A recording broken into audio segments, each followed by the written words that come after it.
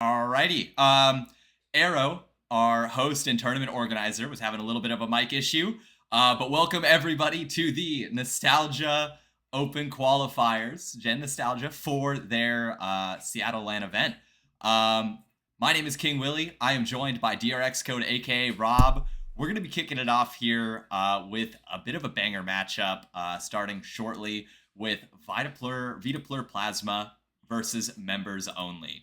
I won't say that there's a team that is exactly favored here, but there might be a little bit of a divide, but we also might see a huge upset. Who knows? Oh, I hope for an upset. I really do. Vitaplur, look, we're going to be honest here. 4 of their players are Challenger and Members Only. They got 1 level 10, but that doesn't mean anything when it comes to Team CS. You know, Yep. Might be a team of just puggers. Yep. Versus some real team players. So, hoping Yep. for a competitive match, but there's an obvious bias here. I'm excited either way. I'm very excited for this qualifier to happen. The first place team will not only have an invite for the LAN happening, I believe that is next month, August 16th and 17th, but they will also have their dues covered. So their fees will be covered. And then the second place team will also be invited to that same LAN. They still got to fork up the cash though. But either way, I think we're going to have a great day of Counter-Strike. I'm excited to watch as these teams duke it out to, well, essentially win $400 for this qualifier and the chance to go on to win the entire thing. So, Rob, is there anything else you want to talk about? Well, I think we're waiting for this. We're waiting on this match to get started, and it's going to be Anubis. So we'll see how Members Only deals with their CT side, because Anubis CT side is where the boys become men, where your reactions need to be sharp, need to take the initiative. Hoping to see some of that from Members Only to try to put up a good defense against Vitaplur. I'm excited. This is a double elimination bracket, meaning that this first round, the winners will go on to the upper bracket, the losers will go on to the lower bracket, and eventually everybody will be meeting back up at the very end of the day. We have, if I recall, 16 teams participating today. Yep, 16, just got confirmation, is the final amount of teams participating today. And so, as we're getting ready to launch into this, we're essentially gearing up for an entire day of Counter-Strike and an entire day of teams that people might recognize and teams that might be coming out of nowhere, duking it out and getting ready to hopefully end up at that LAN in August.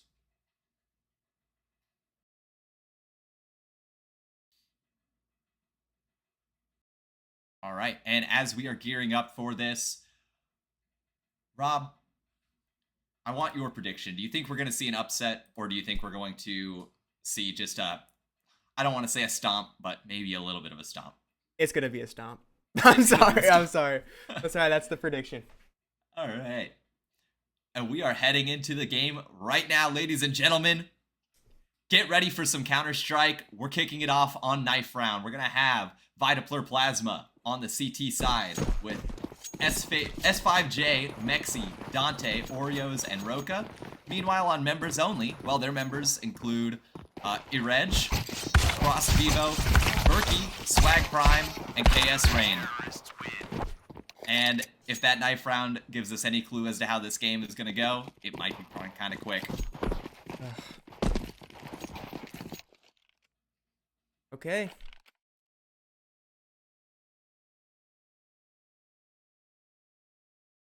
And we're going to be kicking it off. Yep, taking the obvious T side pick, trying to get their advantage right off the bat.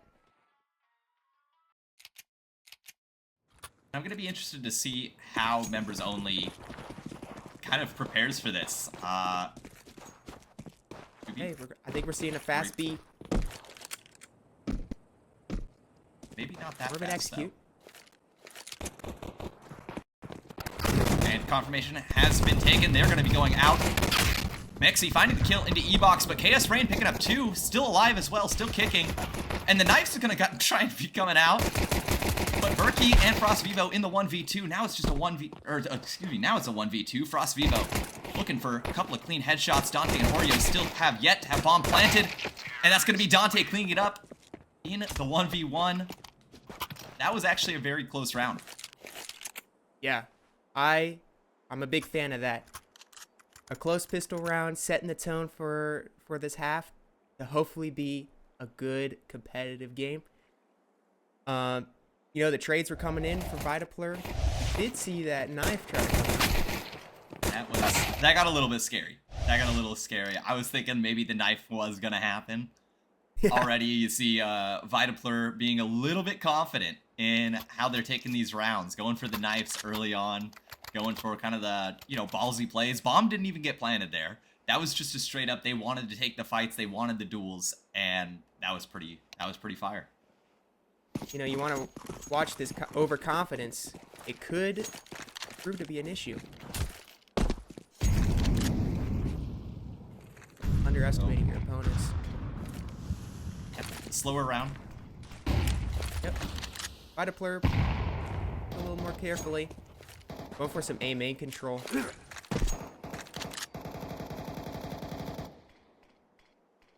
But it's forcing some rotation sight. I'm thinking maybe they'll be able to get at least one kill here. Rotates are going to be coming in, but it's just going to be a stomp. And Irej, the only member that's only left alive, and not for very long. That's going to be Mexi cleaning up the round, putting up 2 for Vitapler. So pistol and conversion for Vitapler. Going into the bonus versus rifle.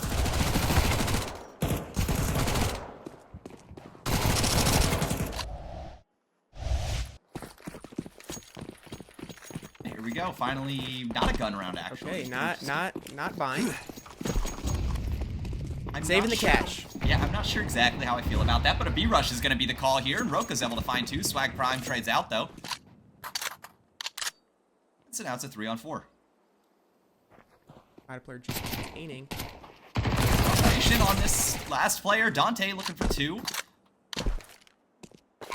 Dante's thinking maybe it's time to back out. Yeah, Molly gets just burned, and not in a good way. And Swag Prime goes down. Wow. Look at that least cash. A kill. Yeah, at least a kill picked up for members only. There's something to talk about.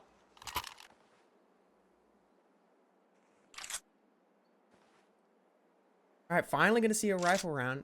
I think Vitapler sticking with the bonus, another bonus round a little bit. And finally, we see an op come out on Frost Vivo. It's been a little bit quiet so far this game, so he's going to be speaking big and going to be shut up very quickly by Dante with that MP9. And it's just a fast mid take. A half of the map is open. But Vitapler thinks they force some rotations to A. I love how silent they've gone. Just zero info given over, making this B player paranoid. Irej doesn't know where to look.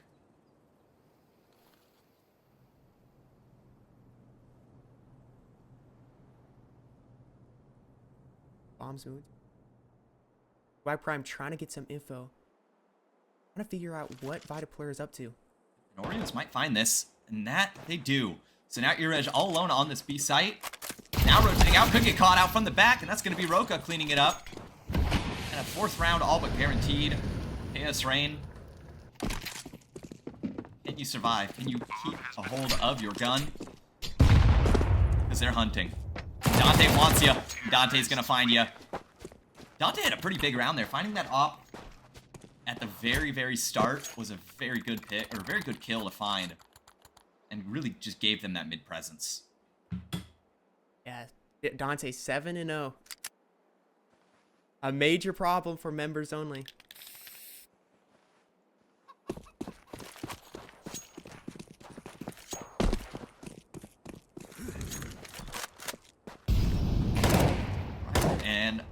Op is still on Frost Vivo, but we'll have to see. Maybe they don't want to find something. Verky gets one, but there's a trade ready. The trade comes through. Mexi. KS Rangers sitting on the edge of this, gonna be pushed out by that Molly.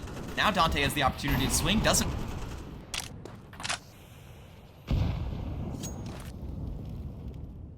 And that's gonna be Dante finding that kill.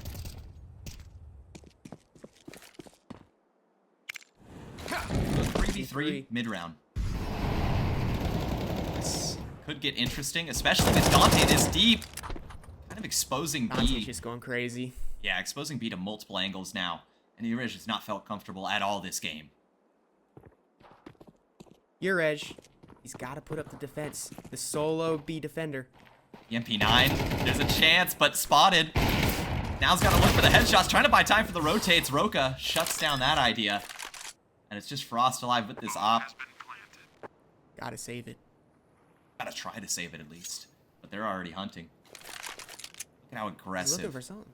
Yeah, look at how aggressive they're playing right now. Surely Dante's able to find this. Oreo's going to be the one to find it instead. 5-0 start. Cleaning it up. So far, this game is looking like a stomp, Will. What do you think? Yeah, I agree with that. I'm also seeing, I think Vitapler might be the fan favorites. Just looking at chat here, I'm gonna say they might be the fan favorites. All right, going for some fast E-box control for Vitapler. And there's 5J just stomping out onto site and wants more. Not gonna be stopping either. Berkey, what can you find? S5J is right behind you.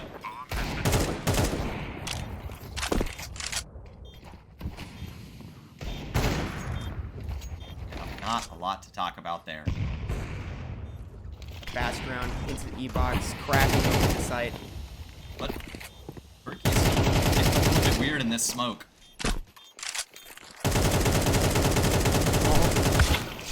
Then the knife comes through Berkey, able to take down Roka, but Mexi with the trade. So in the smoke, Berkey able to put some dollars in the bank account. Members only having some fun with this game. Well, that's all you can do at this point.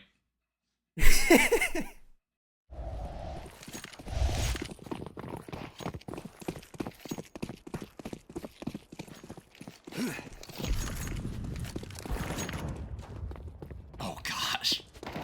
Frost just not able to find anything. Dante is just having a game. Well, this is as close as he's been to death. True. Does Dante save the KD?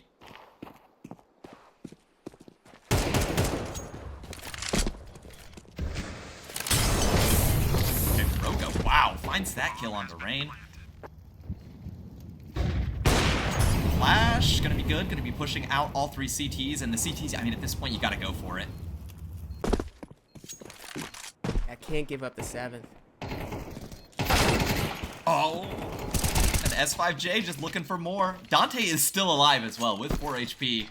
Irez just the only one looking for some way back into this, some way to be able to find the bomb, find the kills. Not gonna happen. Oreos with a 7th. These are just clean rounds out of Vitapler. Nothing fancy.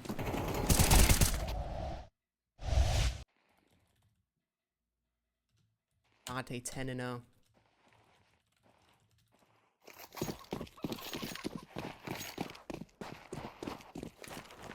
I mean, it's a T-sided map, right? There's got to be some hope. Right, for, yeah. Yeah, there's some hope here. for members only.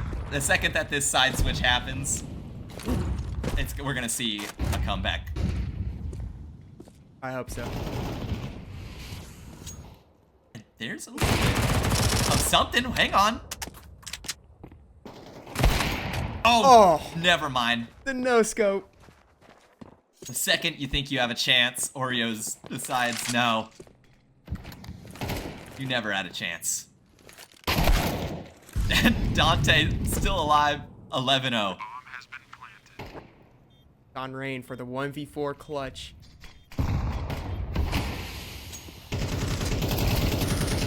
Oh, and just the smoke spam. Oh, Roka didn't spot Rain there.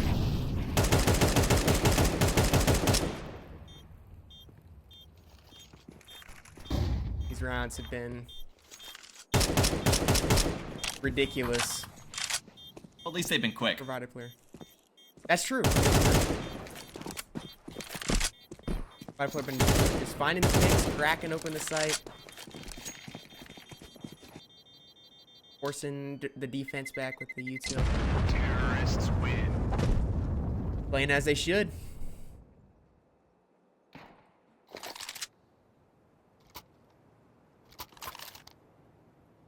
Here's the question now, because we're kind of seeing how this game is going. Does Dante die this game? Oh, that's the bet. Ooh, I don't know. That's the real question. Does Dante die?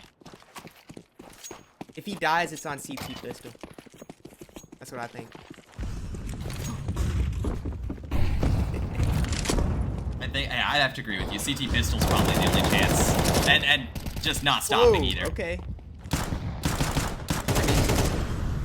They get to kill. 5 damage is the only damage that you take if you're Dante. That is unbelievable. That is ridiculous. How do you deal with that? Well, if you're Dante, you deal with it with a smile. But if you're members only, there's nothing to smile about right now. Your A site is gone. Oh. Could have been See if, open. yeah, maybe Verky has a chance here. No. Not quite. 13-0. Another clean dissection. I know we've been glazing Dante so far, but we also have to look at Oreos. 10-1. Yeah. Yeah. Also an amazing stat line. So far, it seems like Vitaplur Plasma is just kind of doing whatever they want, wherever they want, and a team knife doesn't help at all. Oh, Hopefully this they're isn't a laughing about pug. that. I know we were talking about, you know, we got the team of puggers. This is not the public queue. Team damage is enabled. I like S5J's role. I mean, we're always seeing him take space. We're hoping to see how that kind of works out later in the tournament if we see this play again. I expect we do.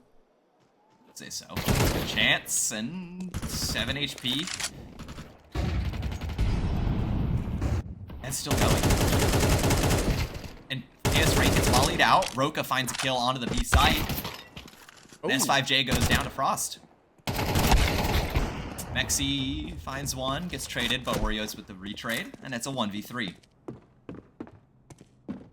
And Dante has been missing.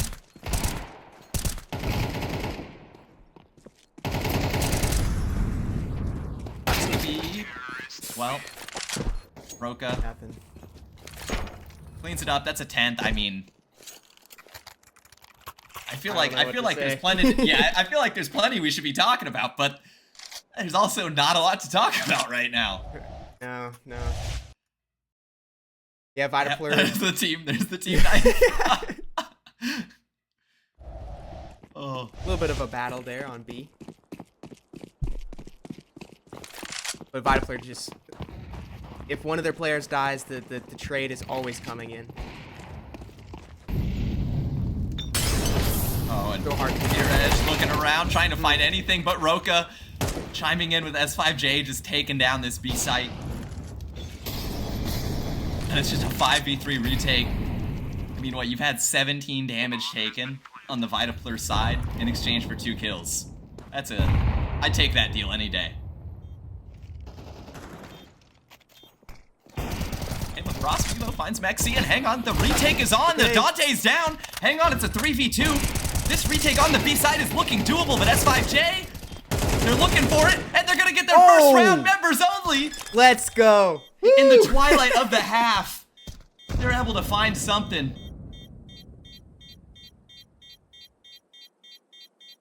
And oh, that's gotta feel a little good. Counter-terrorists win. Dante goes down. 1 round left in the half. And a little wind in the sails for members only. Maybe they can grasp a little bit more at the straws they've been given. Try to work some momentum into their T half. I mean, a 3v5 retake, that looked good. Maybe Vitapler, the cracks are forming. The weaknesses being exposed. Is this the start of the comeback? Cross Vivo's getting aggressive, just sitting in that molly, but it's not gonna work out. Gonna cost them their lives.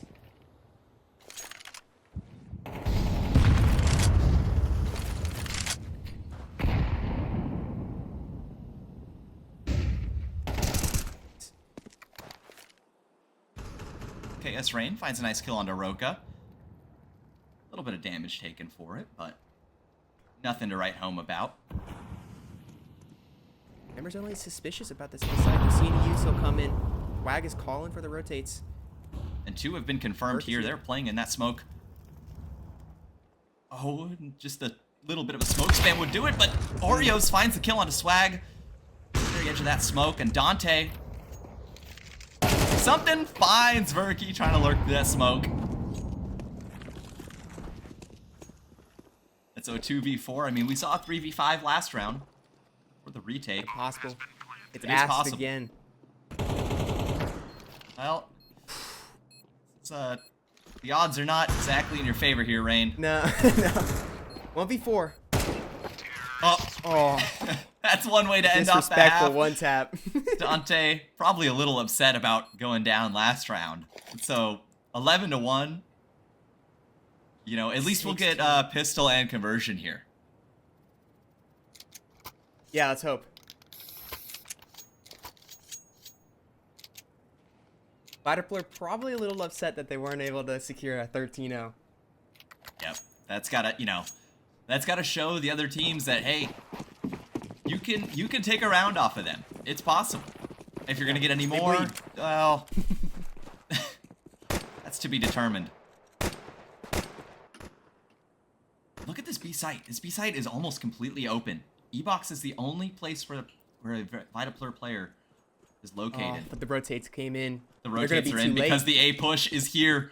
Oh! Oh, and they are just pinched. What can you do if you are on members only? But go down, and it is nothing but one taps, headshots, gone. Verky 1v5. Not in your Wow. lifetime. That was a disgusting pistol from Vitapler. I'm gonna be honest here. Yeah. I mean, one player got hit once.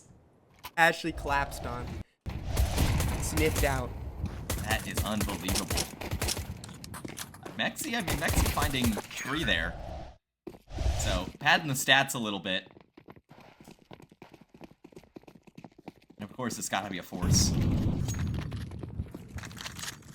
Oh my gosh, and look at this aggression through mid. They are not stopping. They want this game to be over with. But maybe members only.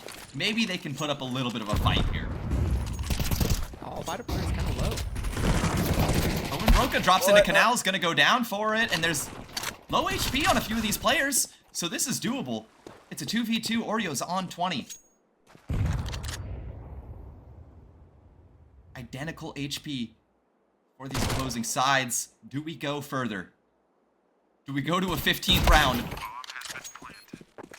20 HP on Rain in the 1v2, 5 HP on Oreos, 65 on Mexi. A 1-tap with the MAC-10 is maybe possible. But not from this distance. So they're sniffing out where Rain could be playing, and that's going to be it. Oreos cleaning it up. A 13-1 annihilation is really the only way you can phrase that. Yeah. I mean... 2 players on 8 KD. That is ridiculous. Yeah, it is a little ridiculous. We didn't see Dante go down until the 11th round of the game. So what a stomp from Vitapler Plasma. They're going to be moving on to our upper bracket, members only, down to the lower. And so maybe... That's not over for members only. They still have another chance. Maybe we'll see them come back later on in this bracket. But as of now, their run is stuck. That pistol, that first round game. They're coming down to the first one. Look at that, there's the knife from Berkey. The knife. There's some things to smile about if you're on members only. Yeah, for sure. But there's also just as many things to not smile about.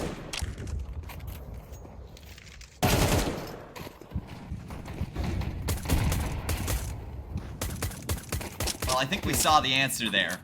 Team CS does in fact beat Puggy CS. Maybe that's what the Europeans did right. And that's how NA... Right, yeah, that's the NA that's problem. how NA died. The NA problem, right? But there's some hope. Vitapler Plasma showing off, really, really good discipline. Yeah.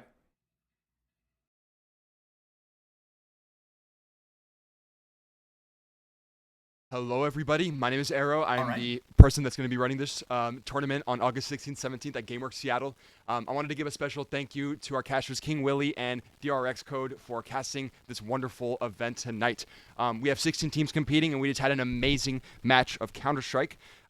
Really quickly, I'm going to pull up some stuff for the tournament. I wanted to quickly mention that this is going to be a double elimination, best of one tournament, so each team gets the opportunity to play at least 2 maps, and most importantly, whoever wins the tournament gets their pass paid for, as was previously mentioned, as $400 value. And the second place team will automatically lock in their spot for the qualifier, where they will also have to pay the $400 team pass. Yeah, let's get into the game and the match a little bit there. That was absolutely an incredible showing from team, I'm blanking out, I apologize. Vitapler. Plasma. So Vitapler, incredible performance, 13-1. I gotta say, out of this tournament, I think Vitapler were obviously heading into things when we were seeing everything, one of the strongest, if not the strongest team. So this performance was not too much of a surprise, but nonetheless very, very impressive. And I want to kind of ask a little bit for the casters here, what stood out that match that really made Vitapler definitively win that game? Dante. One word, Dante. That's really got to be it. I mean, Dante showed up absolutely destroyed on every single round. You know, only dropping 1 death the entire game or I think at the very end, maybe 2. 2 deaths, yeah. Very end, 2 deaths. But still, I mean, just... That was nuts. And then not only that, they knew that they were favored, and they ran away with it. I mean, every round we saw them just aggressive, in your face. We're better than you, we know it, and that's exactly what we're gonna show. So that was just incredible to watch from Vitapler Plasma. So yeah. Yeah, and incredible match indeed. Such a gap of experience. You know, the util from Vitapler was just better. You know, the way they were peaking was just better. Trades, understanding of map control. So, Vitapler definitely a pick for finals on this online qualifier. Yeah, yes, absolutely. I would be surprised to watch them drop to the lower bracket at all. The skill that they showed off there was just another level. And obviously, we didn't get to see some of the other matches, so we don't know exactly how some of the other matches turned out. We could be seeing Vitapler versus, I'm not sure what the bracket looks like, but whoever they're facing, we could see the script get flipped. And we could see Vitapler get stomped 13-1. Not saying it's likely, but there's a chance, you know, we never know.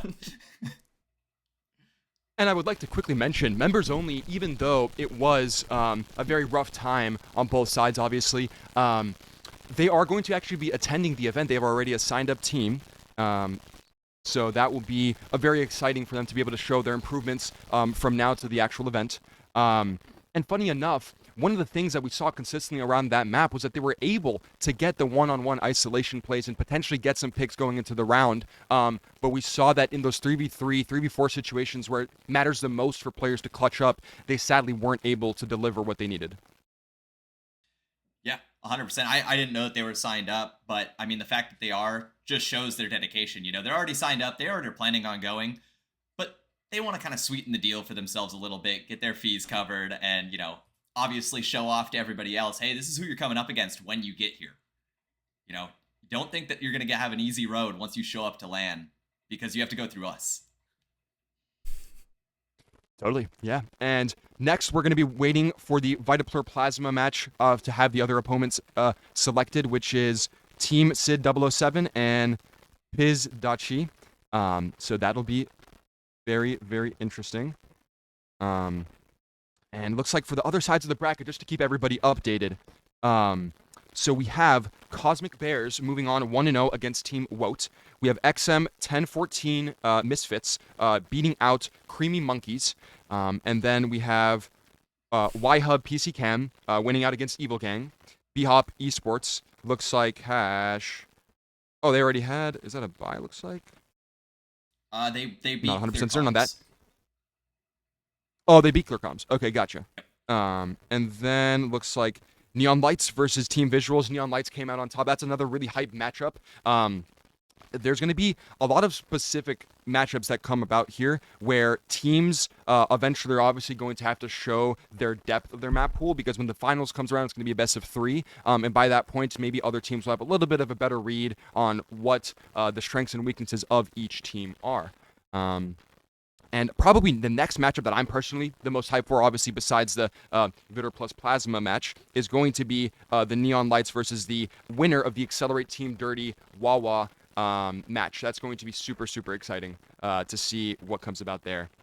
And I wanted to quickly kind of ask the casters, is there any specific players in this tournament that you guys are going to be following that really you want to look out for? Personally, just because I played with the guy before, a guy named Sharp on XM 1014 Misfits. I'm super excited to see how they show up. I mean, just looking at the bracket, they're definitely up there as some of the favorites to continue their run in the upper bracket. And so obviously I'm very excited to see where that goes and see, you know, if Sharp is able to make it to LAN and be able to play. But obviously, as I mentioned before, and I'm probably going to keep glazing a little bit, it's going to be Dante. I'm going to be keeping an eye on Dante, of course. Yeah. Not only because they'll probably remain on stream, but also because obviously showed off the fact that that might be the star player for Vitaplur right there. That and or him and Oreos, that is. Yeah, I'm really, really excited to see how XM 10 for Misfits comes. It's going to be super exciting.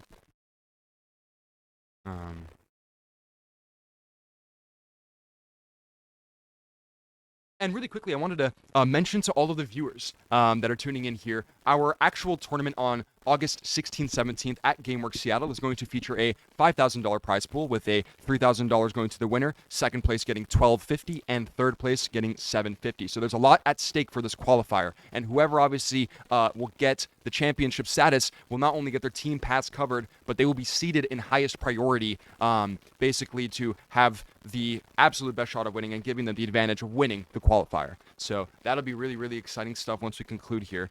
I want to get a quick poll in chat going. I want to see people type which team they're most hyped for in the tournament and who you're going to be rooting for this event, because yeah, let's just see some love and support for all the different teams that came and showed up on this Saturday.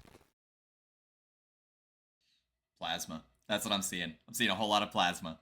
It looks like it's a Plasma type of, it's going to be a Plasma night.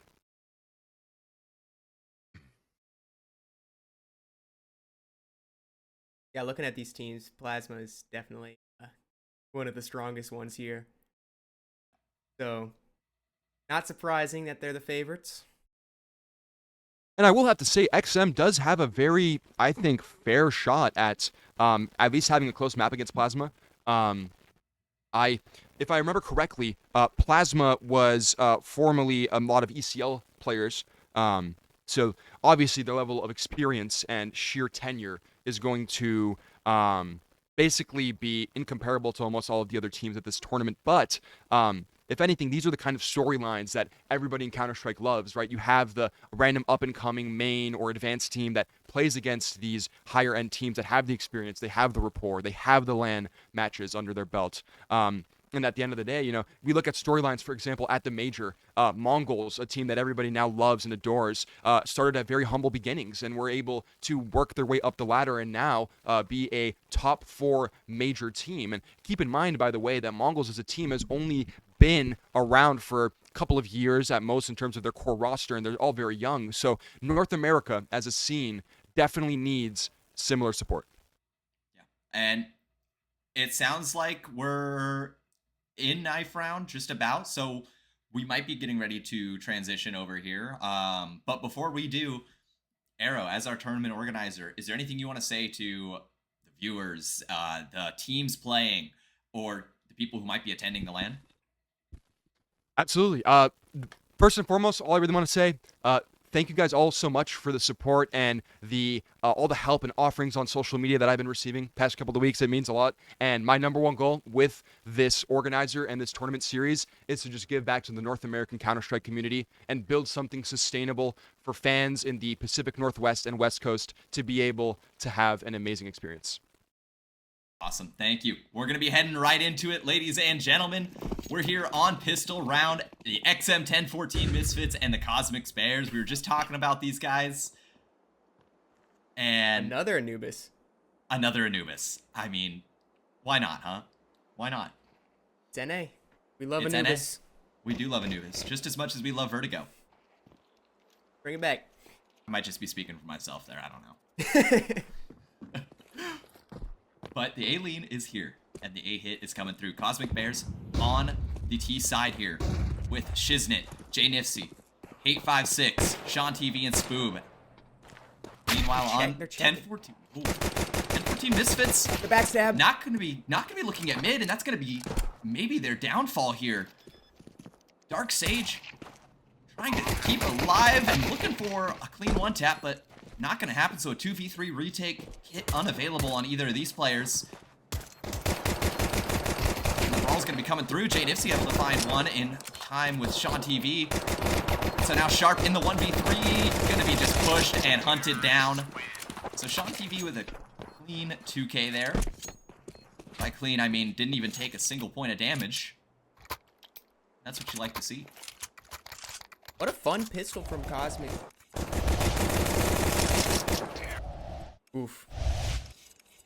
Getting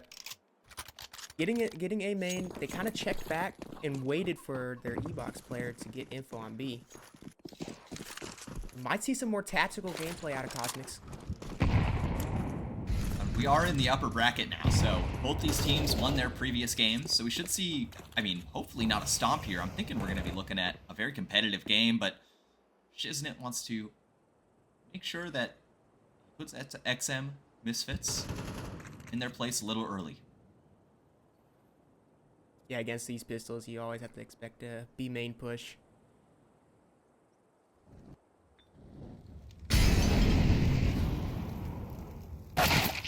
Oh, and that's going to be Sharp going down as well, so this B site slowly being whittled away. Clock's going to go down, and yep, they're just game, round, at least round. I shouldn't say game over yet. Round over. Unless Dark Sage does something unbelievable here, but Unexpected result for conversion.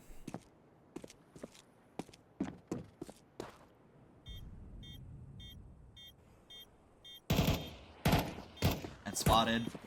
And that should get, because now this Mac 10's coming back. Gainus is gonna get the kill. Pad the stats a little bit, sitting at 4-0. New Dante alert. Uh-oh. Uh-oh. Competitor. A little early for that. Just now, first rifle round, first gun round, I should say. A little bit of a bonus for Cosmics. Couple Galils and Mac 10.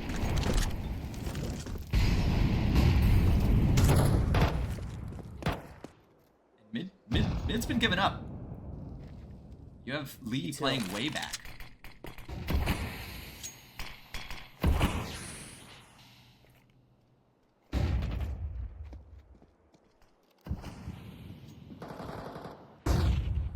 It's 856. Hang on. 856 looking for more on the B site, trying to just keep them here.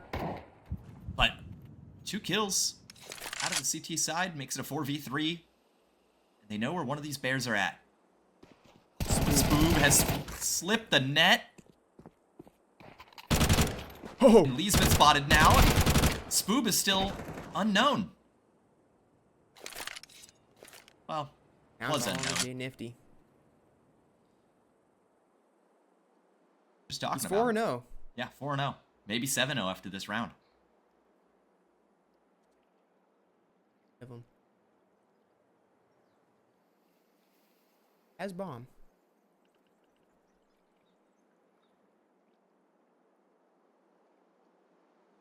Giving him a lot of space here. There's a lot of space to work with. Oh. And, well, that's going to be shut down. So first rifle round and first round picked up for the XM 1014 Misfits. I kind of just want to call them the X Misfits. I feel like that's maybe what we're supposed to call them, but That makes sense. that's what their logo says. So I'd say that that's probably what they want to be called. Okay. Unfortunate, we're not casting the Creamy Monkeys. What a wild name. You gotta love it. Sam. Ooh. Yep, there's trades. Spray, but the trade. A 4v4 now. A little bit of damage on JNFC already, and on Sean TV.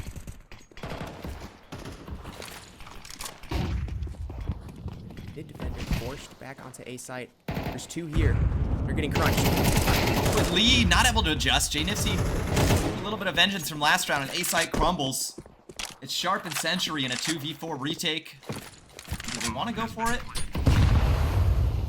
The nade does good damage, but it's unconfirmed. That's gonna tell him, yeah, we should back out of this. Nothing with the nades, nothing at all.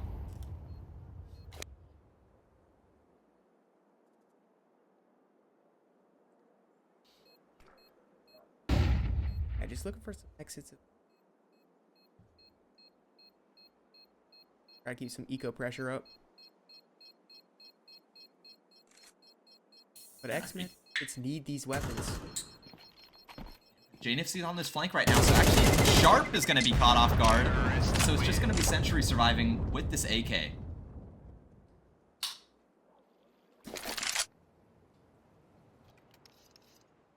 Yeah, Sharp losing that weapon. Yeah, definitely makes his buy. In the buy here. Not so great. And the force, yeah, the force is going to happen. Arc Sage. Oh, there we Okay. go, there we go. Okay. Now has an empty knife. A little concern there. Again, the mid presence being taken fast. Spoob confirms at least one. Fairly certain he spotted him. Sharp has already taken damage. Smoke on the temple, just typical mid take coming through, and this has just been working as well. And I mean, it works even better when you do that. Sam, though, able to take care of the problem child. Back to a 4v4. Sharp is low. But that's also an upgrade for Sam. Actually, it's not Sam, it's just Am. Am. I realize that now. I misread. It is just Am. I was just following your lead. Fell from my classic misinformation. And Am falls for the A take. I'm good. And Lee, okay, wait a second, Lee Ooh! gets them back into this and makes this possible. 856 is low. This is doable. Oh, and Sentry's on the flank right now. Hang on, Sentry's about to catch off. Sean TV, last player, 20 HP. 856 in the 1v2. What can you do? Not gonna find anything. Very well coordinated out of the Misfits there, and a great way back into the round by Lee. Yeah. Great play by Lee. Maybe a bit of a blunder with that point location as well. I mean, I saw the idea there, right? Plant for your A main player. Hopefully they stay alive, but Right. a little bit too exposed, cost them the round. And so off the back of that force buy, it actually turns out well for the Misfits.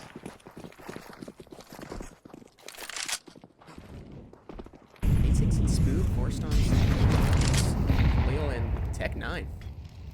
Yeah, Spoob's already chipped down to 39 HP with the Tech 9. But it's going to be the Canals drop and a team kill comes through Shiznit. Okay. Whoops. And maybe Sharp. Okay, Sharp able to find his first kill of the game, but not able to find a second. That's Sean TV. B-site is open if they go fast.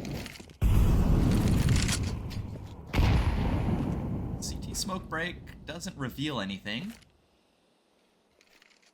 They're taking this very slow. Mike, is it right on time?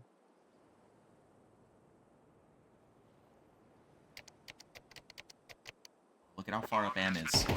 Don't know if they're expecting this. Info on the last Trade. player. He's E-Box.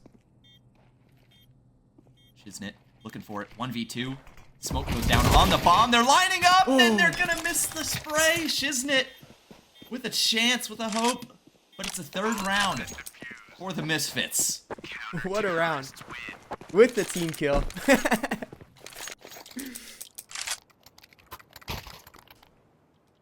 I mean, This game is heating up. The team kill might have cost them the round. I mean, think it's so. already low. I'm not gonna fault them. I'm not gonna say that it certainly did.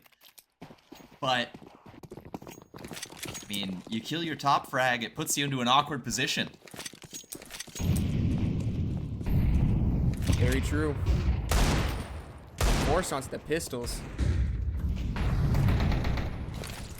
Sean TV almost took the head off the sentry there, but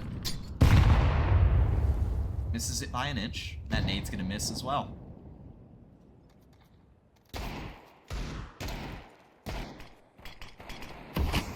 Being Cosmic. Trying to find some kills. Maybe find some. Try to make this round happen. E-Box take, but there's two here. First, and J Nifty looking for J two Nifty and gets finds it! Oh, and Sharp's sight. alone, backside. Gotta be a little worried here, and finds one with a messy spray. He's slowly being pinched. This low armor, no armor. It's making all the difference here. 856 on the flank. Yeah, they know this now. So, what could have been a messy round gets cleaned up. That's good fortitude from Sharp. Making sure that B-site doesn't completely fall into the hands of the Yeah. Cosmics Bears with pistols. Yeah, I mean, But J J Nifty Nifty there. with a crazy double. That was a little bit worrisome.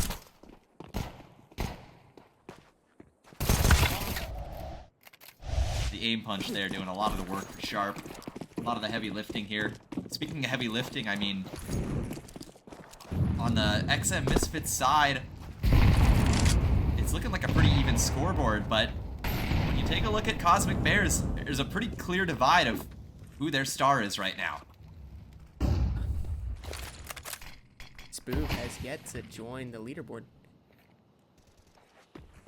Well, he's joined it, just in the wrong ways.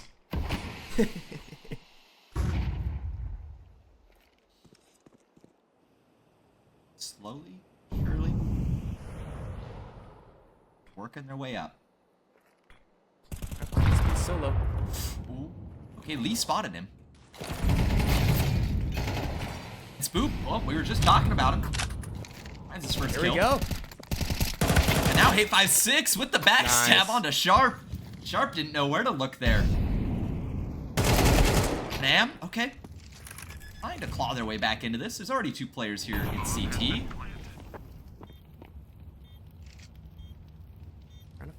Don't think up his 856 is expecting it. So Lee able to find something, able to find a lot more than something. Last two players are in E-Box. The locations are still yet to be confirmed. Spoob finding his second of the round and of the game. And finding his third. So there we go. Big round out of Spoob, Spoob. let's go.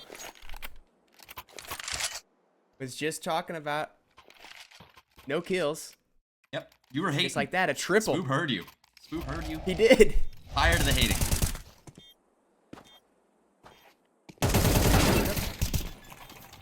With a great attempt. And that round, that could have gone either way. That was a very close round, regardless of the actual outcome. It really felt like Misfits had a chance there. Oh, and it does not feel like they have a chance this round. Not at all. Wow. Cut down to a 2v4. Wow. Whoa. And Sharp is able to find a third, or a second, excuse me. A 2v3. But you go for this? Surely this is a save. You have Lee on no money. Sentry on 500. Drops are going to have to come in. Yeah, no matter what, you're looking at a rough force buy. And Sharp, I mean, playing with fire there, 19 HP, still peeking and looking for kills, so hopefully they're able to hold on to these.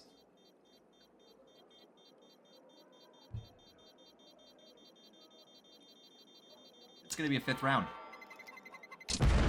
Yeah, this is competitive. I'm liking this compared to last game. Last game was a little bit of a blowout. This one's a real match. Good matchup.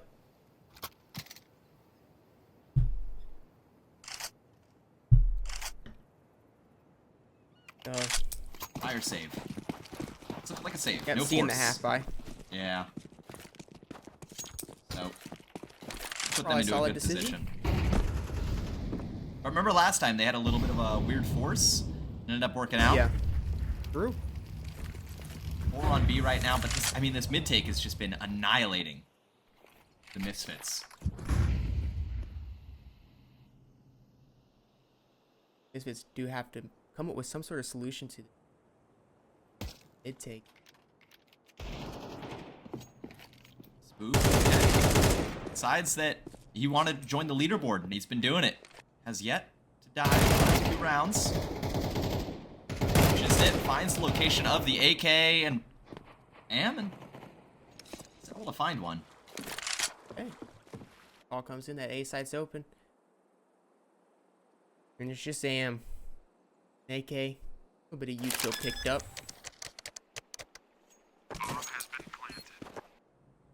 Again, forced to save.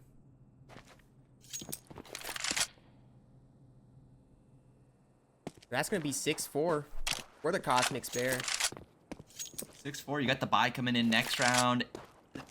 Hypothetically, we could have a 6-6 half, but with the way that these last few rounds have been going and the way that Cosmics has been just, I mean, kind of commanding control of mid, it is feeling like we could be looking at, I don't want to say an 8-4 half, but there's a chance. It could, it's possibly in the cards. Terrorists win. Yeah, XM definitely need to find something to do about that mid. Maybe take some space elsewhere on the map. But we'll see what they do on this rifle round. I'm sure they're cognizant of what's going on. Players are no slouches. They don't need the backseat players, the backseat gamers, to be telling them what they're doing wrong.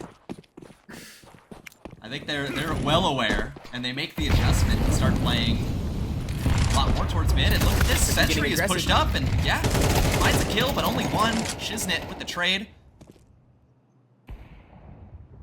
Am is okay with giving up the A side for a little bit. Contain mid. The spam through the doors, not going to result in any kills, but big damage onto Dark Sage. Yeah.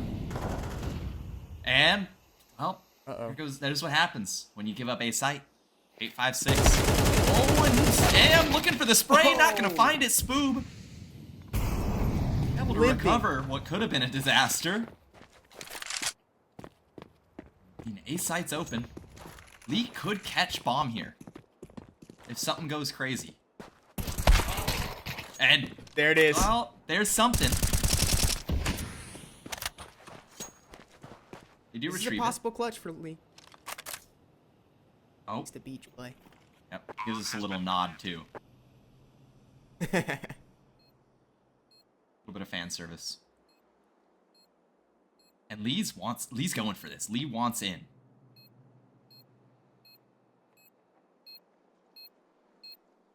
Saving be damned. He wants to get this round, but doesn't know about the player. Yeah. Player close, and that's gonna cost them the round and potentially an 8th as well. Great 1v3 attempt from Lee. But again, mid. It's the issue. Yeah, I mean, they had it. I think everything was going right up until, well, about that point. About when Spook made that recovery, that was when it all kind of went wrong. Pushing the smoke there, a little bit brave. A little bit too brave. And, I mean, now it's just forced them back again. Oh, Dark Sage in the smoke with one, and Whoa. Jay Nifsy is just gonna push the smoke and die for it. Feeling confident. That's gonna force that Sharp. Oh, and Sharp is not the one to go down. Sean TV finds Lee on the op, and Sharp is still alive and kicking. On his back sight, shot's gonna be missed though, and well, the kills come in unison for the Bears. Looking like that 8-4 half is likely. The 2v3, no kit in sight though. And, well, there's a way back in. Sean TV, though, that op is looking very good. 3 kills so far, potentially a 4K in the cards. Player spotted, now knows, he has the info. And Am, what can you find? Knows it's an op. Oh, and a flick to finish off the half. 5-7. What a recovery from the Misfits. What a 1v2. That headshot onto the op at B main. Woo. Clean. That was clean, and that's why he's at the top of the scoreboard right now, 11-6. Really trying to keep things going for the Misfits. And I mean, look, that was just a great readjustment.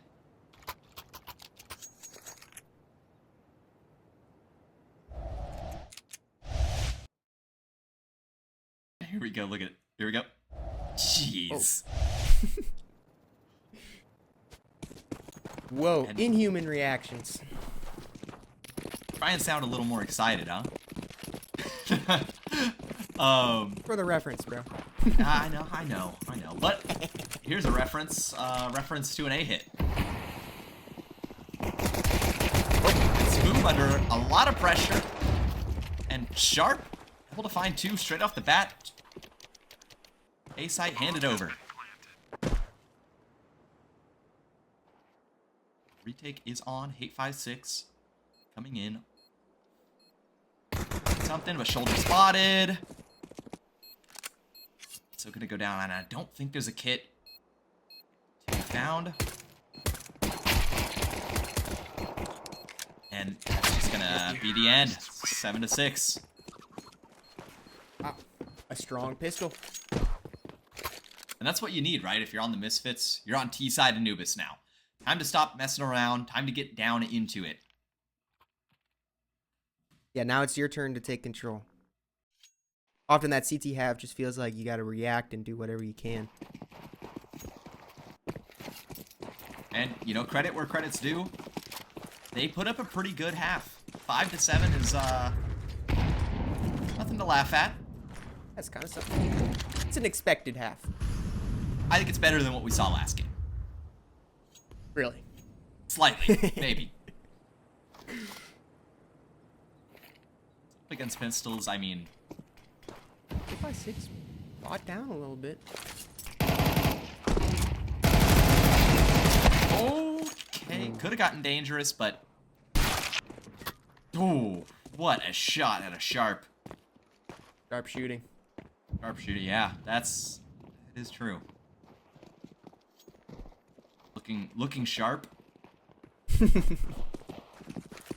Many sharp jokes and puns.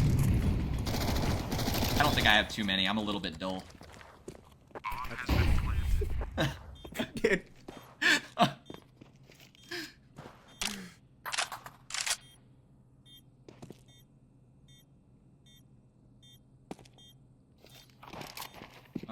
Cosmics trying to get a little damage in. Ooh. It's a little more than damage. Think about going for this? No. Hold on. Surely not. No. You can't go for it now. Time Really the Galil save. is over. Now just trying to make it out, but there goes Sharp again. 2 kills. Nose to the grindstone. Alright, I think that might maybe enough Sharp puns. I have one more. I'm saving it. Okay.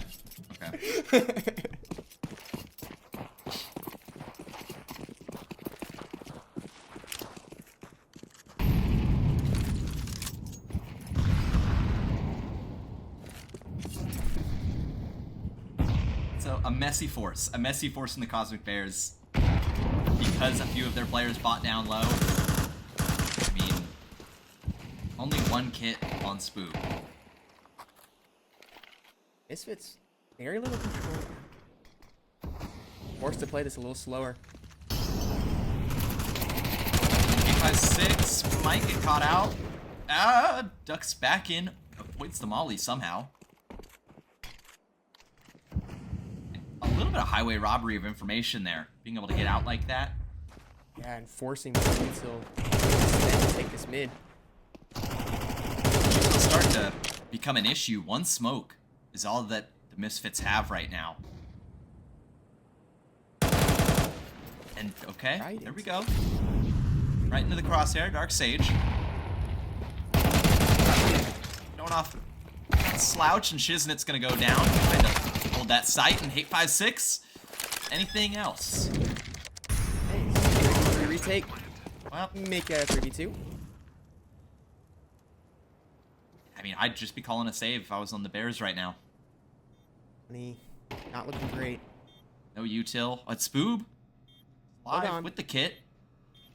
So maybe there's a chance here. If things get really crazy, which they Yeah, are, so- it's getting a little crazy.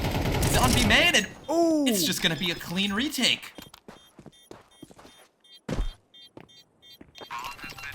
And Right. you know, that's why I'm not playing in the qualifier. Right, exactly. What do we know? That's why we're casting it. But these disadvantaged retakes, love to see them. They're fun to watch. It really is. I mean, surely there's no way that you lose that, but somehow it happens.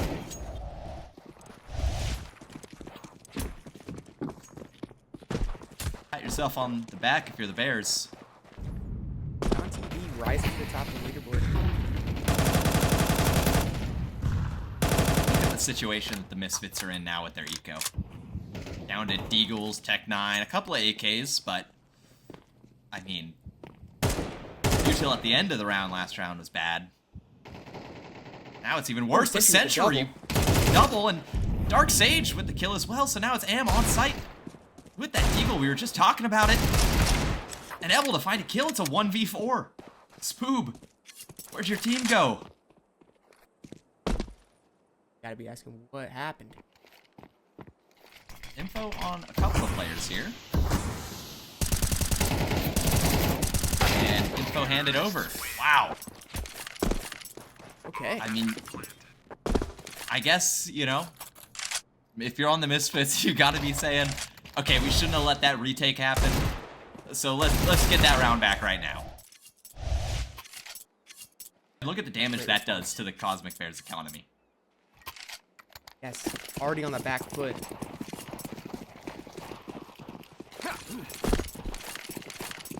Looks like it's gonna be a fast beat. Oh my Smokes goodness, are and in. this is a massive change of pace here. And the entries are gonna be coming through. Lee and Sentry chiming in for 2. Just like that. This round looks over. Well, it's a 3v5. Sentry, you're 11 HP up against pistols. Hunting seems a little dangerous. That's Sean DB finding an AK and a little bit of an upgrade. At this rate, we might see a retake. Yeah, you know, at this point. Well, no, Sean TV has said, okay, thanks for the AK, I'm out of here.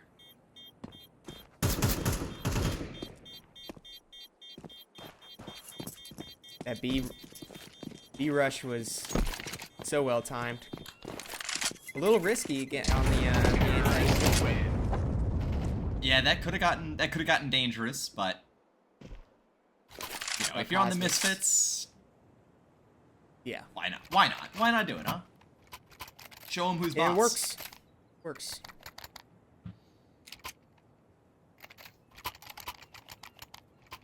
Hey, timeout coming in. Cosmic Bears trying to cook up something interesting for this round.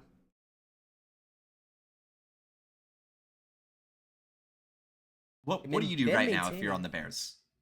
No, they've been maintaining mid, unlike the Misfits were on their half. But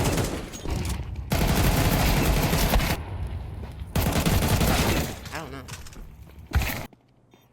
I think if you're on the Bears right now, the one thing you gotta do is just win more rounds. Right. Win more rounds. That's probably what they yeah. talked about. Hey guys, let's win. A little more. Yeah. I do coaching as well. By the way. Hey, double A main. This is a new adjustment. They're gonna be And they're pushing out in the water. straight through.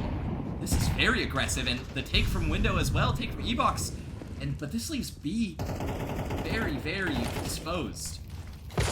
Player, but up on it. Oh. Am gets traded out, but the info, I think on the last two players, maybe handed over. Now for sure handed over. Shiznit on 3 HP. I don't know. It's unwinnable. Yeah, I'm calling this impossible. But surprise me, Shiznit. Please, I would love to see a 3 HP 1v3 clutch.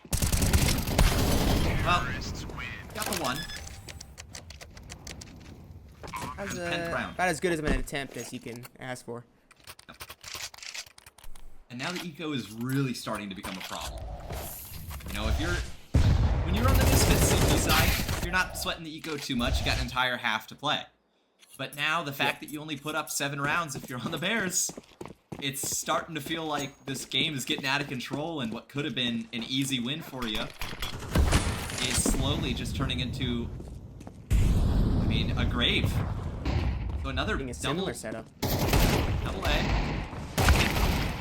Whoa. 856 finds the kill. So things are shaky away, in the they're Misfits satisfied. camp.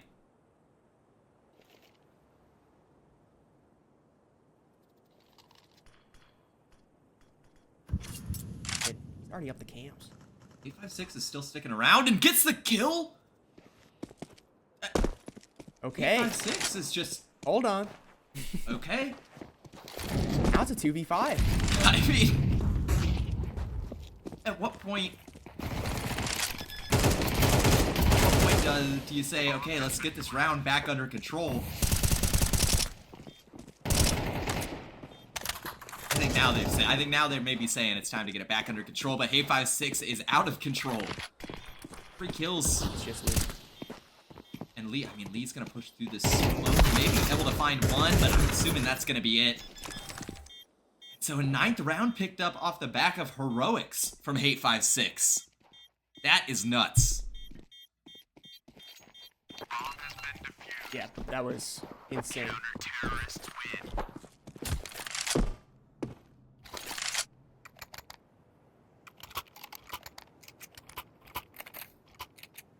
Well, Cosmic's finding something that kind of works. like I said, right? If you're on Cosmics, all you gotta say is win more rounds. And Yeah. that's one way to do it. And they've called another timeout. So they're 2nd of 3. Why not use them? Exactly, they're there. They're free. Yep. Cost you a little bit of time, but Right, nothing is actually. nothing's ever free. Except for, Yeah. Dark Sage. Feels like this AK is free. Still 5,200 in the bank. Able to full buy next round if he chooses. Yeah. Surprised we're not seeing Am get dropped. AK, but They might have some sort of plan with this MAC-10. Something aggressive. They've been doing a double A main setup, and so I think maybe Misfits here want to challenge that. I think you're right. It is hard pressure on A side. And yep, here's Am. Already It's all coming out Spoop. with the MAC-10. What can you do? Nothing. Oh, Doesn't take down Am, but Hate 5-6. It's a little bit aggressive. Finds one, and now Am just continuing to go through. Picks up an AK, upgrades. Hey, Nisty's here. 17 HP. The retake is starting to come through. It's a 3v3. Am needs to play a little bit safe. Hey, Nisty. Thinking about pushing this smoke. Doesn't want to commit to it quite yet.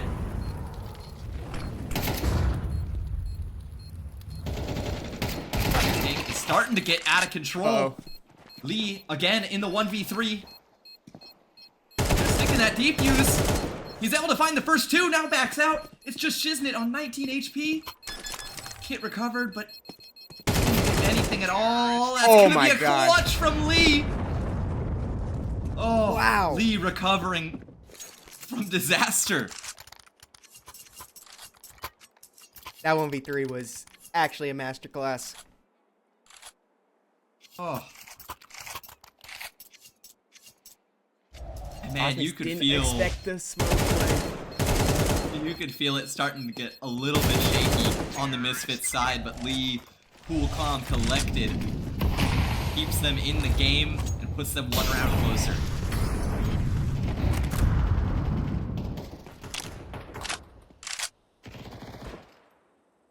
Oh, and isn't it? Finding the opener. Bit of this an time. early advantage.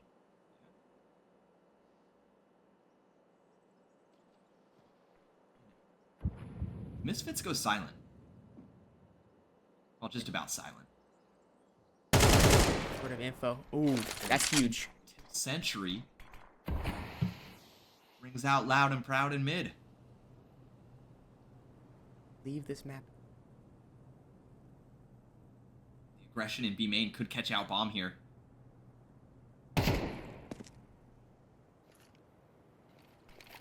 He's got to be careful. Okay, double! Lee's able to find two. A double. He needed that so bad. That could have gotten very bad, but I mean, at least they don't give up bomb there. This round should be doable. 92% chance, according to the nerds we have locked up to do the predictions. We don't actually have We don't pay nerds 'em. locked up. We don't pay them. And they're not locked up. They can leave. You choose not When to. I say so. Yeah. When we unlock the door, they can leave. It looks like they were right this time.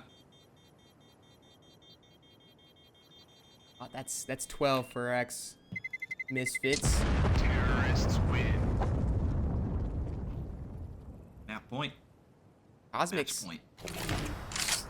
struggling, it seems, with a different part of the round every round. Every loss feels like a different reason. You know, failed retake at 1v3. You know, maybe it's losing an opening. That double B main push last round should have worked. It almost did, but I mean, Lee, we saw the 1v3 in the prior round, and then double kill to basically save the round. And Spoop is sitting in a Ow. What? a molly? Between the mollies? Okay. That Stroke of luck. Netherite boots.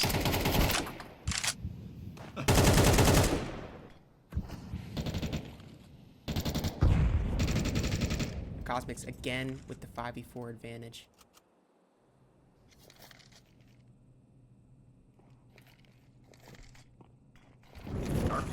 Could get caught off guard here, but Shiznit not looking, not ready to swing.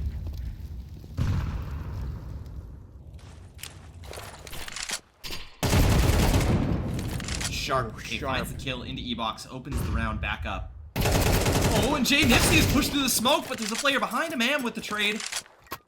Bomb retrieve, but that's info. I know where at least 2 of these players are at.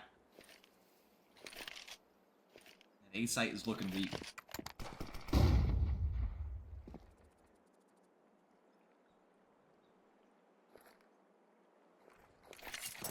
And the B commit's gonna come through. 20 seconds left. It's really the only choice you've got. Finds the kill? Okay. There's another player in CT though, Spoob. Needs more heroics here. Not gonna happen. Sharp slaps him down. 3 kills on the round, looking to send Cosmic Bears packing. And that's gonna be a 13-9 game. The Misfits pulling it out and winning that game. A little bit of a comeback there, but obviously, you know, T-sided map and whatnot. And what a game. What a game from AM. Yeah, no joke. And Lee really showing up in that back half. Yeah. I mean, what else can you really say other than there was heart? You saw heart coming out of the Misfits there. They were down. Yeah. It's a 7-5 half. They had that clutch at the very end of the first half. Makes things a little bit easier going into your T side. And then their T side, it felt like they were in control of basically every round. The rounds that we did see Misfits pick up, the few rounds that they did, or not Misfits, sorry, excuse me, Cosmic Bears, that they did pick up on their CT side, felt a little bit lucky. Felt like there had to be heroics come out, right? A 1v3 here, a crazy 3v5 retake there. It never really felt like Misfits were going to lose that back half. Yeah, and we can't blame it on lack of trying. You know, we saw lots of different adjustments out of the Cosmic Bears in their CT half. That water aggression play, regress late out of B main, but and attempting a disadvantage retake. And which they did a lot, which would have ended up costing them in the towards the end of the game with that eco. That is one question. A little bit rough, right? It was going for those impossible retakes. Really the best idea. Even if it works sometimes.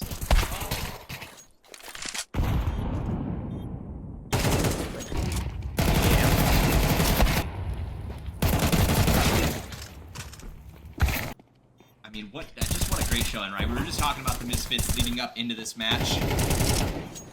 They showed up. Yeah. And pretty convincingly. Yeah. Showing some strength in the game, even down to the clutching. Yeah, I mean, there was the 1v3 from Lee that really just, I'm going to say it sealed the deal. Put the nail in the coffin, so to speak, of the Cosmic Bears. So they're going to be sent down to the lower bracket. So we might see them again. They're not completely out yet. No. But the Misfits are continuing their run.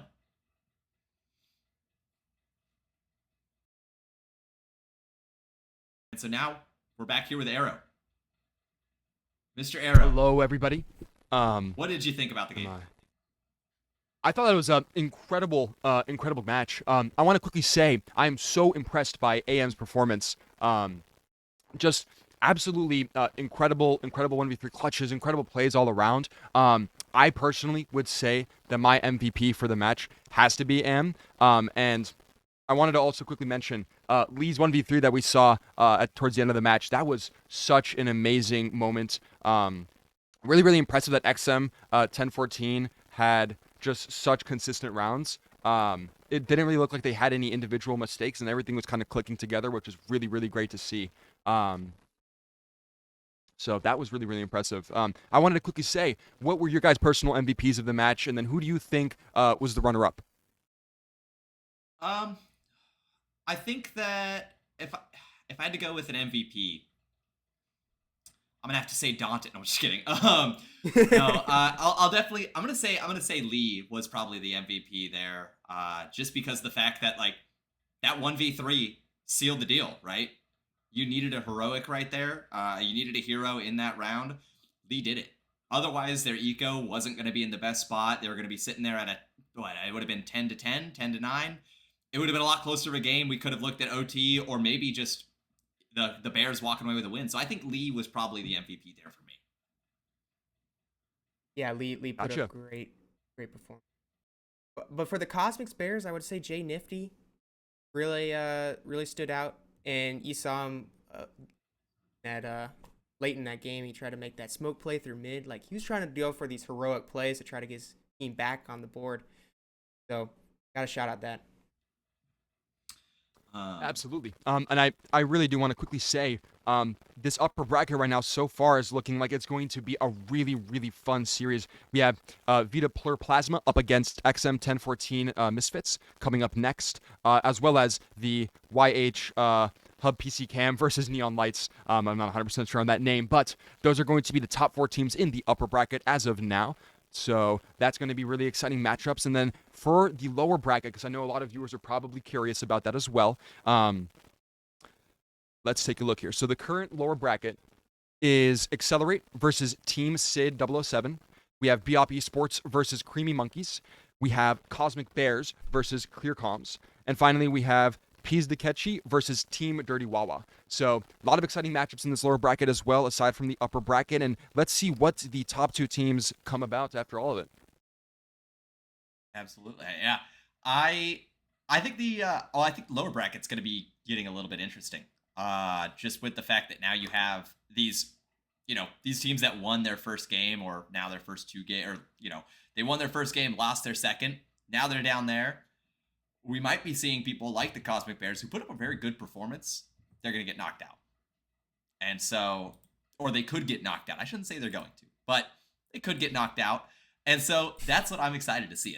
This is where the upsets are going to happen, right? Is down in the lower bracket. Down where teams who feel like maybe they should have won their game, now they're stuck. Or now they're out. So that's, I'm excited for this lower bracket. Totally. Yeah. Super exciting. A lot of great matchups. And we have, looks like, another game coming on here fairly shortly. So for the broadcast, thank you guys so much once again for tuning in. It's been so far an incredible stream. We hope there's a lot more awesome, fun games to come. A special shout out to our venue, GameWorks Seattle. They're going to be the actual venue host on August 16th, 17th. So be sure to check out their website for all of the awesome information regarding the arcade and food and all the services that they offer.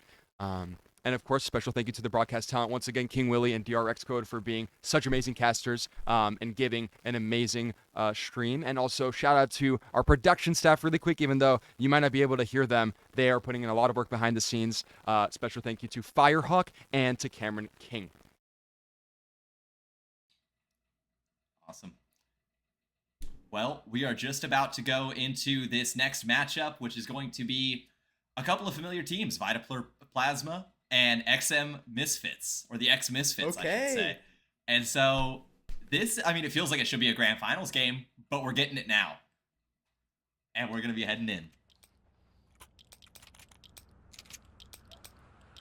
Alrighty, so here we are on the pistol round. XM Misfits getting the CT side, and Vita Plasma on the T side. And if that's a hit, it's going to be what the deal is. Oh gosh, the Gush is from the Glocks. Kit is dropped in jungle. Control of Kit retained. So S5J now. Just trying to hold on to this control. Hey. Roka showing off. Okay.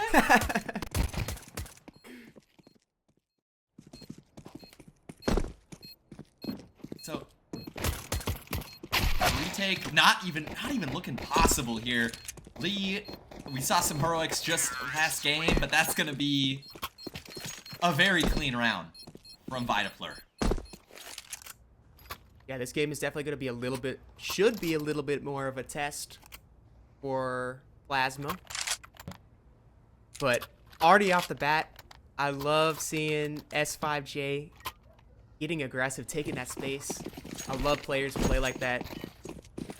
And he's quickly shaping up to be one of my favorite players so far in this tournament. All right.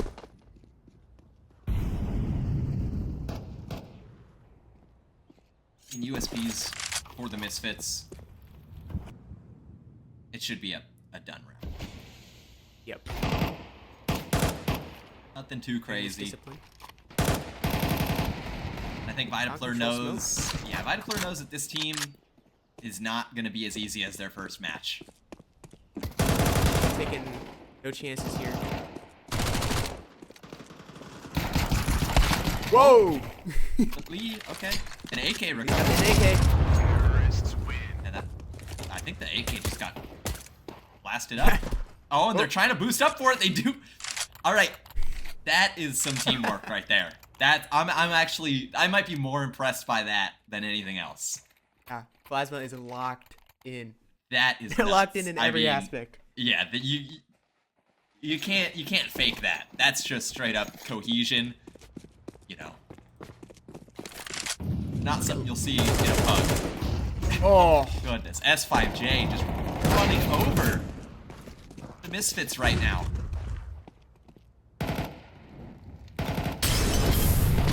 Sentry's gonna be volleyed forward. Gets the kill. That's gonna be it though. It's now Sharp in the 1v3. Bomb is top mid though, so maybe gonna be able to catch out S5J if S5J chooses to come back through mid. Hang on. Nexi. Spotted. oh. And the timing's there, just not working out in Sharp's favor at all. And a third round, I mean, these rounds are flying by. I'm getting deja vu. Yeah. Plasma plays with such tempo. A well-oiled machine, really. Yeah, this is, I mean, as Arrow mentioned, you know, some of these players are, if I remember right, former ECL. Yeah. So this is a team that is not here to play. I mean, they are here to play, but they're not here to play. They're not here to mess around. They're here to win. Right. That's all they care about.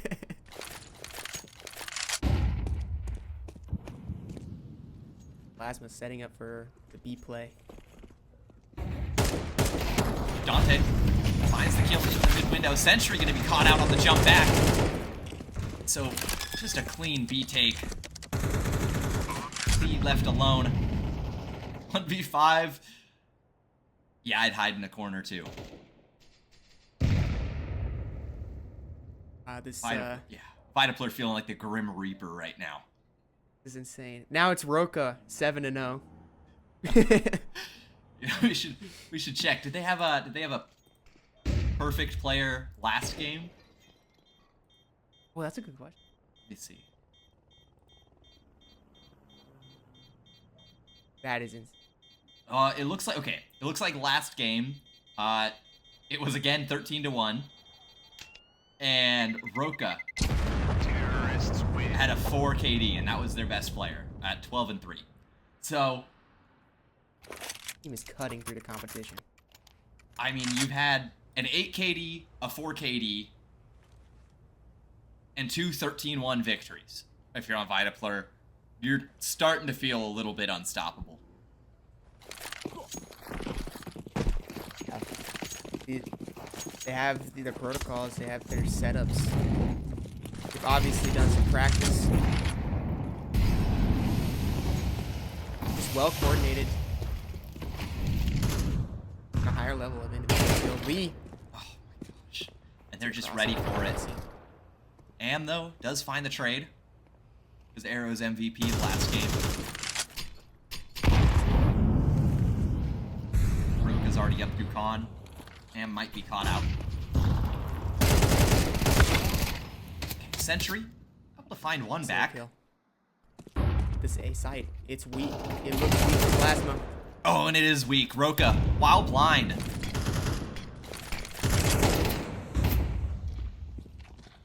With 3v3. Sentry, though, low. Darksage does have the op-out. Didn't spot the head there of S5J. But now gonna spot the back. Gonna miss the shot, though. Darksage needs to recollect. Sharp helps out. 2v2. Both players still relatively healthy. No kit, though. And Roka is gonna find 2 because of the lack of ammo from Sharp. That is the closest round we've seen so far. A great attempt. A great attempt. A couple of missed shots. They tossed them around there. Terrorists win. Ex-Misfits, you can see they're feeling a little bit of that pressure. I mean, with this pace that Plasma plays at, it's hard to get your bearings. I mean, it's even harder when it feels like they're hitting every single shot. But Ooh, okay. now a couple of 5-3. missed shots. Okay, well, it's 5v4. Let's not get too ahead of ourselves. It is Vitapler. They've been known to recover these. But Bomb is down top mid. If Darksage chooses to keep pushing, which he doesn't look like he does.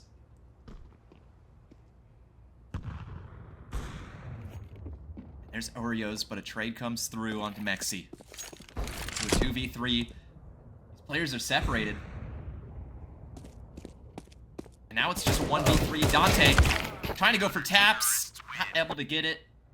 There we Walks go. away with a kill. So a first round picked up. Just as many Ex-Misfits. rounds as Go. their previous opponents. Or as Vitapler's previous opponents. So now the real test is, can you put up a second? Perhaps the hardest test, can you put up 13? Yeah. I mean, But this could be the start of a run. this is true, yeah. You know, you are up against a full buy. Op is out as well onto Oreos.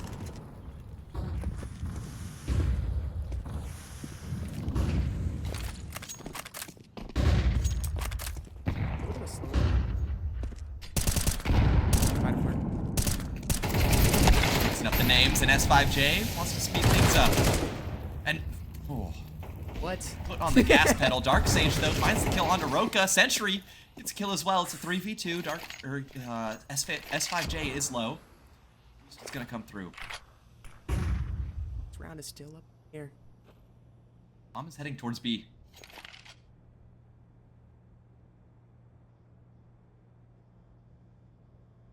Down. Smell anything? S5 Jason. No matter what happens, he getting the info. And I think his job is to sell A. Get Sharp to rotate off.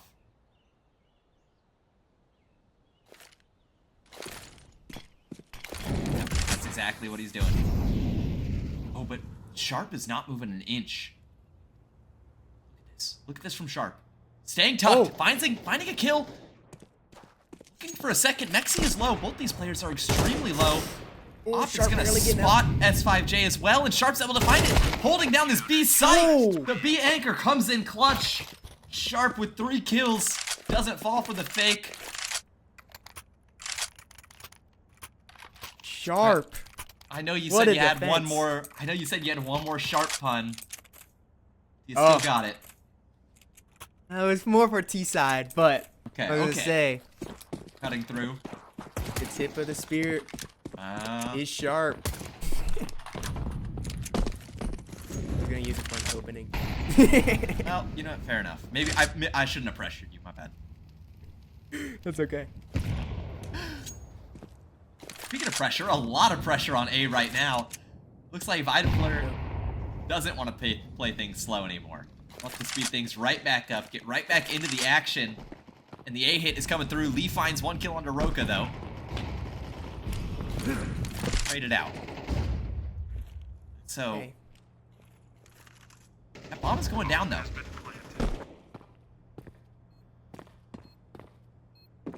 Looks like the prediction is heavily favoring Vitapler right now. They need some kills. U2 left. They need it fast out of Misfits. All these gonna be used. House player spotted and Sharp. Whoa. What a kill! The trades are coming through. Oh, It's it's just not gonna Sentry. He won with 16 HP. Bomb is planted. Can you get it? That's just gonna be the swing coming out. The knife and oh, Sentry with a chance. Oh, I didn't see the time. He's gonna run away. What? He had time, but he doesn't stick it. Terrorists So win. his 6th round psyching himself out. What? Oh. I got my head in my hands right now. That's a tragedy. He did have time. He had just enough time. Exactly 5 seconds had he decided to stick that. Oh, and Coach is not going to be happy with that round. No. Not at all. Oh. Yeah, that puts the wind back in the sails of Idafleur. And they are storming your beaches. Oh. It's just disrespect now. It is, and they're not stopping. S5J once more, but Lee, hang on. Oh. He's still mad. Lee with 2. The third is a little bit outlandish, right? Okay. Finds the third, but maybe, I mean, you know, if I'm on Vitapler right now, I'm saying, guys, come on, we're just demolishing. But you gotta be a little bit careful with the Misfits. They can make a comeback happen. We've seen the heart before. This feels like with the X Misfits, it's coordination is not quite there. We see the flashes of the individual skill.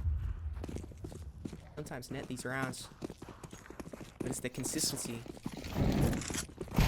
Sharp has been spotted. Sharp needs to show up with the Eagle right now, and good for 1. But at this point, is it just padding the stats? Bomb has been planted. Makes the cat jump. Mexi thinks this might be the ladder. They do decide to go for this round. I think. Might as well. He got by next round. 2 kills on cat. That should tell the Misfits to back out. Okay. And again, got kind of a hopeless round here. Yep. E8. For Vitapler. Terrorists win. Misfits putting, I mean, 2 on the board. It's more than anyone else has put up, but That's ridiculous. you're not walking away happy if this is your if this is the final score for you. No. The 2 more chances to try to shore up that score line if you're the Misfits. Yep. I mean, a 4 to 8 half is not bad, right? 4 to 8 half is definitely something to work with. A 10 to 2 half, though, I mean, nothing there. But Sentry getting aggressive. And look at this, the kills are just coming through one at a time, but this player's already top Tetris. Spots the leg, the jump comes through, and they're just running on each other's heads. Roka and Oreos trying to work in tandem here to find ways onto this A site, but the flashes come through, damage traded back and forth. And Lee's gonna go down to a nade. Dark Sage on stairs. Held has arrived through Con. So it's gonna land, and the shot's gonna miss. So a 3v3 now. Oreos maybe getting a little bit too aggressive here, but still finding kills. Sharp is shaking. Sharp does not want to go through this, and Oreos is still looking. God, Sharp is relying on AMs to find something, some way to get through.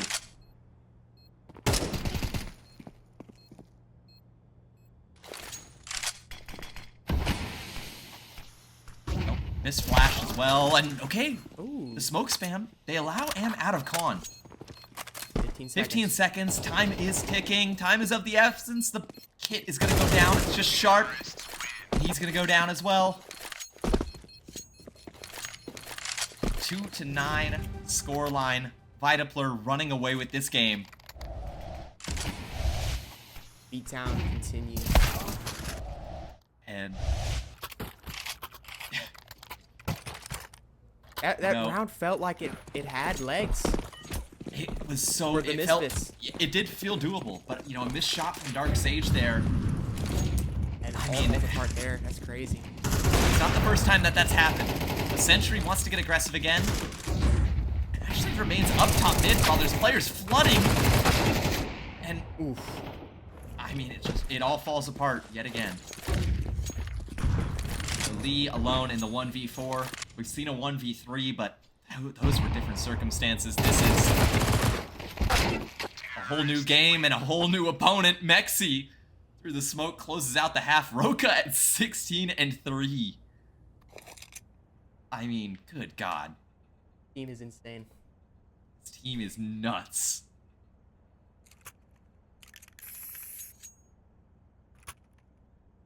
Is there one team that can stand against us?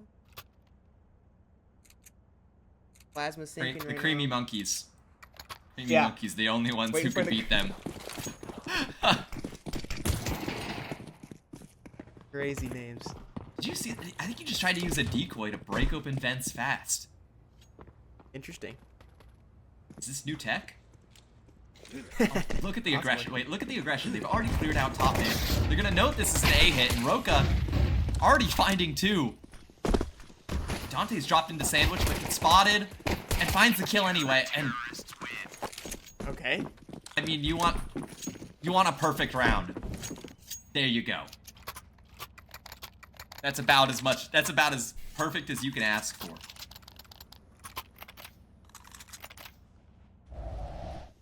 And I mean, they are just.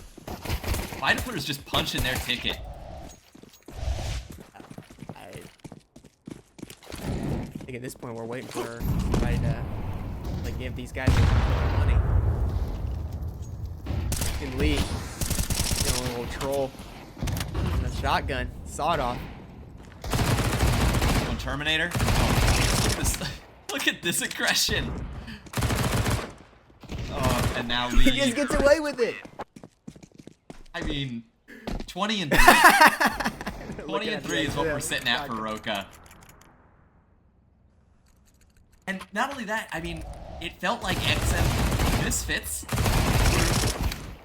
were just in control last game. I mean, this is the caliber of play that we're looking at from Vitaplayer. Yeah. It doesn't no joke. feel like a good team can beat them because they are just at a whole different level. These guys are here to win. Sharp's already down to 9 HP, but Am with 2 fast kills. And Mexi, 3k spray down though. And it all comes down to 2 Mac 10s, 1 smoke. Get out. Dark Sage, the bottom frag, it all lies on you. 100 HP, but do you have anything in the tank? You don't. Vitaplayer 13-2. A 667 KD. Make it a 5 KD, I guess. After the I don't update. Yeah, so a 5 KD. So he went, what, 8? Vitaplayer has so far had an 8 KD, a 6 KD, and a 5 KD. Or was it a 4? I think it was 4. It went 8, 4, 5. What do you do? What do you do to beat these guys? Play for a couple thousand more hours. I think so. I mean, and oh, man, and I mean, we saw the replay of that defuse, and that could have been, that might have been the round right there, right? Was that defuse? Giving them a round, that's- maybe. Oh, such a close call. Just unlucky. Man. I have to say, like, whenever these teams get any sort of advantage on Plasma, you have about 5 to 15 seconds until Until they come back. Until- Right? yeah. There's really no way back into the game. It feels like once Vitaplayer, once Plasma gets their footing. I Yeah. mean, it's really just feeling like, I don't want to say an individual skill difference either. The cohesion, the comms are coming through, obviously. And it feels like they know their playbook back to front. No need on a refresher. Oh, what do we do on an A-Tick again? Who's throwing the jungle smoke? how do we take mid on CT side? You know, not asking these questions. They just know, and Yep. they execute, and that's Yeah, what they've their done. mid I mean, rounds. what it's been 13 times 3. What is that? I'm bad at math. 39. Yeah. Yeah, 39. 39 to 4 is the current round differential. And what an incredible match. That was awesome to see live. I want to quickly shout out Plasma. They had an absolutely wonderful performance. Roka that game was really controlling the pace, doing things in the server that I haven't seen in a while. So that was awesome to see. I wanted to ask the casters personally, who were your guys' standout performers from the XM 1014 team? Century. Century has got to probably be my standout. If a round felt possible, I think it was off the back of him. You know, obviously the game didn't go the way that they wanted it to, but there were times where it was like, this round is doable because of what Century's doing. And so that has to be my personal MVP for the Misfits. Yeah, and we saw him get aggressive through that con. He's the con player, if I'm not mistaken. High impact role, so you know it is on Sentry to make those plays if a round is going to happen. So Very much so. It was a little bit interesting to see. It felt like AM wasn't as impactful in the server as he was in the previous game for XM.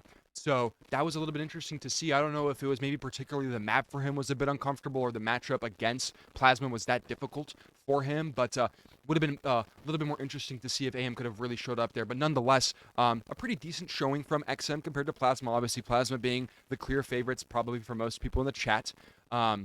But that basically means that now Plasma has secured their spot in the upper bracket round 4. And so we're going to be waiting a little bit to see the conclusion of how that will be matched up. And looks like right now in the lower bracket, as a quick update for all of the viewers, right now we have Accelerate versus B-Hop Esports in the losers round. Let's take a look here. I believe it's round 3. And we're still, looks like, going through the Cosmic Bears Clear Comms match as well as the Pizdecha and Team Dirty Wawa games. So those are going to be wrapping up here fairly soon, and then hopefully we should have most of our lower bracket matches seeded. I also wanted to quickly make sure that everyone so far in chat, please make sure to follow all of the casters on social media as well as our social media. So, yeah, just try to, support the local community and whoever is helping out. It means a lot to us. We're a new organizer, so we're trying our best to get established in the scene, and any kind of support is greatly appreciated. And, yeah, we thank you all for tuning in for today's stream.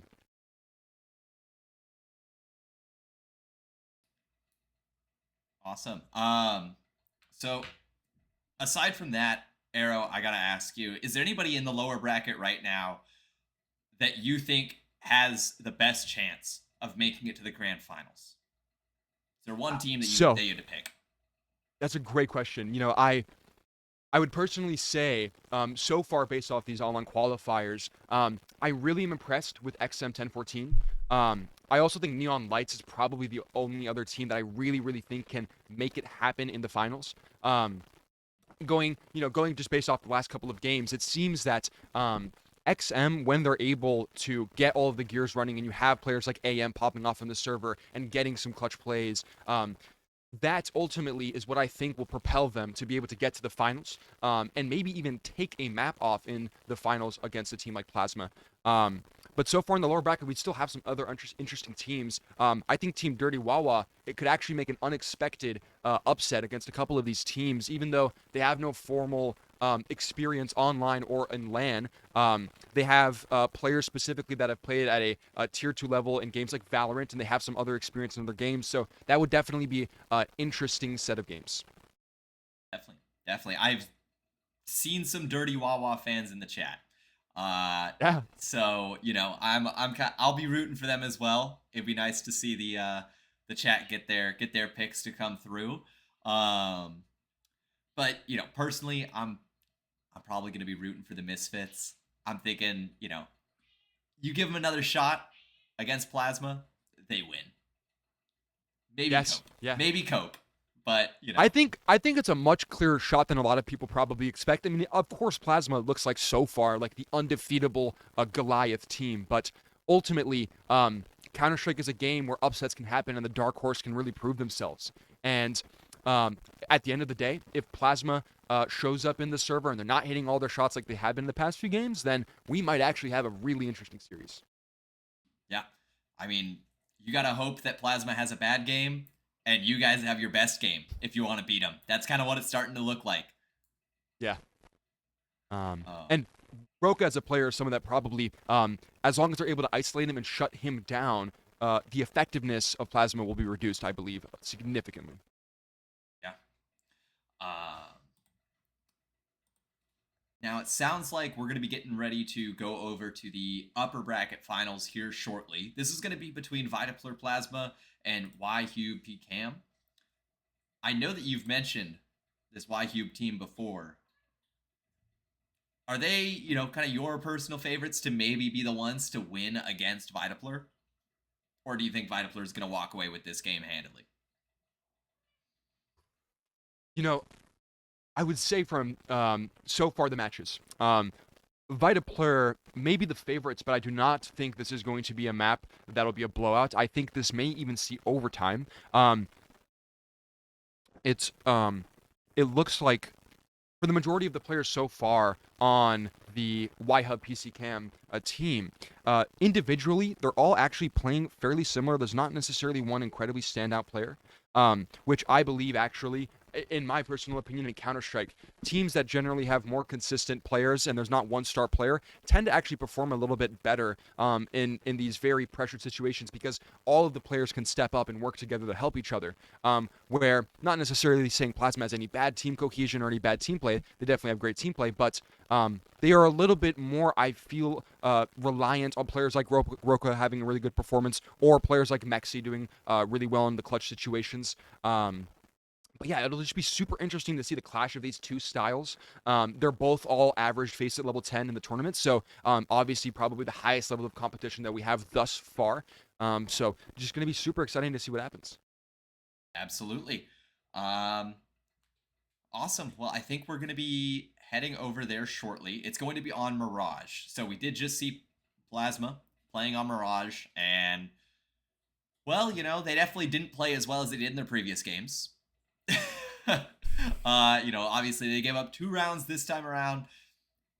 I think I'm still gonna give Plasma the benefit of the doubt. I don't think there's been enough time between these games for Roka or Mexi or Dante to even lose their footing.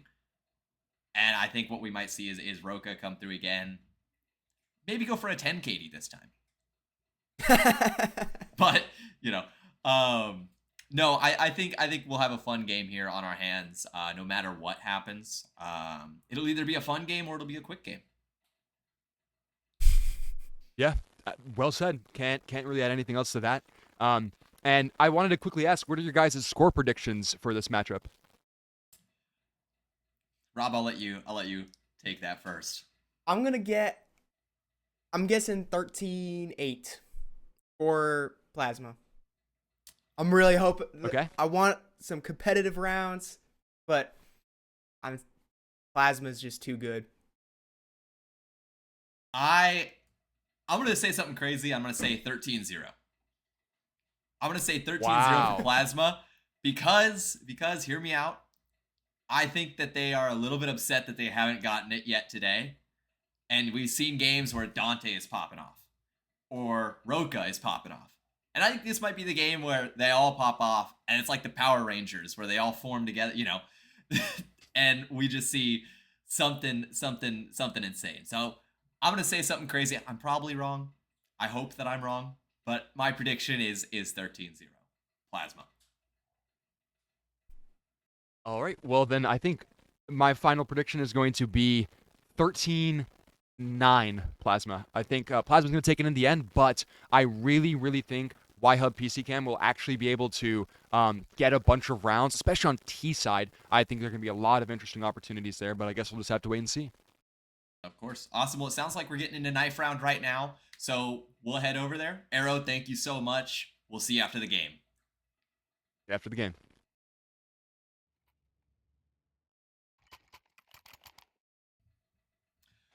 Alrighty, and we are going to be kicking it off here in pistol round. We're seeing Vitapler, obviously a familiar name here.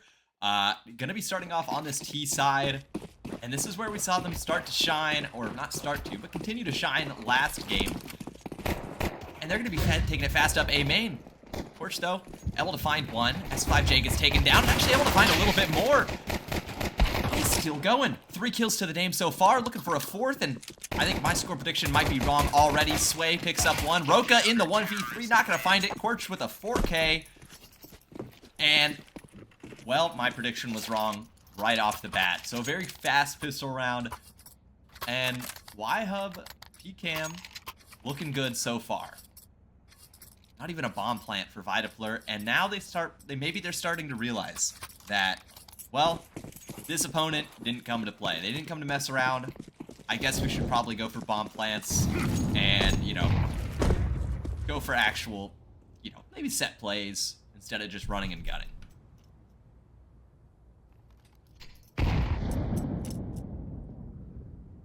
But, Rob, looks like your prediction is potentially going to be... Yep, you're already out. Yeah, I'm already out. Well, you know, if we're going Price is Right rules, if, you know...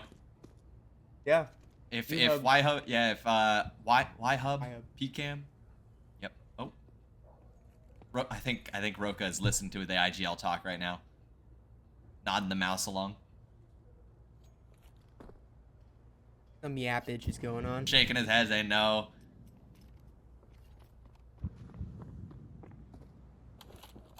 It's like watching the catcher in baseball and the pitcher talk.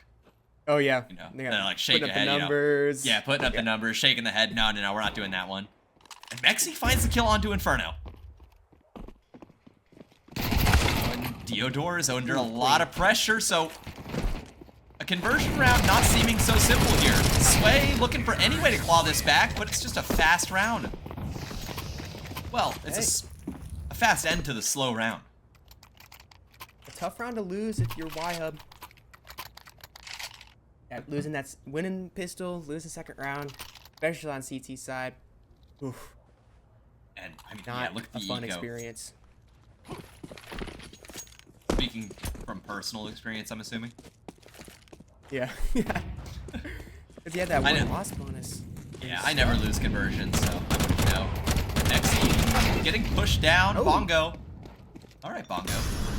Finding a kill.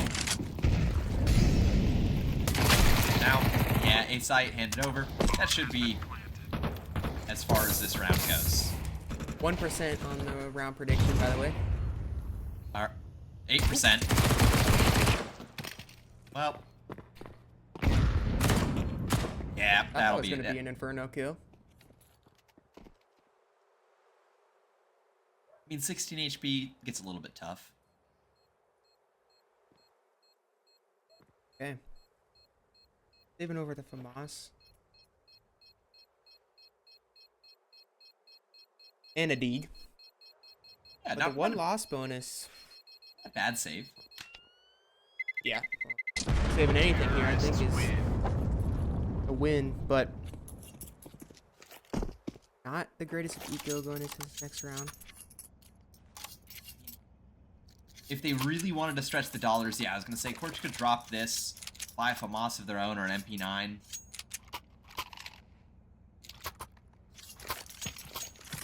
Or just a Deagle.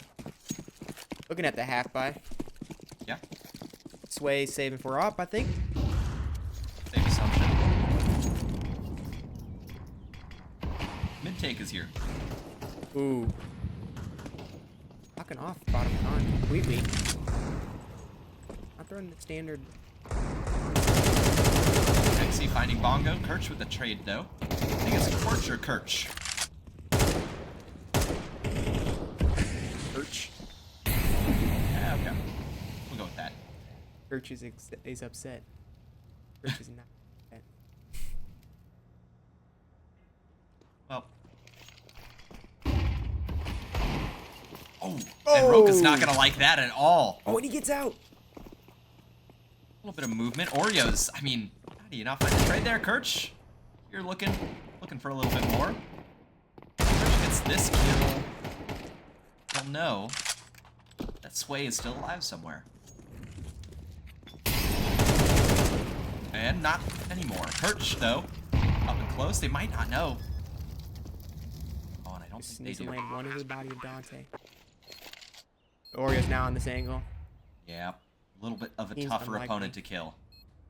Theodore here is top con with this AK, so probably the right weapon for the job, but no kit.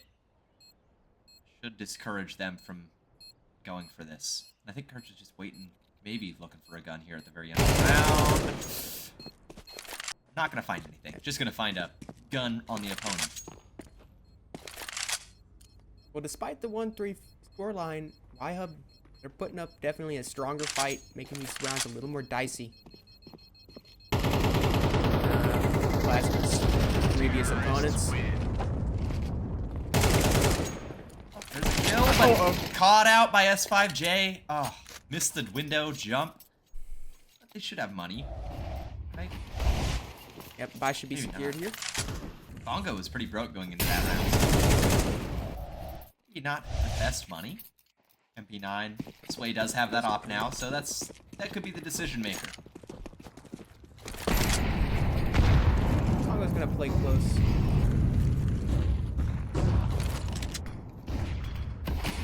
Well, there's the kill on the FACEIT.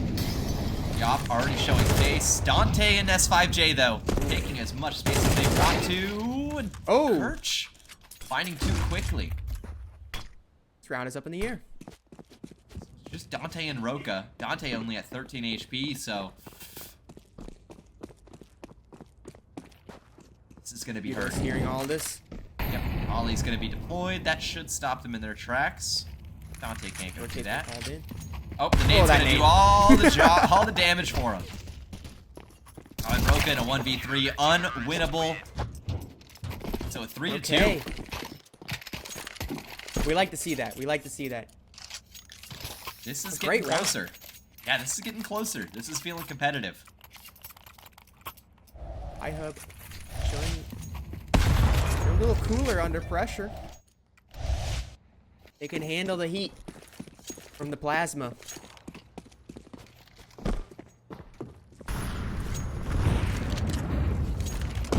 There's the quick kill.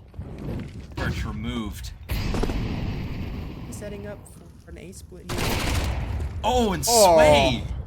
Not in this world. Leaving Bongo. Bongo, yeah, to Bongo's try to solo. recover this round. Oh, and look at Mexi. Take.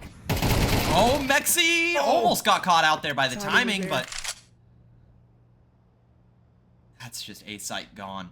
Bongo is in CT, so maybe something left to be said, but not likely. Well, Inferno. Little Adding a something second to try to kill. get back in this round. Now it's a 2v2. A lot of something to get back into this round. Ooh, but a little bit less. Bomb has been planted. Oh, and I think Oreos might have spotted that, but Bongo didn't spot the op here, and the no scope. Oh. Taking us all the way back to the first map, no scope headshot.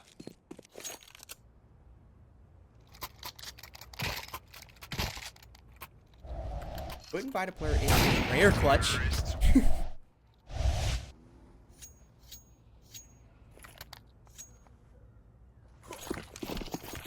But Y-Hub forced back down to pistols.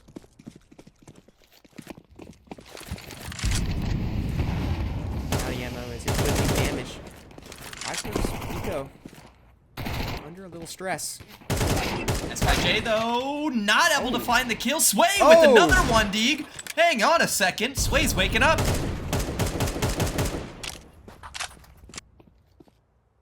Oh, Deeg's here all alone, looking to stay alive at this point.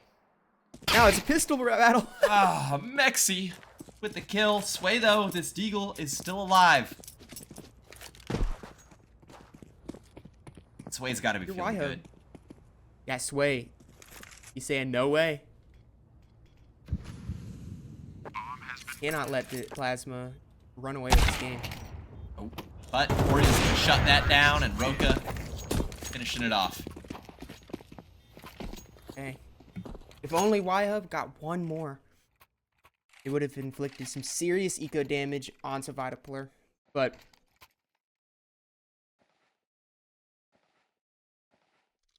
back onto a gun round.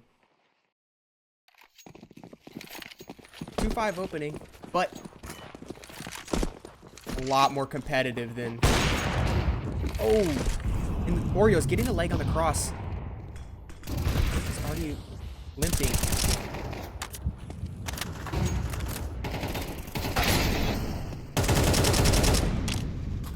There's been mislodged. It's under some serious pressure, but there's only 3 plasma players left.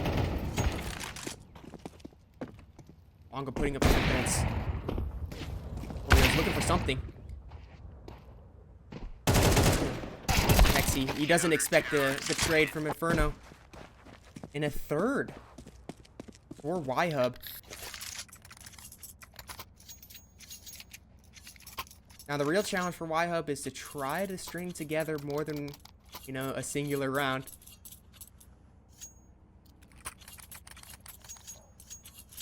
But the eco pressure coming to fruition. Plasma forced down onto a rough force. Bunch of Tech 9s. Serious mid-play. This way. Oh! In finding Goodness! Roka. I mean, Mexi through the smoke. Spotting his little arm. 3 kills through the smoke this round? Oreos? Yeah. Gotta be worried about every smoke. And there it is, Kirch and Inferno chiming in. Finishing off that round. A 4-5. Looking good. Staring down the sights of 5-5. Tied game. Pistols for Plasma. Y-Hub has now put up the cumulative score of every other team that has faced Vitapler. So, there's something. Now we get to actually see how Plasma deals with stress.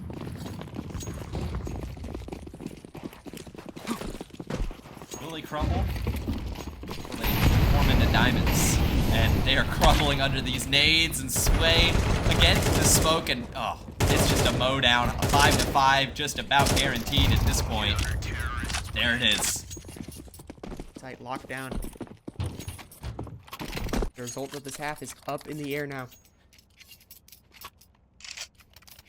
Y-Hub now has a strong economy.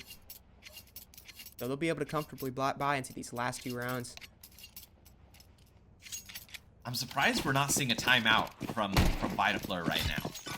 Right, you've given up the most rounds you've given up the entire qualifiers so far. Maybe now's the time to call a timeout. Kind of regroup as a team.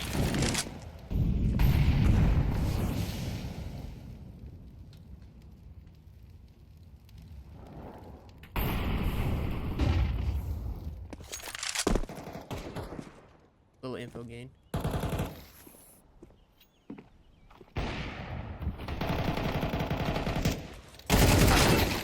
Nexi not finding the kill there, but Dante with the trade. Bongo left alone on the site, going to be caught out by Roka. Sway's going down as well, so Vitapler looking to put up 6. They didn't need a timeout after all. No.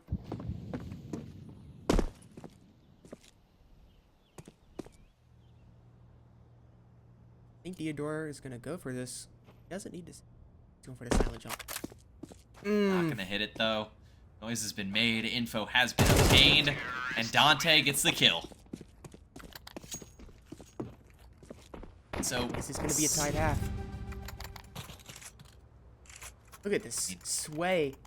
He's going insane. maybe Sway is going to be the new Roka, right? Roka's looking like he's having a rough one, 6-9.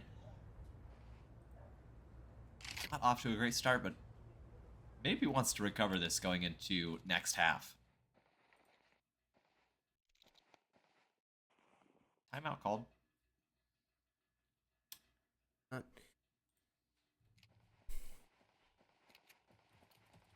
Curious what we'll see, especially out of Y-Hub in this last round.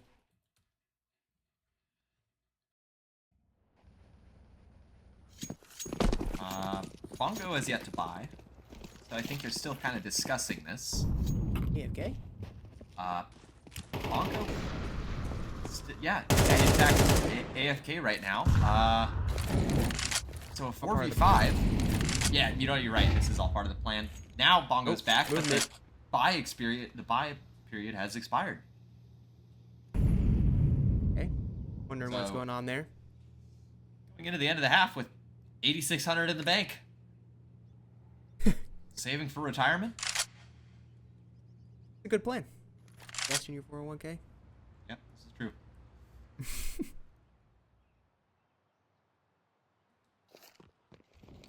Opening.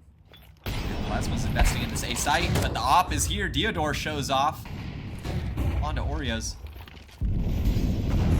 Kirch waiting to activate. Now does at the right time, but doesn't find the kill. Gonna be taken down by S5J, and Mexi is just taking this site down. So Bongo now has the op. It's a double op retake in the 2v4. And Bongo, no armor, doesn't matter. Didn't have to be here at the start of the round, just needs to show up at the end. It's gonna be good, gonna force Dante to sit in it. That nade is gonna be even better. No kit though. That's gonna be the deciding factor, but the nade's gonna come through and Sway's gonna go down for it. So now it's all down to Bongo in the 1v2, and man, you gotta be wishing that you were here at the start. Maybe it could have made a difference. What? And the time? back, the back. Well, the headshot from the back is gonna come through. So a 5-7 half.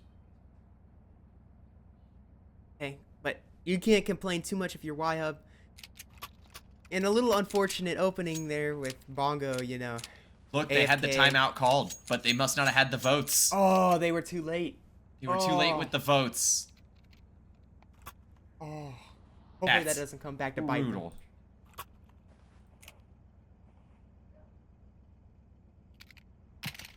Looking for pistol and conversion to make up for the mistake there. An unforced error. And they just had to sit there all 20 seconds thinking about it, thinking about what could have been a 6-6 half. And yeah, there's what we were talking about last round or last game, right? That Makes decoy sense. to break the vents a little earlier, save the one bullet on the faster. USPs. Yeah. Don't gotta reload and have your pistol. I like that.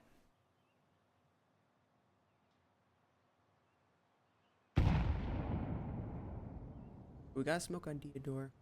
He's gonna smoke CT. Good shots from Roka and Oreo. Bomb's gonna be dropped in Palace. That's a tough place to recover it from. And this pistol round's feeling even faster than last. These CT pistols, just absolute destruction. Roka waking up with the 4K. That's gotta feel Roka's good. back. Roka. Back.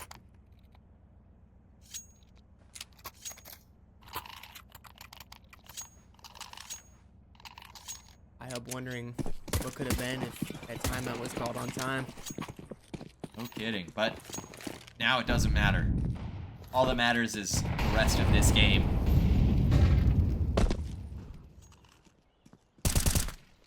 There's Roka again. Trying to stay side defense again. Roka with a little one Okay. tap to the foot. It's gonna do it.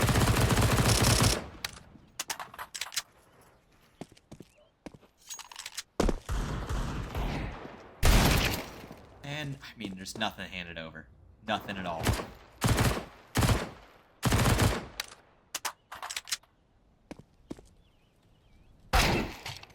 Ooh. Okay, well, there's something handed over. We're just looking for more. Maybe don't peek him too much. Don't know what this Deagle can do, but make sure it just gets shut down for good. So 9-5, Alright. now it's starting to feel like Vitapler's running away with it. Yep.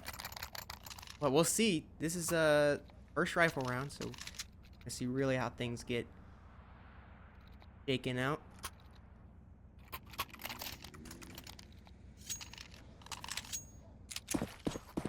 Throw a couple MP9s on Dante and Nexi.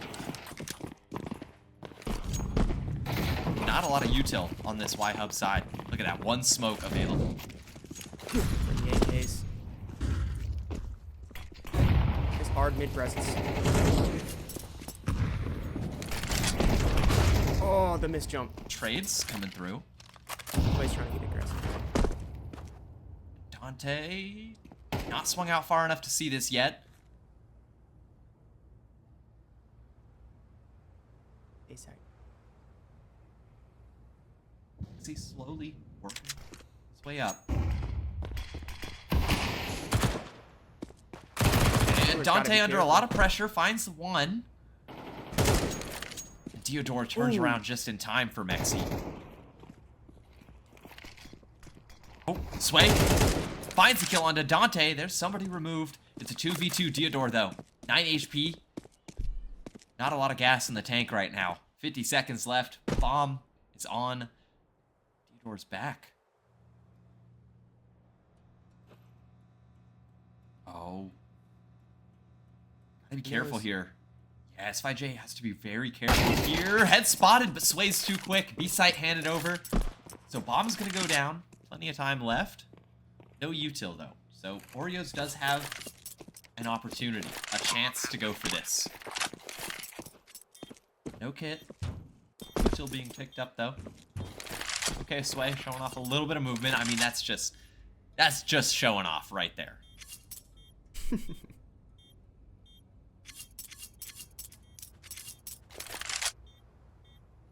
Oreos can cook up. I think there's any time for him here. A clean round out of Y-Hub. It was a little chaotic in that mid round. Kills going across all the map. Concentrated in that mid region, but honestly, Diodore finding that flank in TV. Real round difference there. Whoa, Oreos. Okay, almost went down. Yeah, that was great play by Sway to just be cool. Wait for something to happen. 2v2.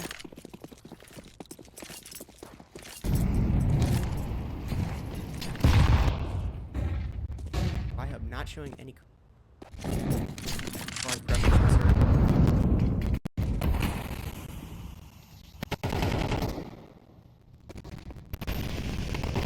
round picked up, very important one at that. Sway's gonna go down. Trade's gonna come through. Roka stuck between a rock and a hard place here. Finds one, now turning, looking for a second, gets it as well. A 3v2. Vitapler, excuse me, favored. Bongo just on a Galil.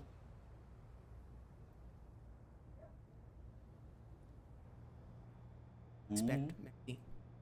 Mexi almost spotted there and finds Diodore first. So a 1v3 for Bongo. Here's the drop. Has info. Look at this. How to recover bomb aggression. somehow. Mexi is kind of giving bomb here for a second, now coming back to it.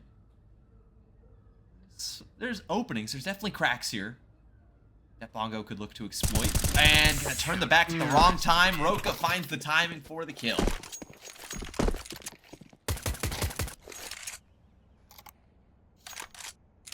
It's been so hard for Y-Hub this whole game to gain any sort of momentum.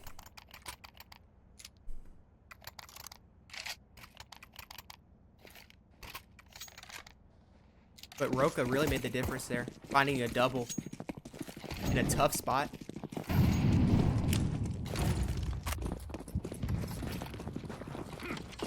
Well, The the B-Rush B-Rush. is gonna come through. Let's see. Oh, the pass boost comes up. S5J, she didn't do that. But able to make it out and just a spray down.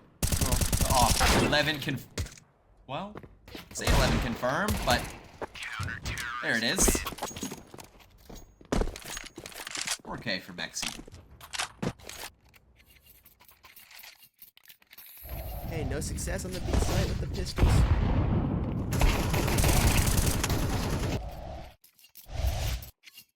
Well, Well, now they're off pistols, so maybe there'll be a little bit of time.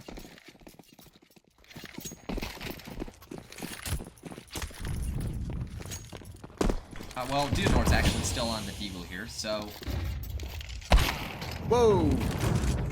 What a peek from Oreos. I mean, good God.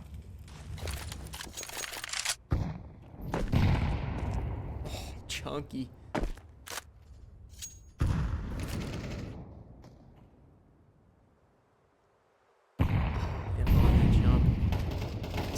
This is kind of what it comes down to, but Kirch able to find Oreos. That's a big component of this round taken out. Very true, that op.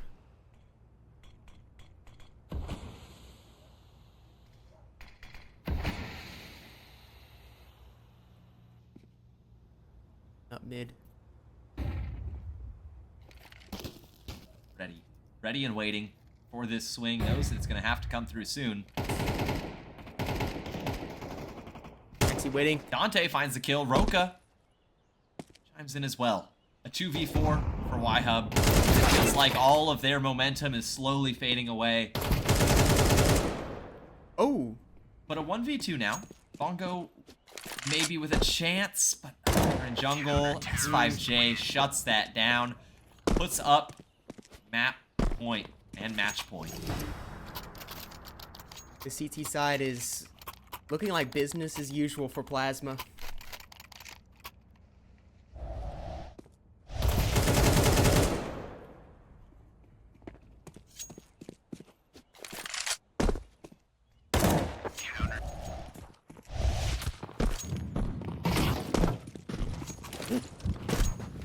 And now, I mean, you're throwing everything at the wall here, seeing what sticks.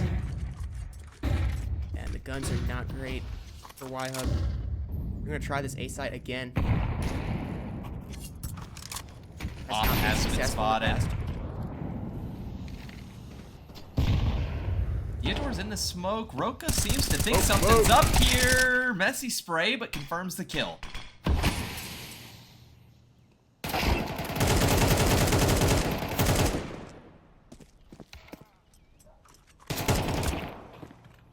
That's Roka two. left the game. Just expecting, I guess, expecting his team to finish this up, but Bomb has been planted. Y-Hub is possibly going to win this round, so Roka. Seventh feeling likely. Seventh is feeling extremely likely. Hard for Mexi to find anything here. And there's Kirch. Closing out the round. Seventh confirmed. My prediction's feeling strong.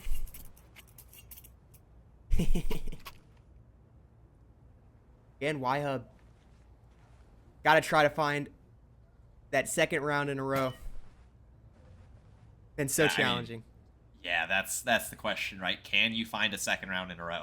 You were able to on CT side, I believe. At least once. Oh, yeah. Right? But currently, having a little bit of trouble. Timeout Roka. called from Vitapler. Yeah, Roka not in the server. Tech issue. But he's finally waking up. We saw him kind of lurking at the bottom of the leaderboard at the beginning of this game, but now 20 and 13, so back on form for Roka. Yep. Holding on that A site consistently. You know, if this game goes a couple more rounds, could find him at a 2 KD. Yeah. Yeah.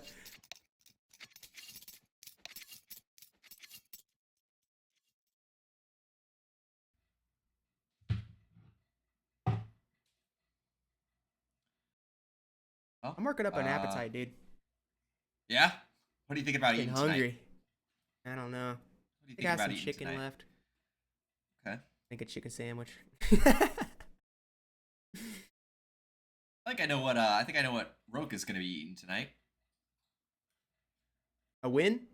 Win 400, saving $400. Go get yourself a nice steak. Yeah. But also could be eating a second place trophy. Not that they get a trophy, of course, but The Y-Hub has definitely been the strongest competition they've faced so far. Even at that, unfazed.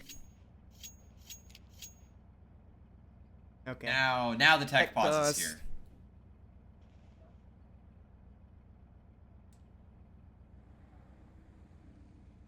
Alrighty, well, as we are waiting for this tech pause to be resolved and for Roka to get back into the server, we are going to go to a quick break, so don't go anywhere, because we'll be right back as soon as this game comes back live.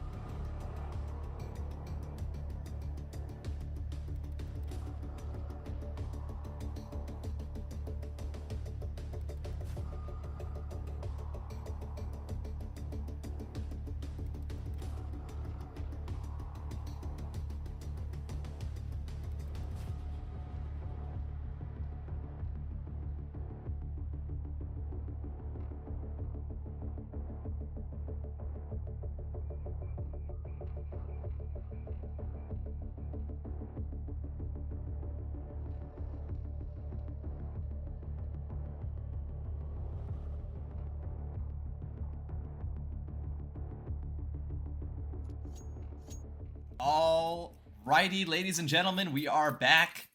That was a quick little tech pause. But Roka's back in the server. A force is on the table. And now things start to get dangerous if you're on Vitaplur. Throwing everything. Ooh. Throwing everything, including a very chunky nade onto Inferno. Don't win this round, you're broke. But Dante putting up a convincing start, and Vitaplur looking to just close this out right away. Y-Hub now down to a 2v5. A 2v4. Things are doable here. Oh, Inferno finds one as well, so it's a 2v3. Oreo's 4 HP. And the swing is going to come out. S5J now down to Sway in a 1v5. 1v2, excuse me. S5J is decently low here. That is spotted. And that's going to be it. Vitaplur closing it out in style. A 1.5 KD for two players on the Vitaplur side. 13-7. So, Rob, looks like you were closest. One away. Damn. Wow, Y-Hub. Shout out to Y-Hub for really putting up a good performance. A great attempt against the Titans of this tournament. Yeah, I mean, I just even going back to the very first pistol round when they were on CT side, right? They just absolutely swept through and demolished on Vitaplur. And so Y-Hub, it really did feel like they had the best chance out of anybody to win against Vitaplur. And a couple of rounds there, a couple of mistakes from Y-Hub ended up costing them at the very end when it mattered the most. They just couldn't get those consistent rounds in a row. Because, you know, as much as I want to talk about how good that pistol round was, then they lost conversion immediately after that. So, it's a tough all-around game for them. Well thought, though. Yep, especially against that we know what Plasma is capable of. And shout out to Sway. especially on Y-Hub, putting up the numbers, putting up a good fight. So Yeah, I mean, Sway. We could talk about Sway. We could really talk about any of those people, but the one person I want to talk about right now is Arrow. Arrow, how do you think that game went? What are your thoughts? Right, you almost had your prediction. Rob ended up being a little bit closer, but you almost had your prediction. Mine was way off. But let's hear. What do you think about that game? Yeah, so I got to first start off by saying Roka with an incredible performance. I mean, absolutely stellar. I don't know what happened there at the end with the disconnect, but that was quite interesting. Overall, I want to quickly say, Plasma on this game of Mirage compared to the other one, it seemed like there were a lot more rounds that were scrappy. We saw that a lot of the 2v2 situations, the 3v1s, these very clutch moments come down to basically just very fundamental plays being either misread or the aim being a little bit off. But overall, Plasma securing it at the end there. Roka is my personal MVP of that match. I thought he did really, really well. But I do also want to quickly shout out Dante. Dante, in the beginning of the game, had a lot of map control, a lot of map presence. He was able to create openings and plays, which was really, really great for Plasma. And I want to also quickly talk about Y-Hub. So Y-Hub, even though they were not the favorite, they got 2-7 rounds. And interestingly enough, Sway with 18 kills was actually really, really doing a great job competing against Plasma. And he was obviously not only performing well, but I would argue he was as impactful as Roka, but the team just wasn't able to back him up. Yeah, 100%. I'm gonna agree with you there. I'm gonna say my personal MVP might have to be Mexi. Just on the Plasma side, I think Mexi had a lot of individual plays there that kind of bailed out Plasma of a lot of close rounds. You know, it felt like there were very crucial moments where it's like Mexi needs to get a 3K here, or it needs to be able to hold this down, and he did it. So I feel like that map specifically, there were a lot more rounds that could have gone sideways, that could have gone the way of Y-Hub, had it not been for Mexi. So he's probably going to be my MVP there. But of course, you know, Roka just put up, again, astronomical numbers. Really showed off, really showed out. And yeah. Absolutely. And I wanted to kind of quickly ask you guys, who was a player on both teams that you actually expected a little bit more out of that you thought didn't do as well? I'm going to say Oreos, first off. I mean, obviously, Oreos is, just on Vitapler's side, easy to point at, bottom of the scoreboard. But also being on the op, right? You kind of have to... Mirage is a very op-heavy map. You got to be able to show up with that op.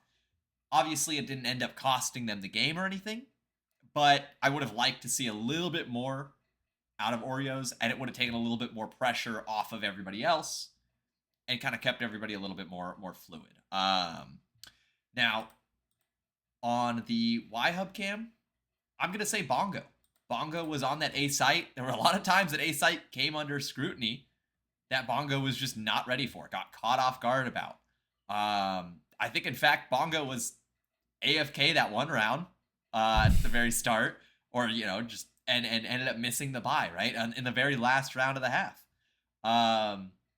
So I think there's moments there where I would have liked to see more out of Bongo. But obviously, it's tough to have to hold an A site against somebody like Vitapler. Totally. And I want to quickly give a shout out to Plasma, of course, as well.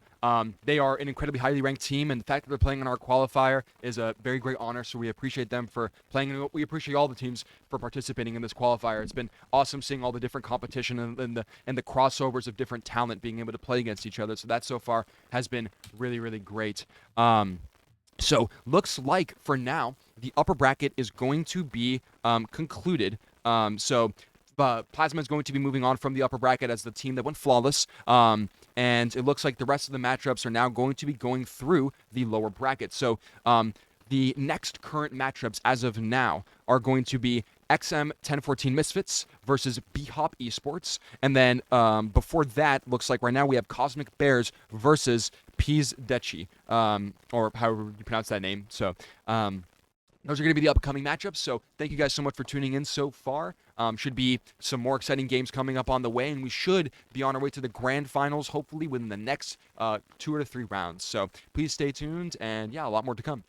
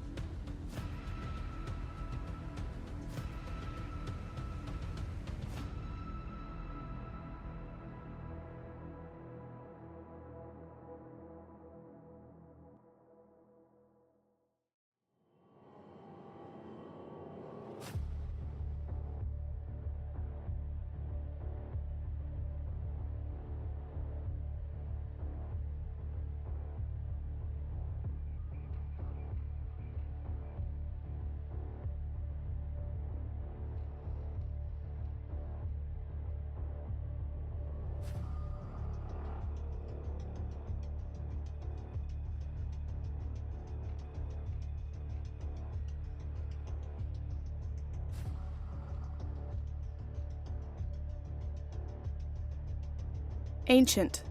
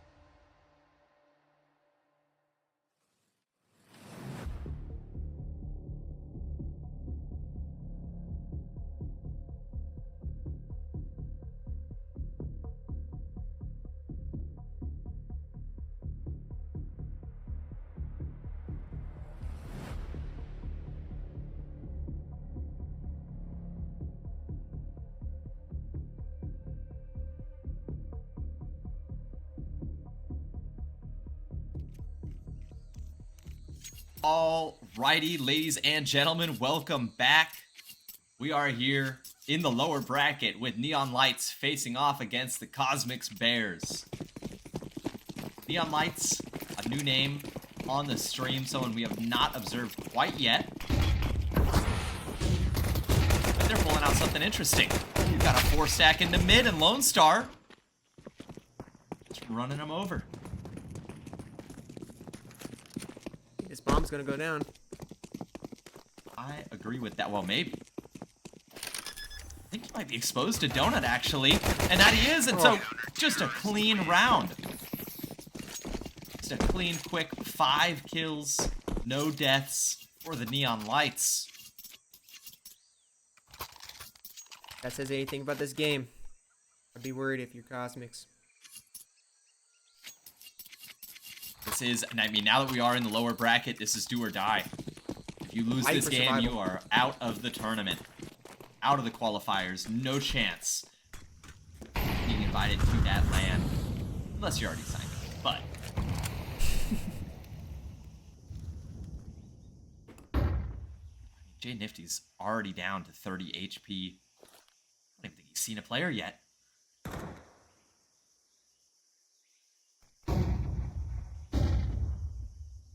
Quick mid pop. I have to deal with this Donut player. Fans. Hoping to go towards B. Ramp push coming through. This is going to be a brawl here. Flash being prepped. Dax ready to swing here. Only going to find Nifty's. And Jay Nifty does a good job to find one there. 4 more players flooding out of cave, and it's a mow down.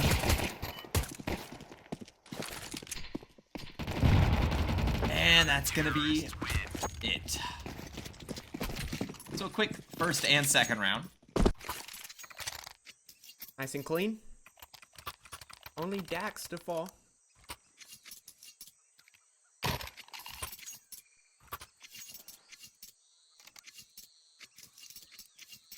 And a buy round from Cosmics. I mean, Below you still. yeah, what we saw when they were playing against XM15, well, that's not exactly what you hope for, but this should be a competitive game. Is going on this smoke.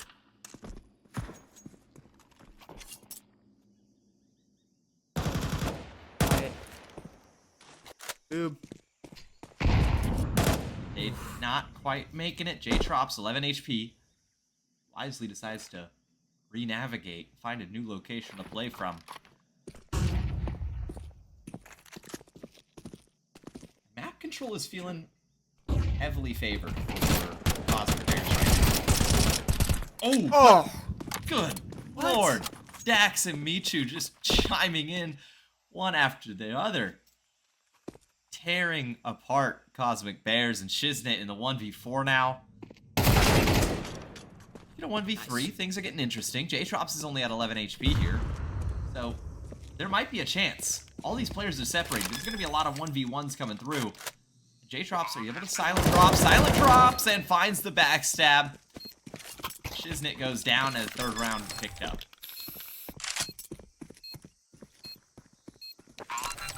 So far. Eon. Finding that ramp aggression twice.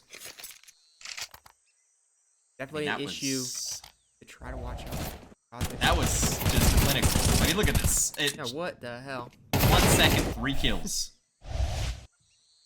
Neon Light's looking good right now. And I think we're in a tech pause.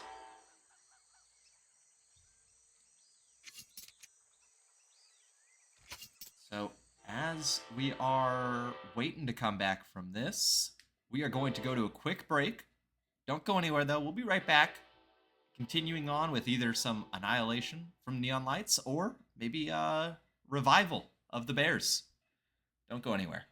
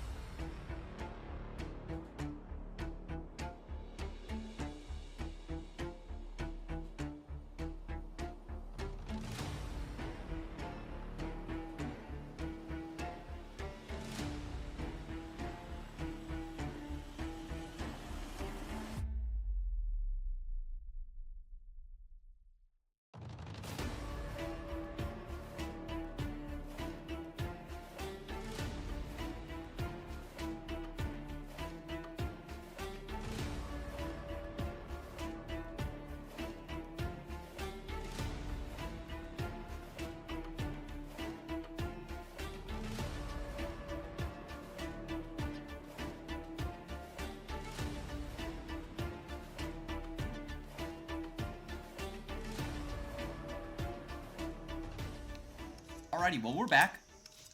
Short little tech pause. But I think all has been resolved, so back in it. J-Trops has the op. Be interesting to see what they choose to do with that. Looks like solo A.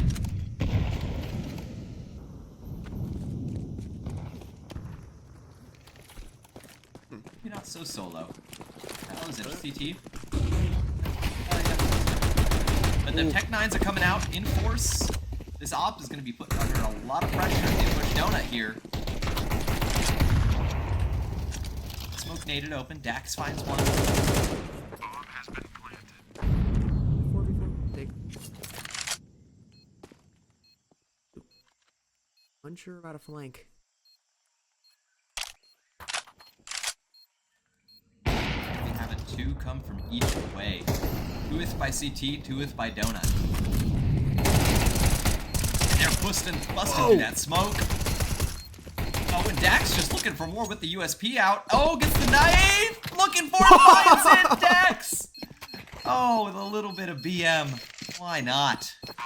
Dax with style, pushing through the smoke, getting some kills, and then running the box for the knife. Not playing around.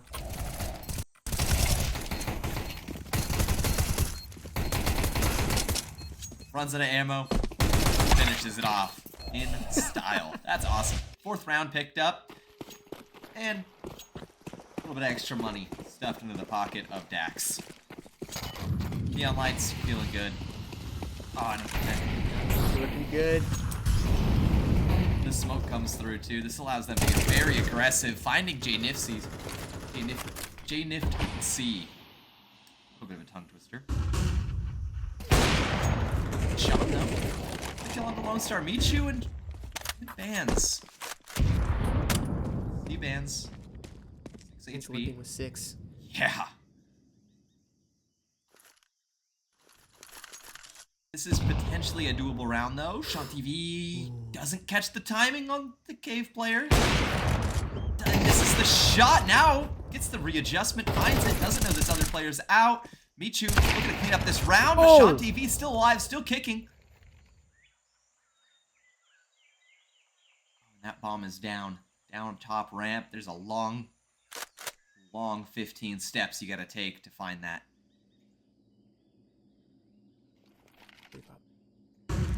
Location of 1. Now, here's Z-Bands, and Z-Bands is down. SeanTV on for the ace as well. This was a 1v3 to start us off. It's now a 1v1. SeanTV knew that this play was CT's. J-Trop's gonna be swinging out. The ops are gonna miss shots. J-Trop's shutting down that ace clutch. Sending SeanTV into the next round. Pretty broke.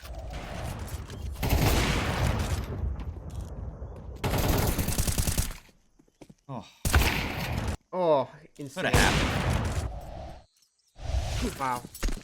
SeanTV trying to put in the work. Oh.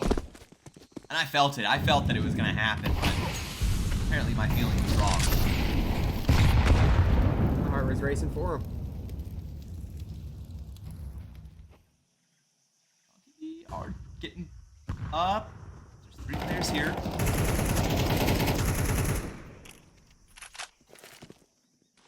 Spoob has already gone 0-6, off to a rough start, but this is what we saw before.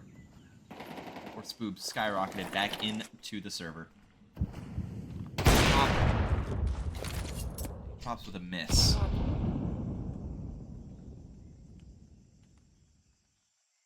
All goes quiet. Vision.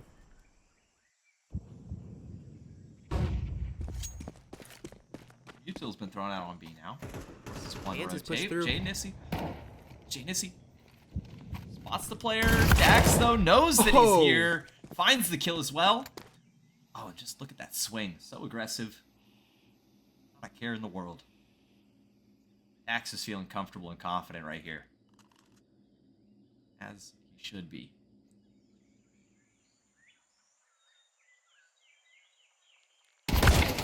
Oh, the timing doesn't work out. 856. Molly forces Michu into the fight, does good damage, but doesn't find the kill. Lone Star now alone on this site with the MP9. Oh, and this MP9 could be the perfect tool for the job, but Sean TV is too quick. Now it's J-Trops in the 1v3, doesn't think about going for it. Besides, I'll just save the op. On TV and putting in work. Putting up the fight. And you know, despite what we saw from J-Trops last round, it's now going into round 7. J-Trops sitting at only 2 fights, basically. Yeah. 2 kills, 0 assists, 0 deaths. Might be avoiding him. 8-6. He's not ready for this. Oh, the timing doesn't work out. What? Shits in it, gonna go down. J-Chops finds the kill. On TV decides to not hunt.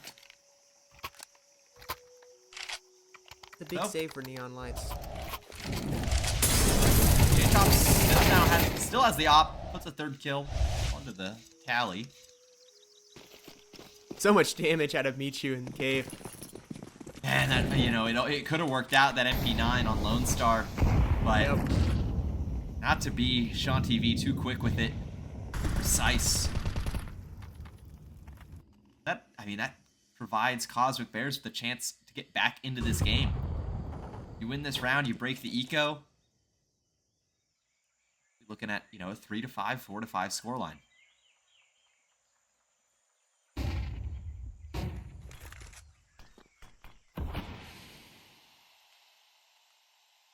Really the chance for Cosmics to establish their footing in this game.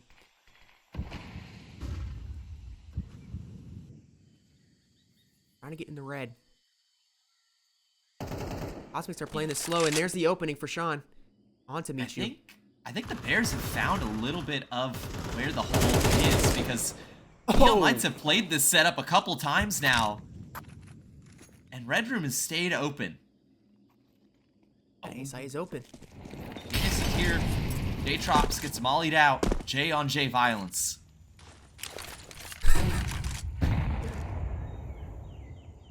Bomb's gonna go down. Yeah, bomb's gonna go down. 2v3. I mean, you just don't really have a chance, but look at this. You do have Sean TV ready to go hunting.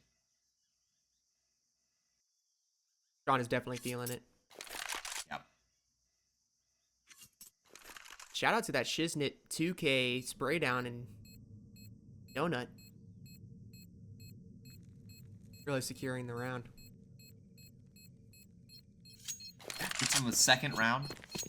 So, not too bad. Now, they do have to get out of there pretty quickly. Shiznit might just go down with the bomb here. Maybe not. I think we'll be fine. Couple somersaults. Never mind. I don't think he's walking that one off. And look at the eco for Neon. Like I said, you know, you win that round, you do kind of break the eco. Yeah. And an op saved over, an M4 saved over. Could provide an opportunity. J-Trops though spotted on the cross, I think. Both of these vision toward mid. A heavy mid setup. Very heavy mid. Careful. JG maybe caught a shoulder there, not sure. An M4. One of the only guns left, but still putting in work here. As Lone Star gets spotted on the jump up. That AK hasn't been retrieved yet, but they're making this round work. Sean. When, I think a team dink came through there. Retake is doable. Neon has recovered so many weapons. J-Trops does have the kit. It's a 3 from the shelf side. Oh, and the prediction is... What's the adjustment? Oh, Sean goes down. Spoob with that team damage. Finding his first kill of the round, of the game, excuse me, but J-Trops just sticks. Oh, I mean, maybe, not even able to take the Heartbreaker. off away. So Spoob. I mean, that's a rough one. the M4 on Dax, I believe, opening up the round. Okay, Nifty on shell. Really made it difficult for the Bears. And the Bears weren't able to, really recover that after that player, after they lost the player on shelf. But 856 already taking out Lone Star. Jaden getting very aggressive up, but not gonna find him anything. So now the rest of the crew's coming to join. J-Trop still alive with this op, and it's just chiming in like a symphony, one after the next. Kills going each way. Now J-Trops is 7-0. Yeah. Now he's finding all the engagements. Anything he wants to go for, team's letting him do. 856 now in the 1v4. Finds the first, but Dax with the swing and the recovery before anything gets out of hand.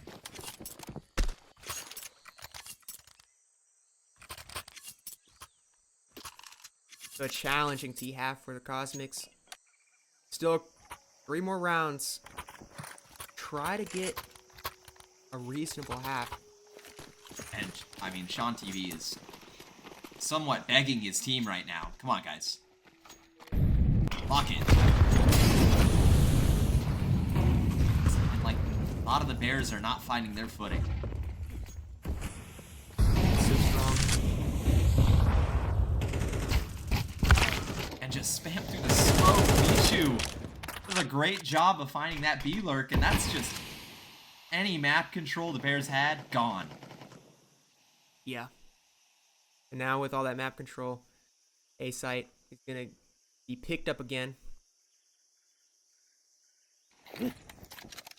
Take is no sweat for Smoke's gonna come out. Provides them with a little bit of a grace to come out and take this plan here, but Lone Star and Temple now activating, finding 2, looking for the third. This player's at, finds it through the smoke. Good round from Lone Star, biding his time. Temple chooses to stick with the MP9 there. farming that cash. Yeah, Galil's galore available, but stays with the MP9.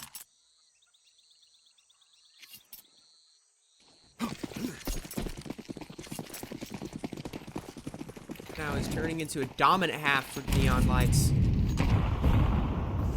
Cosmic Bears try their hand at this A site. They know Neon Lights has been playing a 3-2 setup. Z-Vans, I mean, look at this confidence, right? Just swinging out. Oh, I'm gonna run into a player in the smoke. That's Jay Nifty. Z-Vans, though, somehow able to escape with no damage taken. Yes, plot armor. Well, Oh! never mind. So it's a 3v3 retake. 3v2 now. Michu finding the kill in mid. Shiznit is a little bit ahead of himself. Spoob. He has a Tech 9. 9, no chance. So a 9th round picked up. I mean, we could be looking at a 10-2 half. Counter-terrorists win. Dax is going absolutely insane.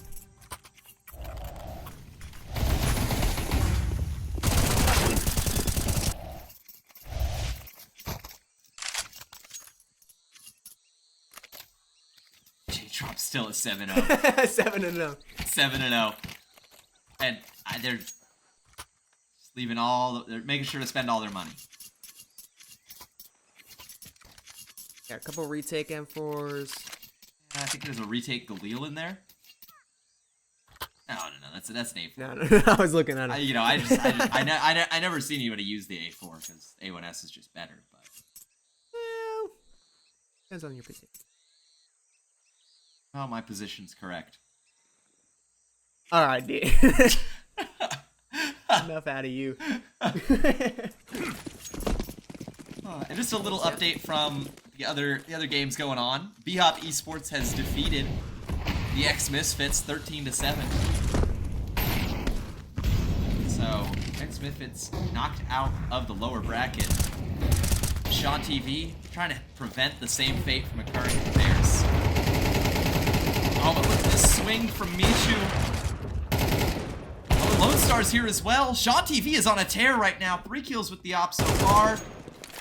Dax shuts that down. So low HP on 2 of these Bears players. This is a winnable round for Dax. Could make this a 10-2 half.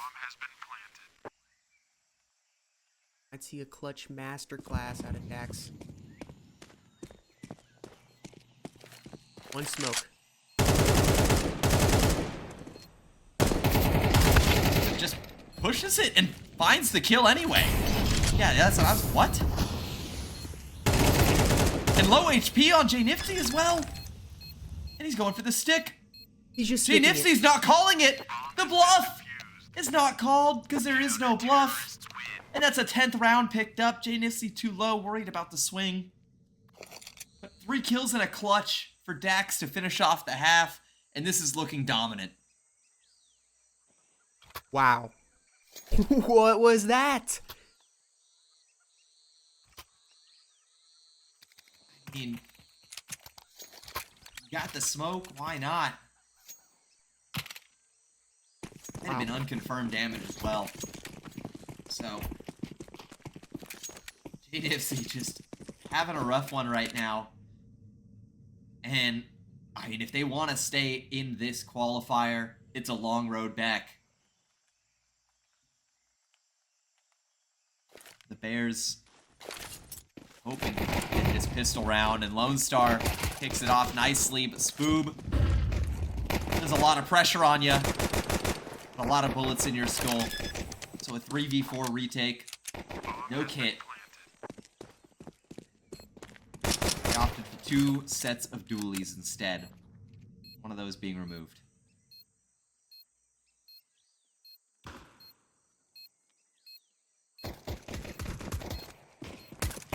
On TV though, and Coming in. wait a second. Now things are starting to get a little bit scary. Well, a little bit scary if you're on the Bears. 1v1. Oh, and J-Trops can just sit back and relax. Knows that this round is over. Terrorists win. It's starting to feel like it's all come apart. Neon really laying down the law. Oh. And you know, this is one issue that I do have kind of at this level of play, right? Where's the timeouts at? Where's the okay guys, let's take a second, take a breather, figure out what's going on. What do we need to fix? All this aggression is being heard. Neon lights stacked into the. And take a look at Z-Bands. Z-Bands is already in CT spawn. And already with a kill. No way. Oh, isn't it? Ah, just everything has gone wrong. Spoob, that's something, but a 2v4. Spoob's the only one who can, and I mean they're getting aggressive. Bye-bye, Spoob. And this could be bye-bye Bears. Sean TV though, we've seen him in the clutch. He has the potential. Yeah, But only an MP9 Come and a on. flash. a 1v4. And it's against Dax. Back turn, not a chance. Tax at 21 and 5.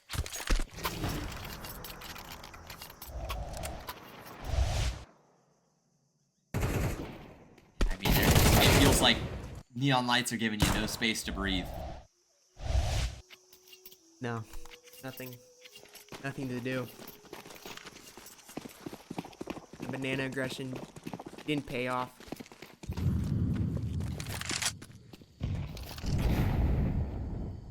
It's Molly as well. Everything's going wrong for the Bears. he'll hand it over.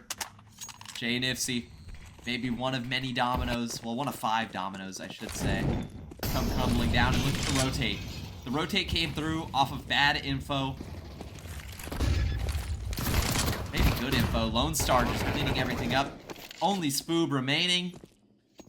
He was slow to get into this game. And is this gonna be it? Is this gonna be where it all comes to an end? the disrespect. Where it all comes to a close with a Glock. J-Trops with a 10 KD. Good lord.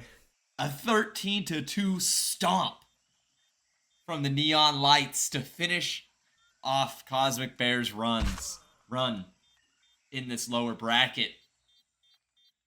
And man, oh man. I mean, what do you even say? Well, I think this tournament, things are shaking out. And now we're really getting the heavy hitters into this, to the back of this tournament. So I think these last couple rounds are going to be really exciting. I agree. All the heavy hitters. We've got B-Hop Esports, who did just take out my personal favorites of the X-Misfits. We're going to be facing off against Neon Lights here on Inferno, coming up shortly. And so, I mean, really, now we've seen Neon Lights. We've seen what they have to offer. What do we expect going into this next game? Really, no, we haven't seen B-Hop yet. Honestly, I know they're another favorite team, but they've made it the expected distance into this tournament. But I expect a really competitive, probably a close game between these next two teams in this lower bracket. The winner of that has to go against Y-Hub, which we saw what they could do against the Titans. Plasma. Yep. And speaking about Titans, we're now joined by Arrow. Arrow, you watched that game. What'd you think the Cosmic Bears did wrong? So, off the bat, I think Cosmic Bears, overall individually, obviously didn't show up as much as they should have. There was a lot of rounds where it looked like off the bat, off rip, within the first 15 to 20 seconds, they were already in disadvantageous positions. We saw, for example, there was a couple of rounds where they were getting shot through smokes on B side, on Ancient. They weren't able to get as much map control as they would like. A lot of the entry frags to try to open up the bomb sites and the executes didn't plan out their way. It really seemed like this entire match that Neon Lights basically had their number. And I gotta say, from Cosmic Bears, they did show up to play. So far, obviously, up until this point, they actually have been playing pretty well. But looks like this match, sadly, with the blowout that it was, it could have been more interesting, obviously, to see some players like Sean TV pop off a little bit more, or Spoob as well, another player that had potential to do really well. But sadly, looks like Neon Lights, were truly just too overwhelming of a force. And I wanted to ask the casters, who were your personal MVPs for the match? Well, I mean, as a player who likes to sit back and not get into fights, I'm gonna have to say J-Trops. As much as I mean, he did great when he did get into fights, obviously. But yeah, I mean, that was probably just the most interesting thing, right? He was never really pressured, but when he was, he showed up. I mean, he only died once the entire game, meaning out of all the engagements that he did take, he was able to get 10 kills in exchange for 1 death. That's a pretty good trait. So probably my personal MVP there was J-Trops. On the other side, though, for the Cosmic Bears, I still have to say Sean TV. Sean TV was the only person who made that game feel entertaining. Other than that, everybody else, unfortunately, was just getting shut down. Yeah. And we got to highlight Dax, of course, with an insane scoreline. I think it was, 24-3. I mean, it was 21-5. I might be wrong. It was insane. 21-7-5 looks like. 21-7-5. Yep. Okay. Actually insane. And with that 3v1 clutch defuse, to end that first half. I mean, it's just beautiful to watch, you know? So, mechanically skilled player, and you know that pairing with an op that just doesn't die and has that value of just being on the server the entire time. That's a powerful combo right there. Absolutely. And really quickly, just wanted to say, so far in this qualifier, there's a lot of individual performances that might be breaking some records in the qualifier. So, absolutely awesome to see. Dax, of course, probably just securing the overall MVP there for me personally. 4.2 KD, absolutely absurd in this matchup against Cosmic Bears. So, yeah, we're going to be starting the next match here fairly shortly. It's going to be lower bracket. So, looks like up next we have the matchup with B-Hop Esports versus Neon Lights. So that's going to be super exciting. B-Hop Esports is actually already an attending team that's registered for the Nostalgia CS2 Seattle Open. So that is going to be a great test to see how they're going to perform at the LAN event and to see if they can take out Neon Lights to potentially secure the championship spot that will get them the $400 team pass. Once again, I wanted to give a quick thank you to all the viewers who are tuned in. It is awesome to have all the support and love from you guys. If you can, please follow us on all social medias, nostalgia_GG on everything. We're going to be consistently posting more content and updates regarding the LAN event on August 16th, 17th at GameWorks Seattle. So please make sure to follow us and stay tuned. One quick thing, and I don't know if this is a bracket issue or what's going on, but I think Neon Lights may have accidentally forfeited the game. Michu is marked as AFK, and B-Hop Esports shows as going through the lower bracket finals. Uh-oh. Interesting. Did it? Okay.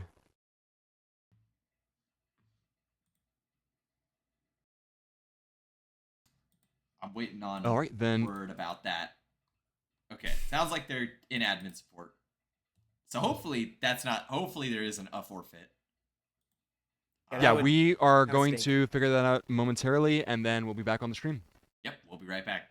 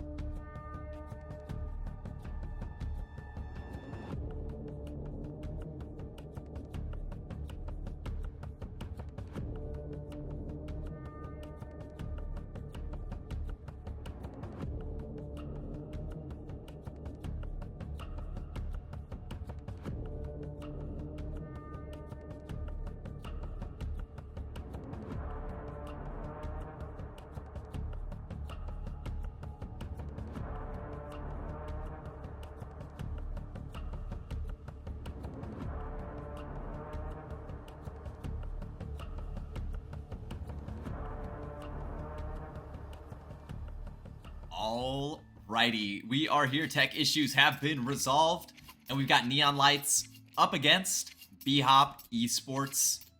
B-Hop Esports yet to be observed on this stream, but here they are. After kind of a dominant performance in this lower bracket, they're facing off against a team we also just saw have a dominant performance, Neon Lights. Winner of this goes on to face Y-Hub.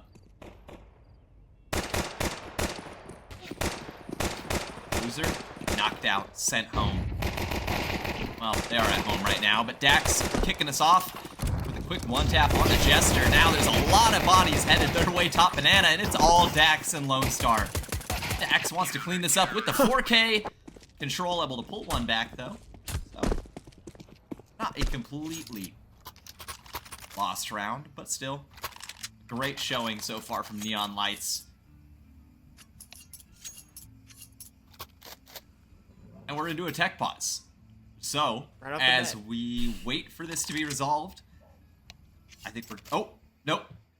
It has been resolved. We're not going to a break. Everybody stay in your seats.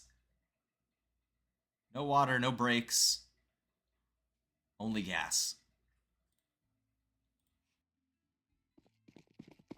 Inferno, a new map we haven't seen on the stream for this tournament. A little change of pace. Oh, the nades. And that's maybe why we haven't seen Inferno yet. The nades doing all the work for him, but Jester putting in a lot of work. His own. So Dax left alone on the site, just trying to stay alive, trying to buy time. And here's J-Trop now chiming in from CT. A couple of guns handed over though. Sway. His new box, 8 HP left. 0 HP left. This should be...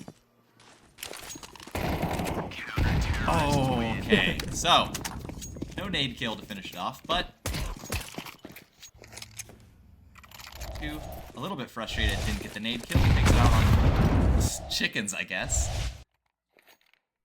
Little... Dax did a great job surviving there. Living and that's- so I long mean- at New Box. That's really their whole job, right? That's his whole job. Stay alive.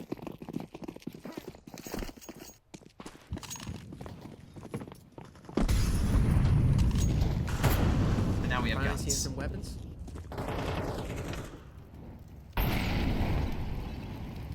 The B-Hop has to cook up.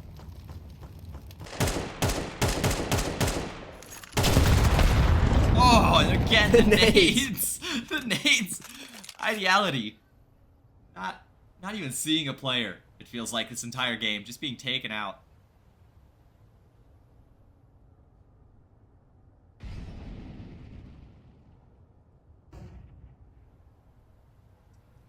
A little quiet Finally, now. some banana control. Now looking for top mid.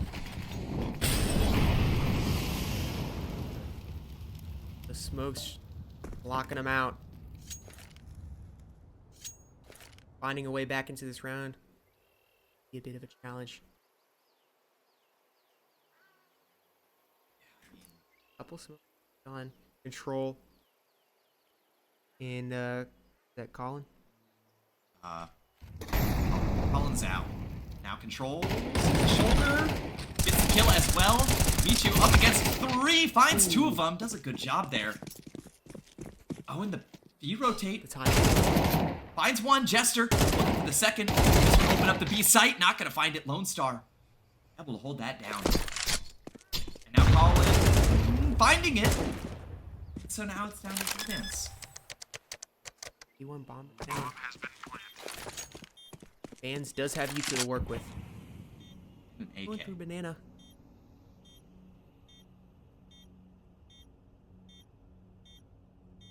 It's challenging for Colin if he's not careful. This will be Zivan's first real fight of the match so far. A lot of places to clear. Not a whole lot of time left. CT and has the right idea, but turns around, misses the timing. Colin clutches it up with a 1v2. Yup, now on the board. Going back to the rifle round. This time the nades were delayed.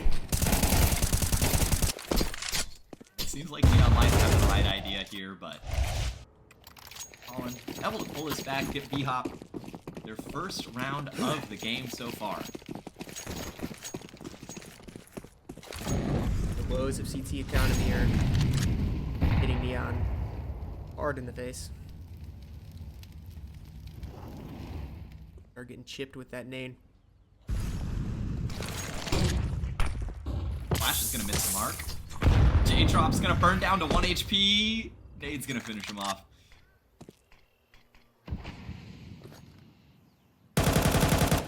Supa on a wrap here. Reality, Supa. I guess one and the same. The man of many names. And, well, just one kill. Clean round. Tie things up. 2-2.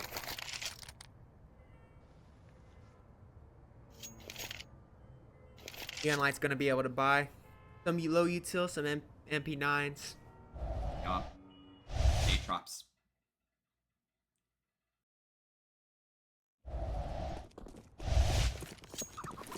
Did see J-Drops on the op last game. Did a very good job as well. Who's just gonna get over that mid smoke, and it's gonna work out. J-Drops taking down Supa. That's a good find. Another good Fight find if from banana Dax. fails. But B-Hop Just forced towards the safe side. back up against guns, and it seems like it's not working out. Trade's gonna come through, but Z-Band's left alone. J-Trop's still here. Now it's Control who's all alone. On his back. Bomb down.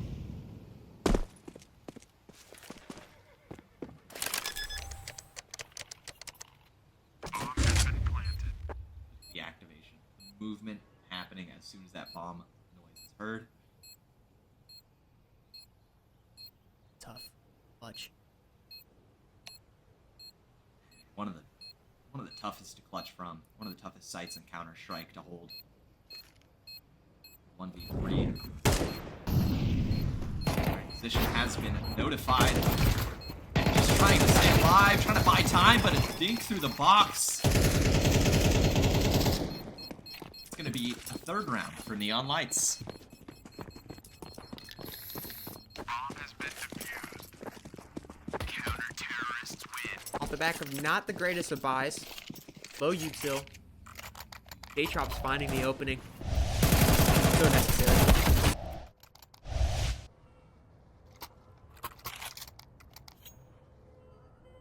Again, we're seeing Dax rise to the top of this leaderboard. Star player last game looking to maintain that position.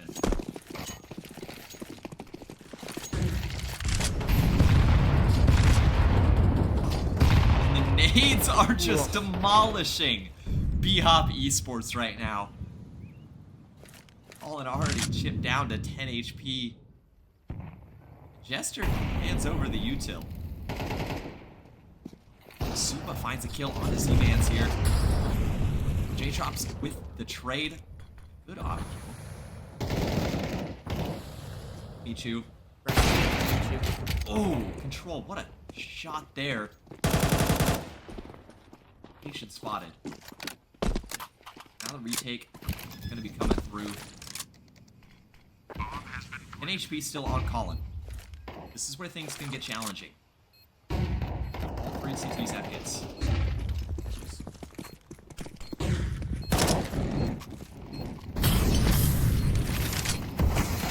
He's gonna force it back into 2v2. Call Control. Able to find two there.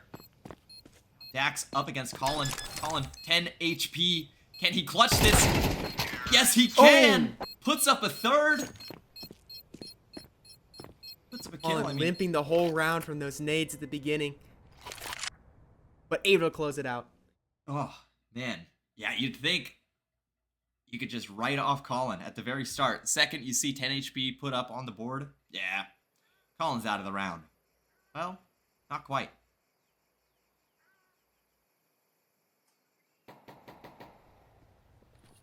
We got the banana cam. banana cam. Now we can There's actually only see one this. B-side defender. See if these nades fly over again. Fight's gonna be going on top mid. Up against pistols here. Jester finds one. Jester does take peeking. Exchange for it. And it's looking like a quick round. We're getting the cinematic death getting- cams. We're getting the cinematic mode. There we go, Z-Bands. Just in time. Whoa! Oh, okay. Hey now, BM? let's calm down.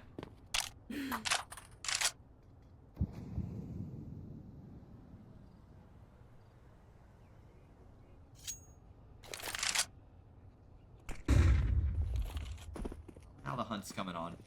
Z-Bands. Maybe you're able to find one, but a second, not likely. Ooh. One. Next up to the plate. Drop. Oh, fakes the Oh! drop. So smart. You have to spray the body. A little bit more to laugh about. Oh, that was great Hands. from Z-Bands. Telling him how he really feels.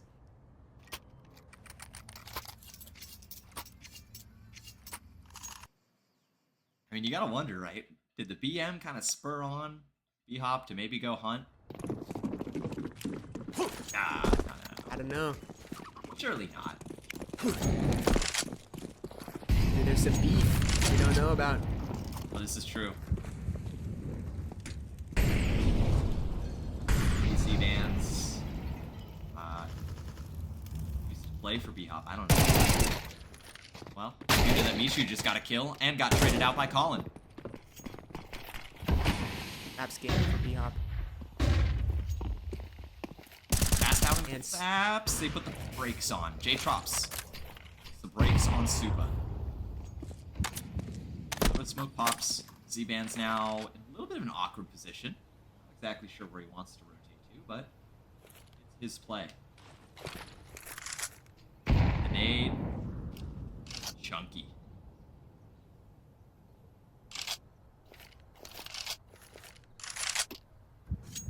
Trying to make a decision. 2 Seconds left on the clock. Gotta make a decision somewhat soon. It's a B-Rack?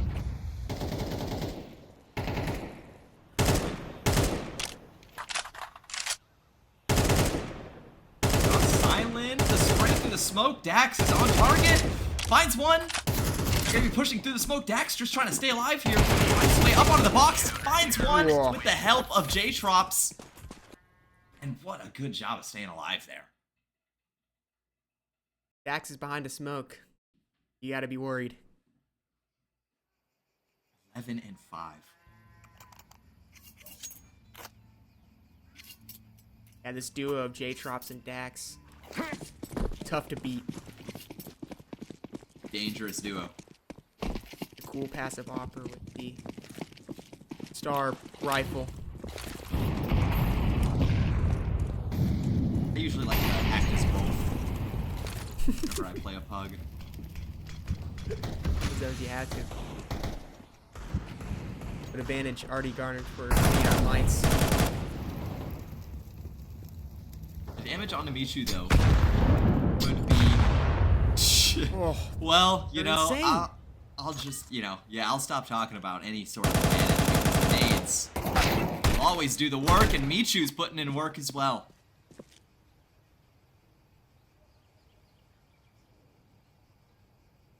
Nade on Swayu could take out Michu. It's placed right.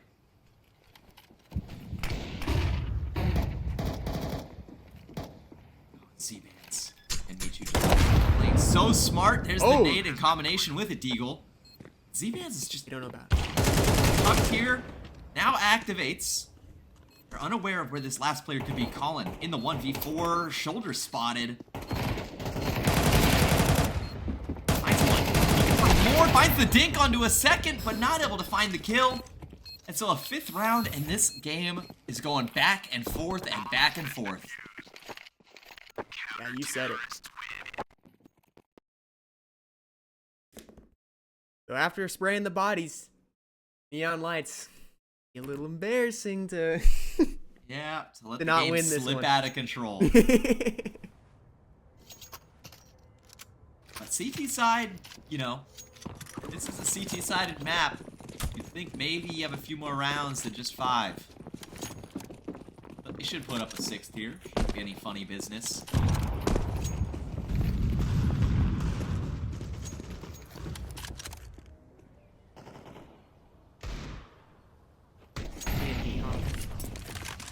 Opting not to go for banana. Grenade combos.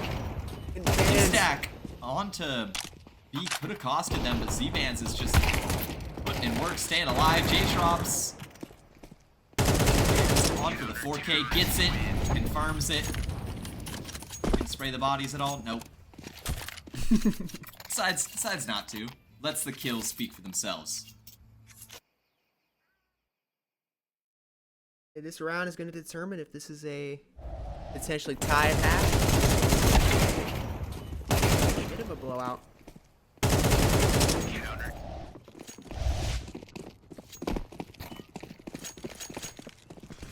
Eco is good for Neon Lights though, so they'll be able to buy some snap. The nades are just, I mean, it cannot feel good to die like that round after round. Another nade to come in too. This is the mark. Prompts Neon to back up. It's open. Wow. Sides to take advantage. That tick was heard by J-Trops.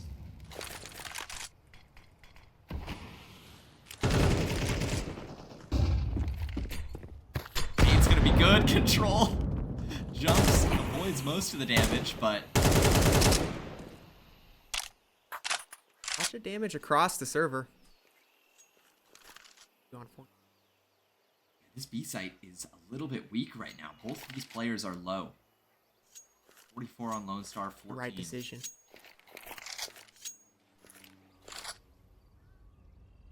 Execute nades. Look, the rotate's coming in from bans. Gonna be here on time. Not before that smoke pops, though. Flash will come through. And Lone Star, you just need to stay alive. Site. Finds 1, finds 2, finds 3! Lone Star with the 3K! That was Z-Bans who got the kill through the smoke. Oh, 4K in total. 4K, insane. I think that first kill from Lone Star came from that volley. But I mean, just such a good spray control. Such good spray control on that hole.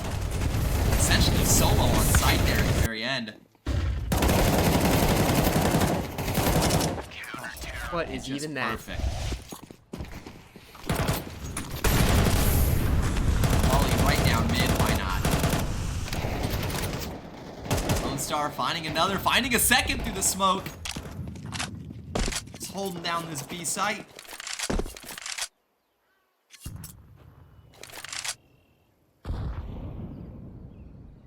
Are deciding he wants to be the star player now.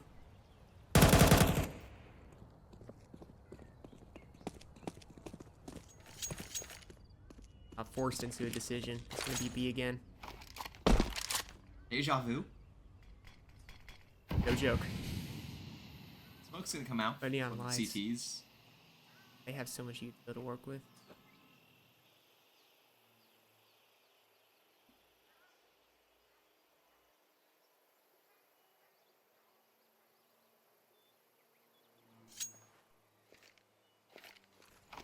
Only 50 seconds left. Util Yeah, waning.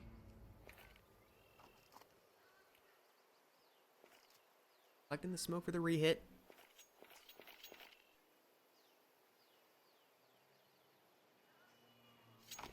It's not moving a muscle, not budging. Second smoke gonna come through. Smoke on the coffins. Now the mollies come through. Lone Star finds kill on a control. So now Supa and Swayu need to find their way into this, but it's gonna be Dax cleaning it up for an 8-4 half. And I know I was saying earlier, you got to put up more rounds if you're on the Neon Lights side and on CT. And that's exactly what they did. Yeah. Yeah, right around when the game was tied at 4-4, started feeling the momentum shift. Honestly, right after that, the body sprays from Bands. That was a little crazy. That was a little crazy. Considering where we were at the time, but now it's starting to make sense. Damage taken by Super. Yes, you gotta be careful on this B side. He's the only one here. Smoke is gonna do nothing to stop them.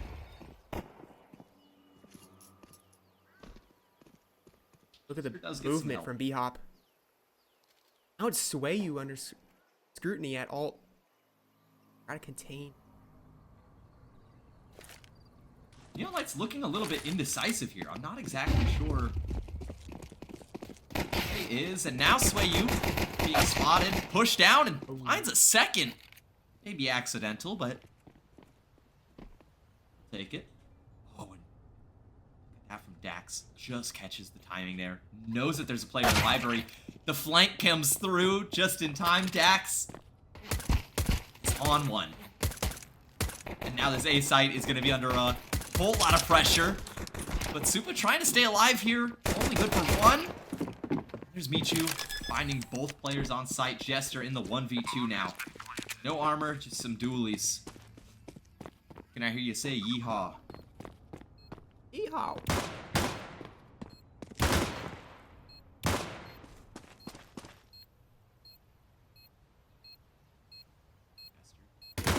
Anything here? Finds one, finds both! Jester! Yeehaw indeed! That is sick! Wow. Putting up a fifth. What a massive pistol round from Jester. Oh my goodness. You've got to be feeling good after that one. A two-man setup from Neon Lights felt unbeatable. The idea was there, but Jester, he doesn't care.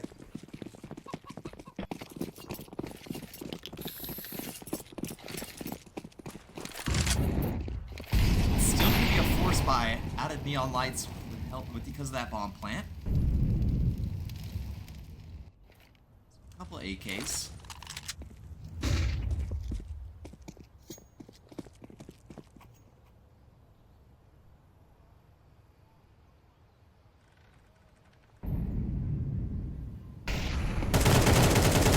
Fight's gonna happen. Michu, good on the spray.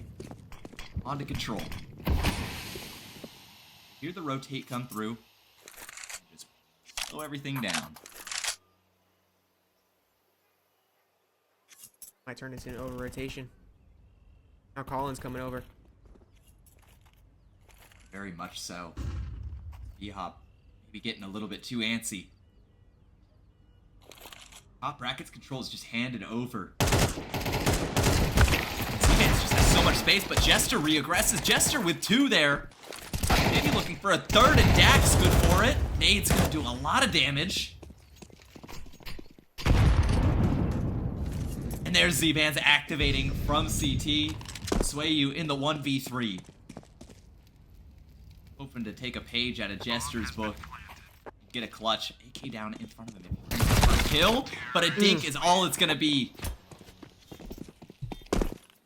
I got a bit dicey. The Little big bit. banana fight. I wasn't sure where Neon Lights was going to decide to go there, but maybe B was always the play.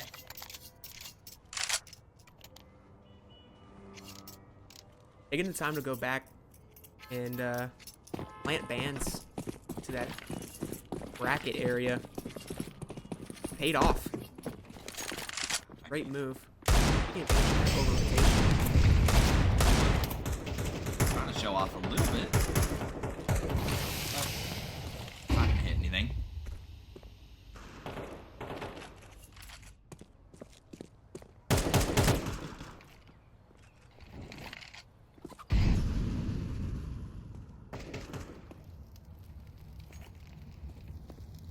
this is not looking great for B-Hop.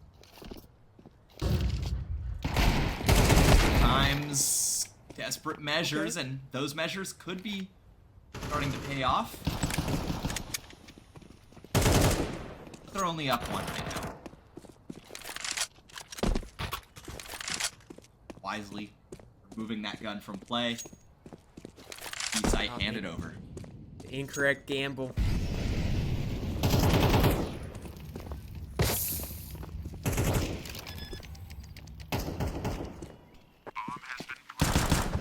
Thoughts on the pattern on this 5-7?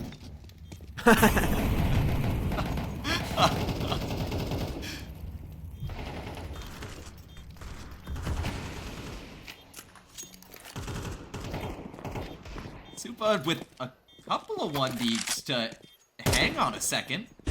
Maybe start to get them reactivated into this round, but now, okay, it gets shut down after a little bit dicey. Okay, well, Supa made that round start to look a little bit scary. Money is still broken for B-Hop. Yep. One more save.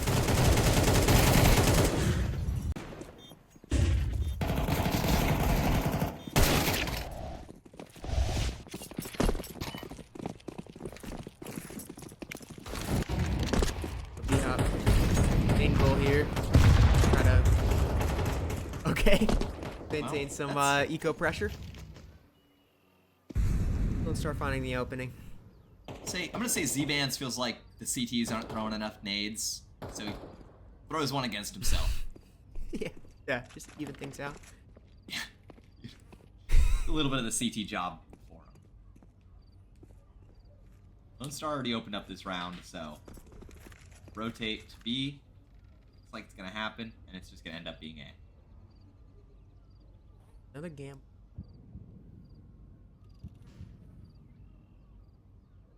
The band's gonna get on an A, clear it out, all to the rest of the squad.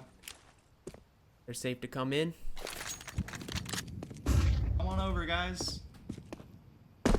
That's what I'm imagining. Bands has been doing great work on so far on this T half, taking space, giving a lot of info. They're actually sending bands to go hunt a bit. Be Farm playing with ring the around the Mac-10. rosy. Yeah. Be chasing them in circles. Scooby-Doo chase coming through. This does leave the site a little bit weaker, but not too much. Little 4 AKs. B-Hop just playing the here.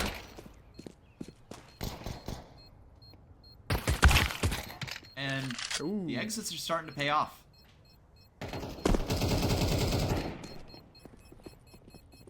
They gotta hunt down that AK. Figure out where Sway went. Terrorists win. Ooh, Dax. Lone Star from the Sway you. from behind. Ooh. Sway you. White knuckling that Barely. AK. Barely making it. Barely making it alive. Making it out of that round alive, I should say. But an 11th picked up for Neon Lights. And I don't know. I mean, it feels like they're just starting to run away. The momentum's in their favor. Yeah, B-Hop yet to make any response on this CT side other than the pistol.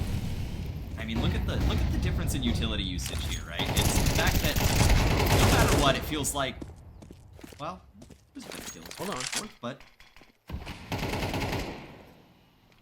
it feels like Neon Lights just had such better util usage on their CT side I when agree. it came to these banana fights. And they're still showing Whoa. off the util usage. That flash, demolishing gesture. Still 3v3, so not out of the doghouse quite yet.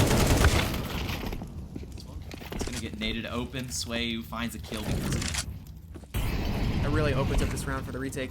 Oh, and that opens it up even more. It's now a J-Trops 1v3, sitting at 13 and 6. What can he do here? Spam through the smoke, and it's gonna be Supa finishing it up. Wow, shout out to Sway you. The Four members of B-Hop chiming in to make that round happen.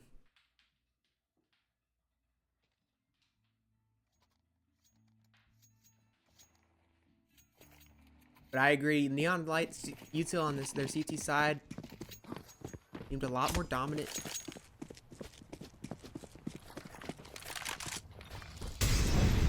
Super with the op. I think it's the first time we've seen him on it yet. All game, misses his first shot.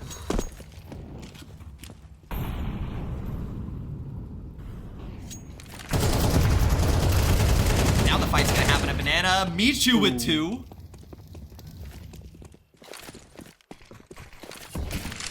That's just gonna force the rotate. All 3 rotating off of A. Vance knows he has the space. And I mean, this is just flank gonna come through again. Now Michu doesn't need to be overzealous here. Get cleared, surely. And he does. Swayu, though, takes a lot of damage for it. 3v3. This flank is On still this coming flank. in. This flank is gonna be right on time, I think. Oh, Boost gets spotted. Dax and Z-Bands. They both chime in to finish off that round. Neon Lights. This is their game. Definitely dictating the pace. 6 opportunities to close. And they do it. That's the question. How much heart does B-Hop Esports have?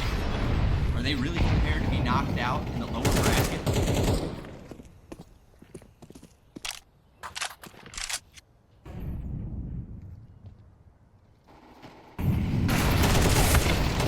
And favorable kills. B-Hop Esports here, but oh, mid-round has turned. CTs are split. 2v3 On bands. 1 HP on bans. Does make it the equivalent of now, well, no matter how you look at it, it's a 1v3 for Jester. Hit needs to be retrieved, but there isn't one. 42 HP. Tell all these players.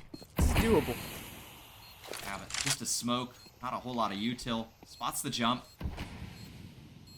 Able to find the kill quite yet. Oh.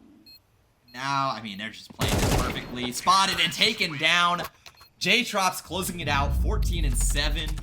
And Dax, yet again, dominant at the top of that scoreboard. 2.44 KD, 22-9. Crazy. I Crazy. mean, And J-Trops, again, Lord. just living. Least deaths on the server. Yeah, just consistently doing his job right. I mean, stay alive, get a kill every now and then. That's all he's done. And I mean, it works out. I mean, we saw him on CT side chiming in with Dax on that A site, and that just, I mean, it looked perfect. Really, no matter how you look at it, I'd say Neon Lights seemed like they were in control that entire time. And I mean, even now as we play, the nades are just getting all the kills. Yeah, really a difference in team play here. And fans on that T side. Such good work. Consistently finding the space that especially on that A site. It's just there were a couple of clutch moments like the clutch we just saw. A few times where it felt like maybe B-Hop could get their footing and get back into the game, but at the end of the day, Neon Lights just showed up. They showed up, they showed off, and I mean, now they're heading into the lower bracket grand finals up against Y-Hub. Yep. Who we've seen before? Who's a strong opponent. Yeah, who we have seen before, but no matter what, whoever wins that game heads on to our grand finals. Up against Vitapler, which, we'll talk about them when we get there. But Arrow, we got to talk to you a bit. We just witnessed essentially a brawl between these two teams. What'd you think?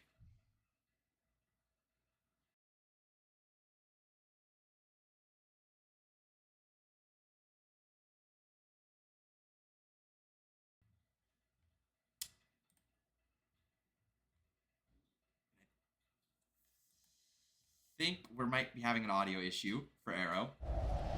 But wait, are we good? Good? Never mind. Never mind. No audio on Arrow. We'll get back to him though. NA stream. NA stream. You know. I mean, you know, just to kind of fill in on what we witnessed just now. It was the same thing that we saw Neon Lights do before, which was just they showed up, they got their kills, and they ended up winning the game. That was really all it took, right? They had better util usage, better map control pretty consistently throughout both sides, both halves.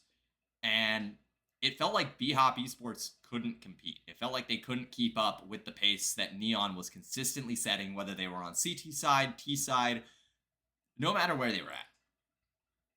Yeah, I agree. It felt like Neon Lights, their rounds were won inevitably, right? They would get into the right positions and make the right decisions, while a B-Hop round felt like some heroics were necessary, you know, like the crazy Lone Star 4K spray down, you know, or the dually 2K, you know. So yeah, I mean, really, and that's you know, that's what it comes down to, right? Is to win, does your team require heroics, or does your team just need to show up in the server? And that's been the clear kind of divide between all the teams we've watched today.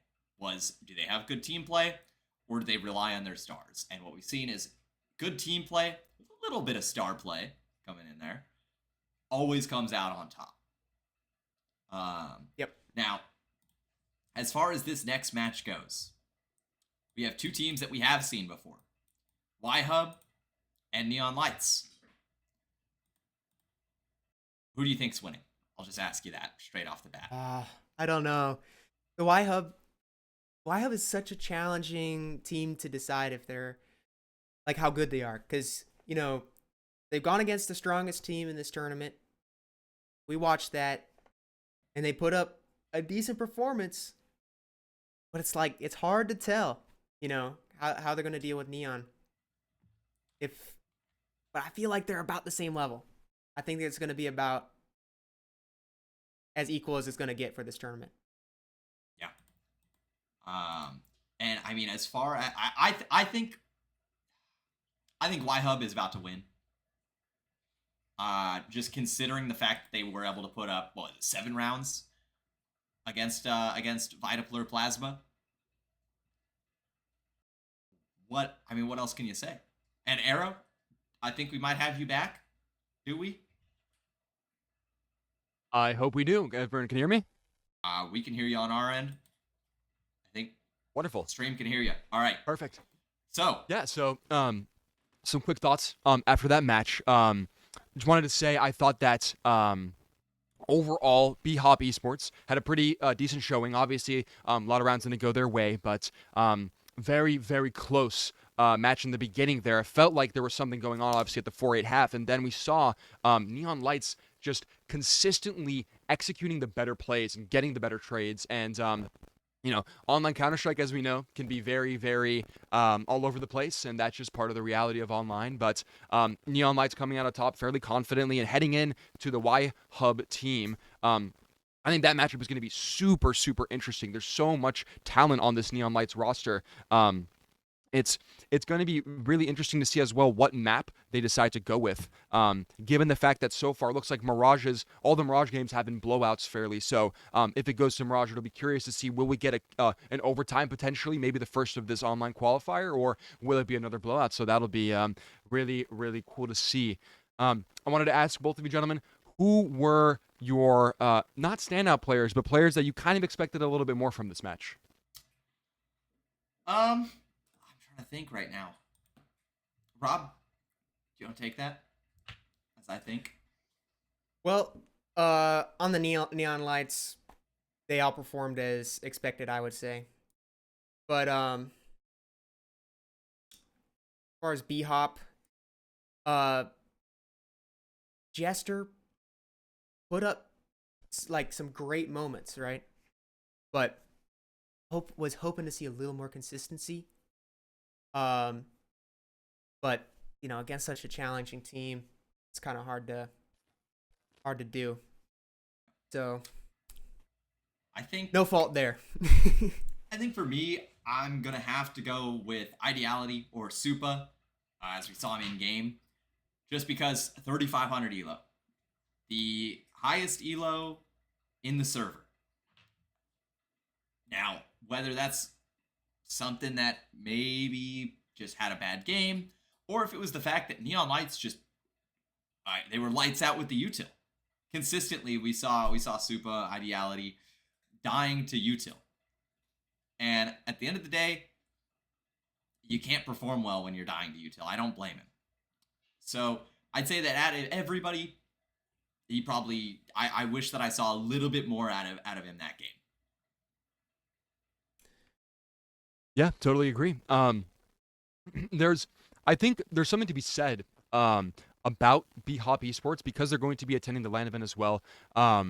There's a ton of expectations that with them now making top 4 in the tournament to really perform at this LAN event and see what kind of improvements they can make. I'm particularly really excited for Swayu. It seemed like that game, we saw glimpses and moments of him being able to shine, as well as Ideality, like we spoke of. So yeah, that'll be super interesting to see what happens on LAN with them. And moving on a little bit to talk about the next matchup. I'm super excited to see what Neon Lights is going to put together on this final lower bracket run here. And as a quick reminder, whoever wins this next match is going to be seeded into the finals against Plasma. So that obviously is going to be the super exciting game, and I hope we can get 3 full maps when we get to the finals. But either way, this matchup is going to be super exciting. The lower bracket final is going to be coming up fairly soon here. Neon Lights versus Y-Hub PC Cam, or however you say that name. Apologies in advance. Once again, wanted to give a quick thank you to the casters and all the production staff and people that help run this event. It's awesome that we got all the support. And also to the Twitch stream, thank you guys so much for breaking 1,000 viewers. I don't know if we're still at 1,000 right now, but regardless, we broke it thanks to the support of FACEIT. Shout out to GameWorks, of course, the venue host on August 16th, 17th. Tons and tons of people involved. So yeah, really excited for this next matchup, and we should be starting fairly shortly. Yeah, and we're going to be on Train, ladies and gentlemen. So a map that we have not seen so far in this qualifier, and one that we might not see again, because I know Train is a very low picked map. But I'm excited to see how people play on it at a higher level than, level 9, level 8 pugs. So yeah. And really quick, this is actually probably a great time to ask. What are your guys' thoughts so far on Train being in the map pool? What are your general ideas of like some creative things you've seen, or maybe like some critiques of the new map? I'm giving a thumbs down to Train just because I'm personally a Vertigo fan. I want Vertigo back in the map pool.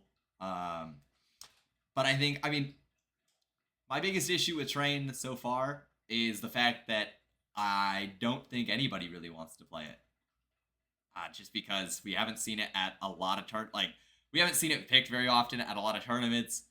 Whenever you're in a FACEIT lobby and you look at the maps, everybody's least played map is Train. It's kind of one of those that I don't think it's gonna get any more popular either. Like Vertigo had a slow start, sure. Ancient had a slow start, sure. But I think Train is one of those that isn't gonna pick back up. I think it's just going to be a low pick map until it ends up getting removed from the pool. Hot take. Gotcha. I'm totally honestly with you on there. I'm with you there. Yeah, Rob? FACEIT. feel like maybe some adjustments could be made. I don't know. I don't know what the answer is, but it always feels like just like crawl, and then the T's get out the red and pain friend to deal with. Yep. But I don't know. It's interesting and new and different. So I like that. Do you still call it pop dog, or do you guys call it long dog now? Always pop. I've always been pop dog. It's, yeah. Okay. I've As long been as seeing everyone's people use correct. alternative callouts for Olaf, which is interesting, but Yep. yeah. And really quickly, since I want to kind of pivot a little bit regarding the next matchup here, do we have any predictions for match scores for the next matchup? Ooh.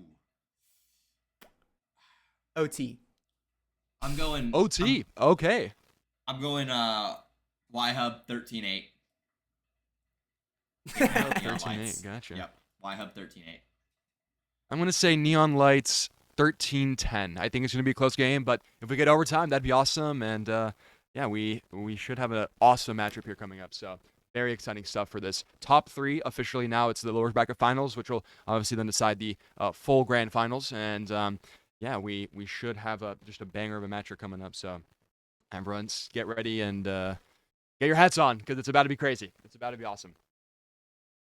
Awesome. I believe that we'll be heading into the server shortly. I think we are just finishing knife round.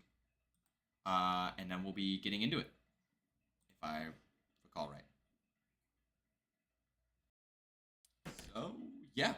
I'm trying to think of what else we should talk about as we're getting ready for this game. We're heading in. Well, stream will be starting here very shortly, everyone. Get ready.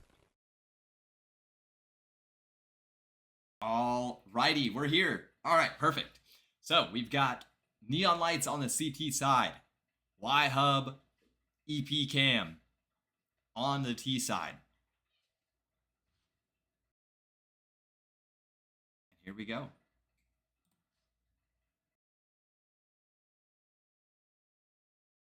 What are you expecting to see out of Y-Hub Cam on this T side, Rob? Well, they're fast out of T-Con. Michu able to get 2 there. Z-Band's chiming in with one of his own. So a 4v2. Still looking for more. Bongo goes down. Apparently a little bit of team damage came out there, and that's just a clean round out of Neon Lights. And wow, okay. So glad to see that the BM is not reserved for one player. Michu giving us a little bit of a bag at the end there. Neon Lights not afraid to get competitive. I mean, that's in the NA soul, right? Yeah. Fast out of T-Con again. Here we go. All the way towards bomb site. Only able to find one though. And it's mopped up and done. Done and dusted.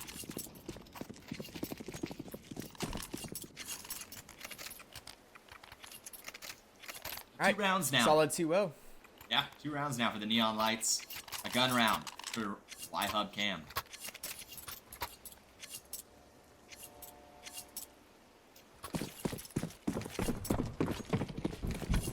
Here's the question, does Dax go off again? 3 games in a row. Just use Hill. I think so.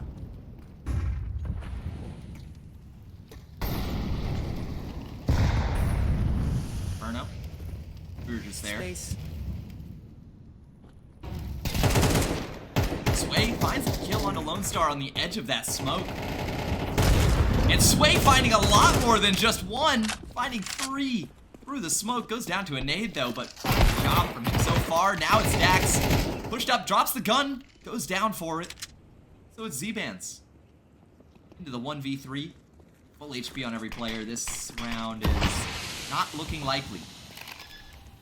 Here's Z-Bands, but they're not watching his exit.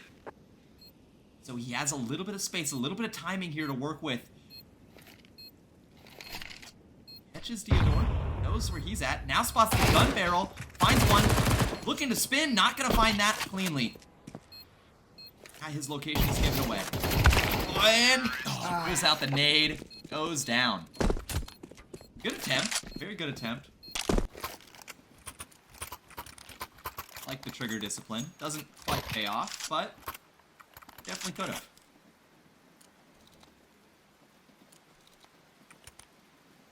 Some interesting eco decisions to be made here. Neon lights. Opting for the save. Enough cash to save with the 1 loss bonus and buy into the next.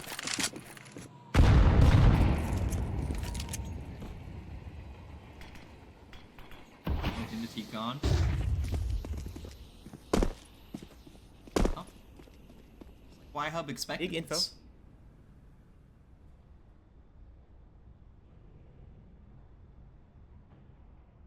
Upper.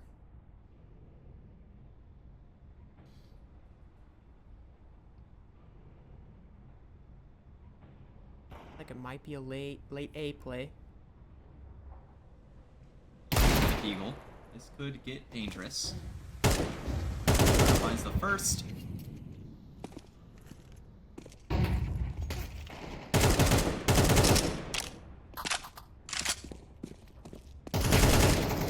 And now the explosion onto site. Michu left alone with the Deagle. Terrorists win.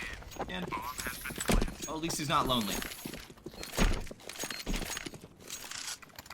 Tied up into our 5th round. Seeing the op come out on J Trops. Know what he's capable of with the big green. Capable of staying alive. What we know him for.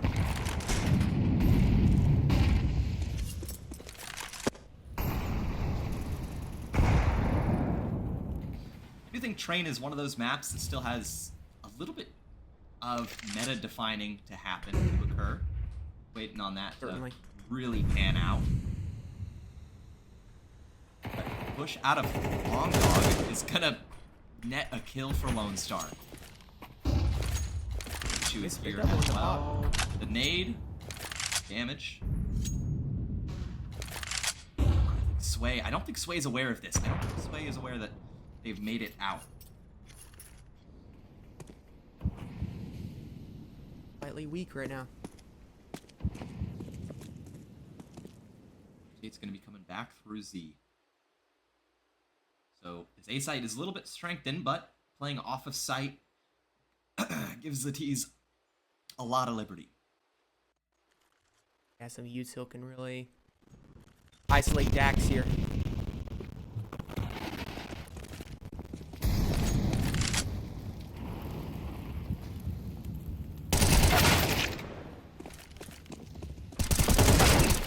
Dax attempting the two.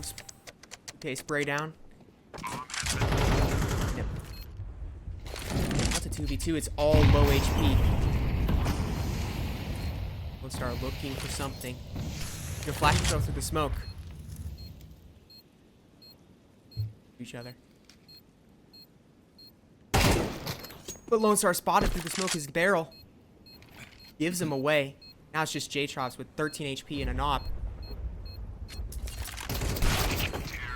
Oh, doesn't make it out with that. Oh. Down lights. Running into some serious competition in this matchup.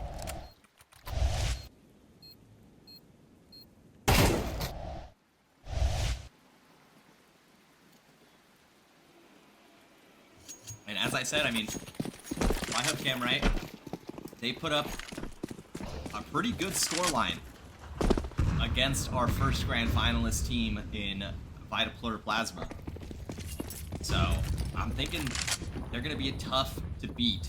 But Neon Lights, I mean, they've shown heart. They've shown that competitive spirit, that's for sure. And the flash is going to push this Inferno. Run. And yeah, that's just going to be 4 quick kills. No damage taken for Inferno, that is. Corch took a little bit of damage, but J-Trops not getting away with anything. clean anti-eco for Y-Hub. Putting them ahead. 2.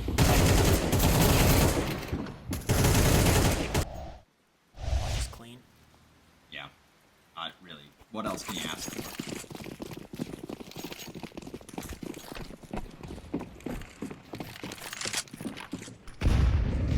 Oh, a boost. In the upper halls. Or brown halls is Look at that brown. that brown. So, kind of like an off-whitish gray. Grab it. Yeah. Grab The it. 9 to 5 office halls. No! First.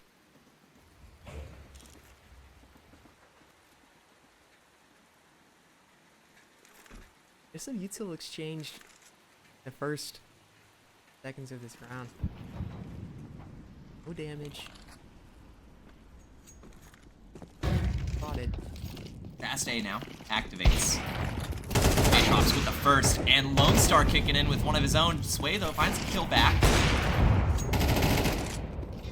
So does Theodore. So now it's really just coming down to Dak. How long can he stay alive? Well, good help from Lone Star to stay alive for quite a long time. A 3rd round.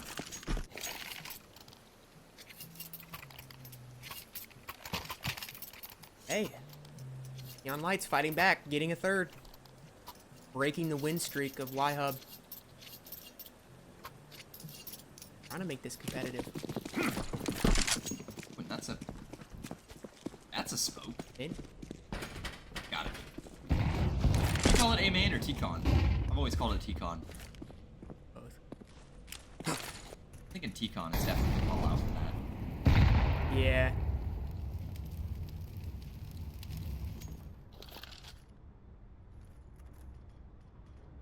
See, that's the thing. Don't play Like, Train that much. Yeah, Train, I mean, aside from having an undefined meta, feels like we have undefined callouts. True. It's been in the pool for like, what, 6 months now? I'm sure both these teams have callouts for, everywhere, though. No confusion. B-Bands, no confusion as he wins that fight. J-Trops shutting down a Pop Dog push. Fool's just giving up. Although these players are up in halls, has been handed over. Heard those footsteps.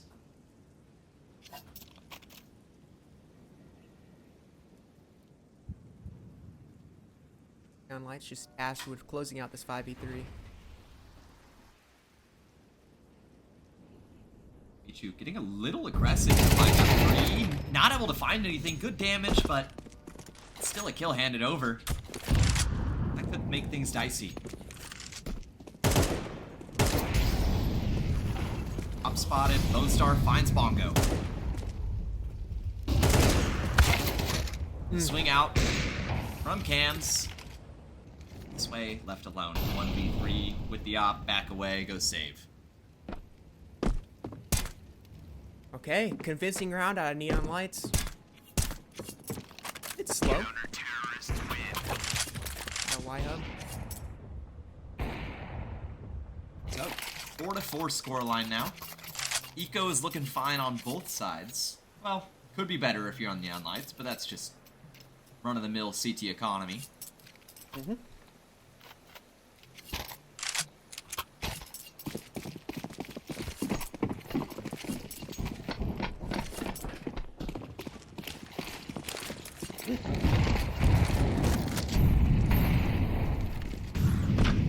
And I think we are going to have a few much slower rounds in store. E-Band's getting so much space.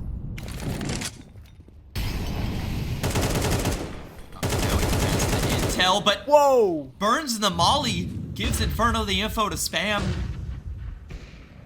What a blunder. Goes down. Z-Bands taking a little bit too much space there. That could have costed them a 5th round.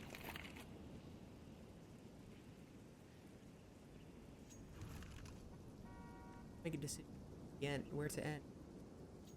It might be B site. Now they've got at least one pick over that way. That's forced these A players to start making some adjustments, figure out where else they want to go. Flash in though. And Lone Star's good for 1, good for 2 with the turn! And what a pair of kills out of Lone Star. We've seen this guy operate. And he is nuts. Dax finds Inferno as well.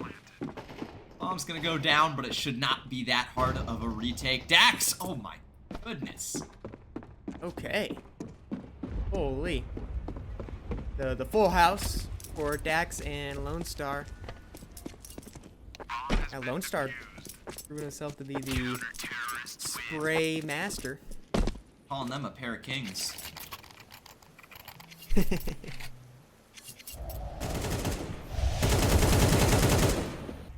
spray is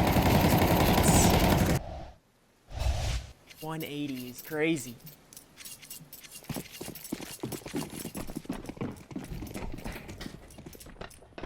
I mean, this is what we were talking about, right? The util. Again, from Neon Lights, the flashes, the coordination. But do they have the dedication to keep this A push down? Oh, Well, I think we got the answer. kill feed is just all Neon Lights. I think we got the answer, and I'm starting to feel like my prediction may have been wrong again. There's a chance. I'm not sure.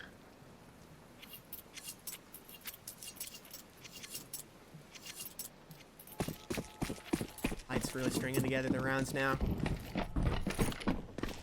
Y-Hub feeling capable of a response. More so for pistols.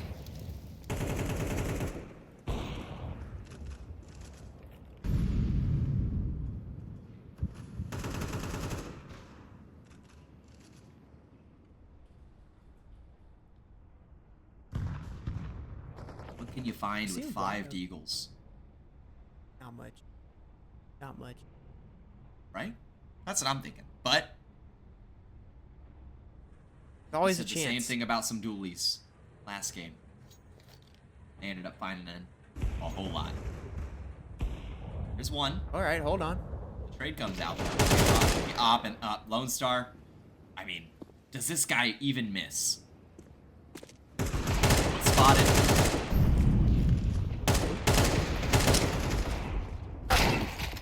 Okay, hang on. I think he might miss.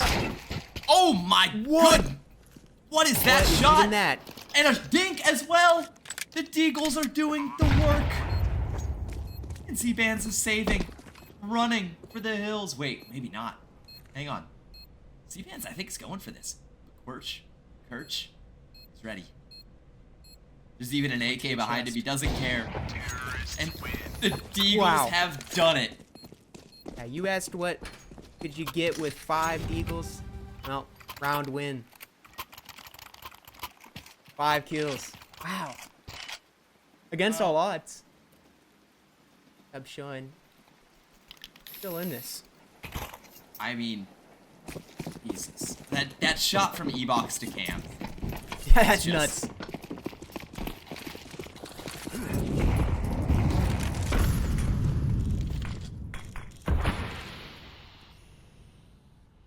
Inferno. Playing a little bit aggressive.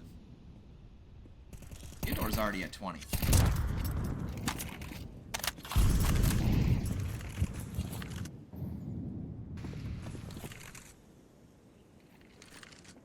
Oh, the double op setup. Well, not quite. Not much longer.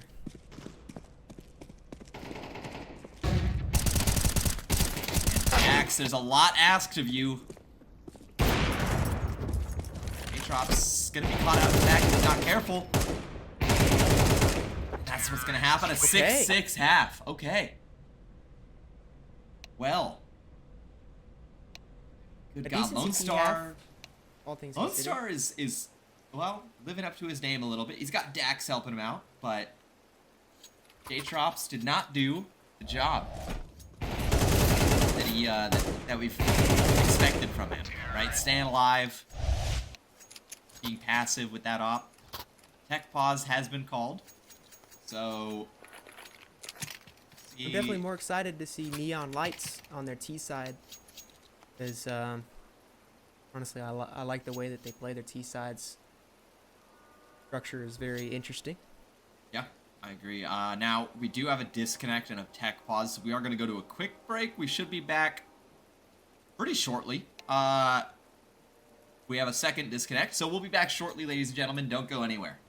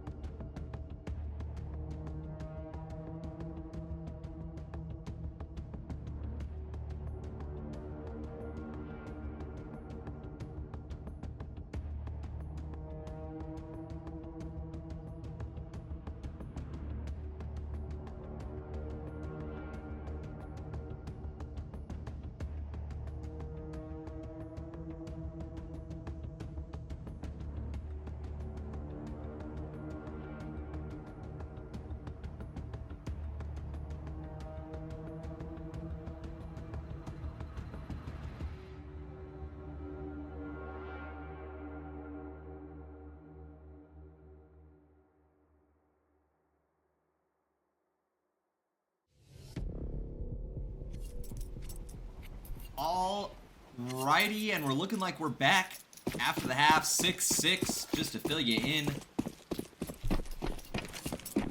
And we got the neon lights on the T side. Last game we saw them, they were very aggressive, very proactive. And let's see what we get out of them this time. Much of the same or change of pace. Bongo misses the timing, but might be sticking around for it. Oh, and maybe they spot the shoulder. I think Lone Star spots the shoulder there. And, oh, just a clean one tap to start us off. Lone Star is looking good. They go for the straight up execute. Yes, they do. Smokes flying. Inferno playing on bomb site. The angle. The flash is going to come out, pushing him off. Looking for anything. Not going to find it. Back oil now. Lone Star looking for a clean tap, but Sway gets an accidental kill onto Dax. Bomb is going to be confirmed. Bomb has been planted. Sway. Oh. He's getting shut down. Kirch, though, got a little bit of a shining star here on this Y-Hub team. So it's a 2v2. Deodor as well. Oh, Molly's gonna spread, and that might buy them enough time. Oh, not quite. Oh, that's bomb down. That's gonna be a buy. That was a great retake, though. Has been defused. That's true. Terrorists win. Some of those kills on site just weren't coming through for Neon Lights. Some would say that's unlucky.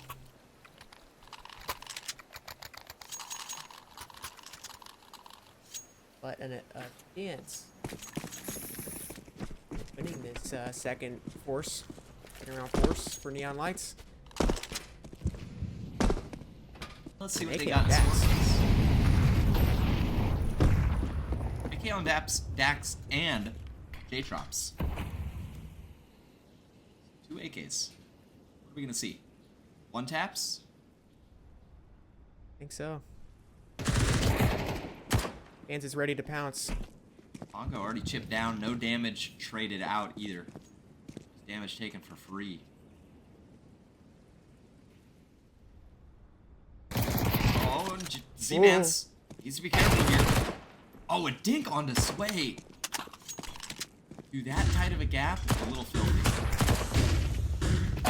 J-Trops gets 1-1 tap. There's Dax chiming in with the second AK. They haven't cleared Olaf.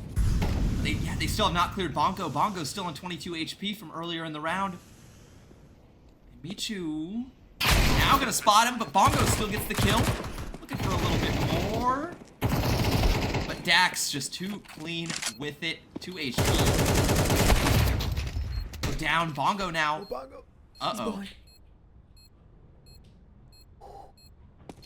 Aggressive Z-Bands. Able to clean it up.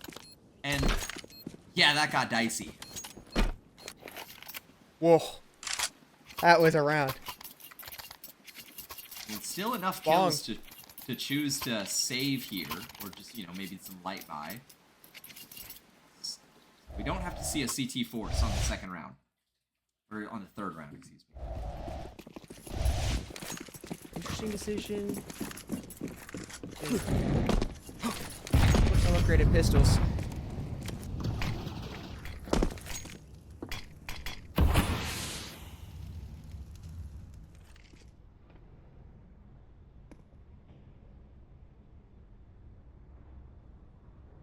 It's very slow. Yep. Feeling out the map. Try to get some info. Figure out where these pistols are at. Sway is going to go down off the ladder.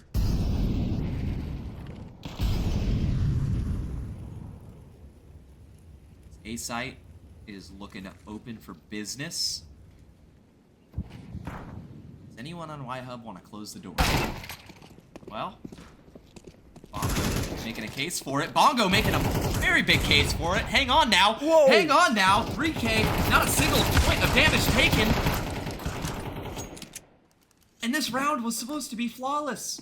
This round was pistols. It wasn't even a force, it was a save.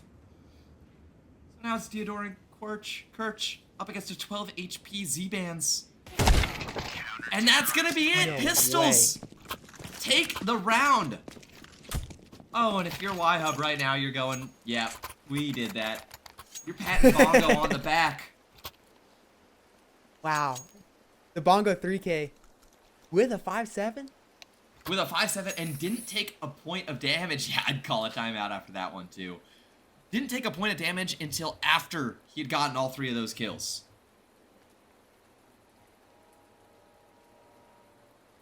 Y-Hub feeling like geniuses on their upgraded pistol buy. Avoiding the potential force war. They're able to go on full guns.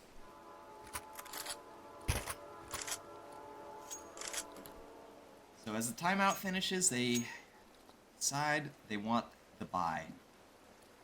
Full send. And this, I mean, this is a very important decision right here. Not one to be taken lightly. This could be essentially handing over 10. Or a potential 10, I should say.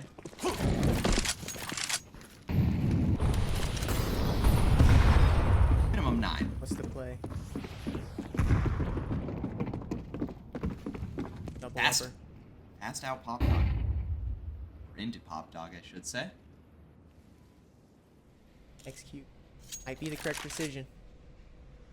Best chance. Sway spots a little crevice of Michu. Little tiny pixel. And that's all he needs. Now Sway getting a little bit more aggressive as well. Out. Finds another kill. Finds another one! Are you serious? Dax.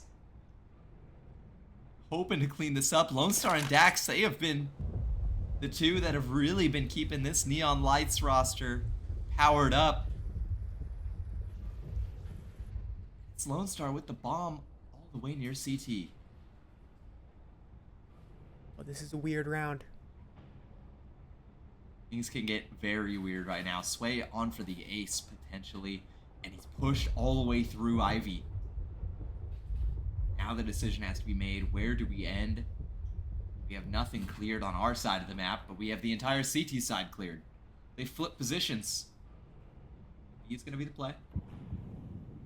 Eudor Two is smokes. great position. Oh, 2 smokes used on Z's. Player spotted. Spotted. Heaven. Going down for it. Lone Star now. Finding that kill and Sway in the 1v2. Four stays. Has to. One has to save. A tough call to make right now. You let the pistols take you back, and that's going to be the call. Relinquishes the round to the Neon Lights.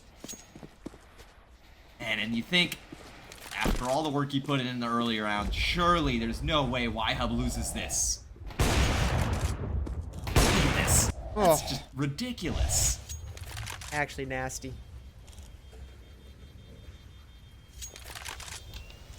That game. 8-8. And it's back and forth. Fully back and forth. Just force round after force round. Which, I'm going to be honest, it favors the Ts a lot more than it favors the CTs. CTs have a tougher time forcing back into rounds, keeping that eco on track. But I mean, I guess if they keep winning, who cares? True. Not a position you want to be in though. Oh, not the team knife! Oh, second time we've seen that, and Whoa. Theodore gets aggressive, takes out Lone Star. It's a big kill. For the heavy hitters of the Bongo, Neon Light squad. hang on, Bongo is in this smoke with them. Oh, turns around, finds one, looking for more Bongo. Trying to recreate. Saved previous rounds, but Dax, Z-Vance. Now just Z-Vance, or now just Z-Vance. The 1v1, I think it's Kirch. Bomb. It's under Kirch's control.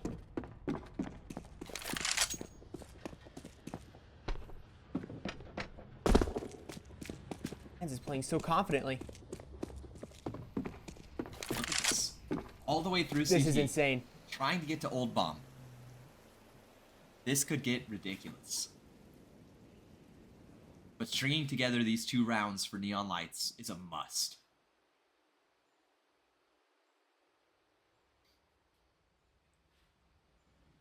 This is a tough spot for Kirch.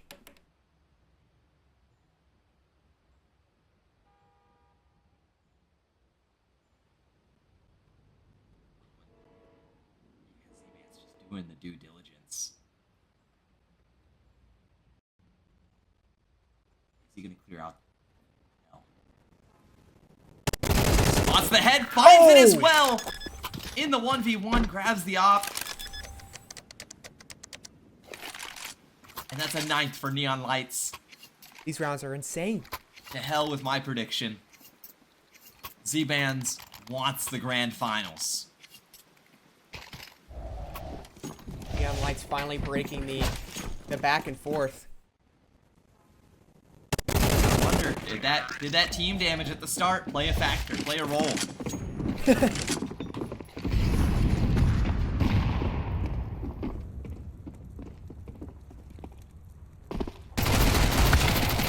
Oh, Lone Star finding Bongo.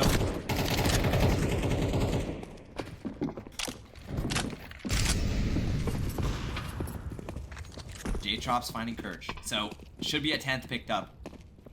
Neon lights. Oh. God. Hang on now. Seat sway. Well, now we don't. Terrorists win. Could have been something there, but was there ever any question as to how that round was going to go? I don't think so.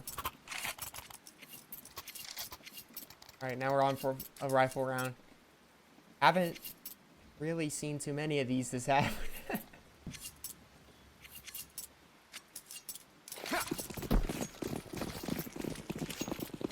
Is this the first actual true rifle round? I think so. And, I mean, this is for...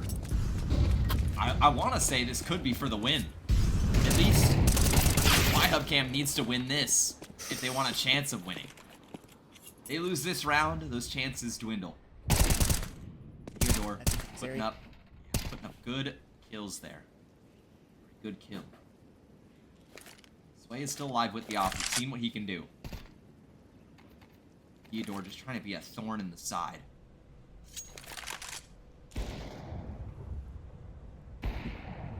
Was The timing. player in the area.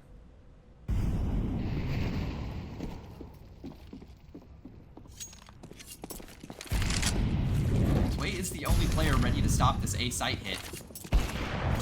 Finds one. Finds one. Gets smoked off. No scope, not gonna happen.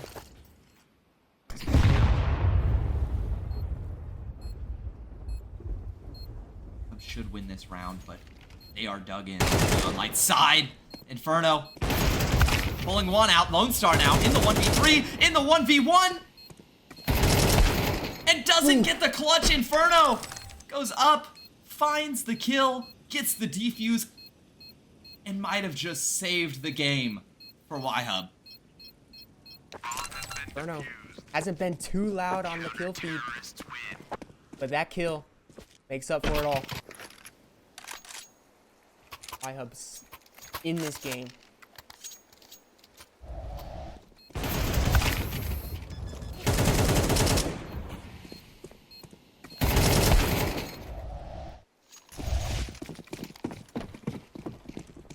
We'll start with a massive performance. Neon Lights still do have a buy right here. Lone Star stuck on a Tech 9, but I'm sure he can make it work.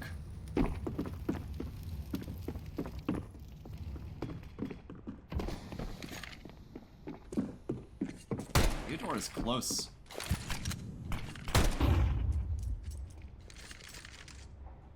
Now, correct me if I'm wrong, but that box is spammable with an AK, right?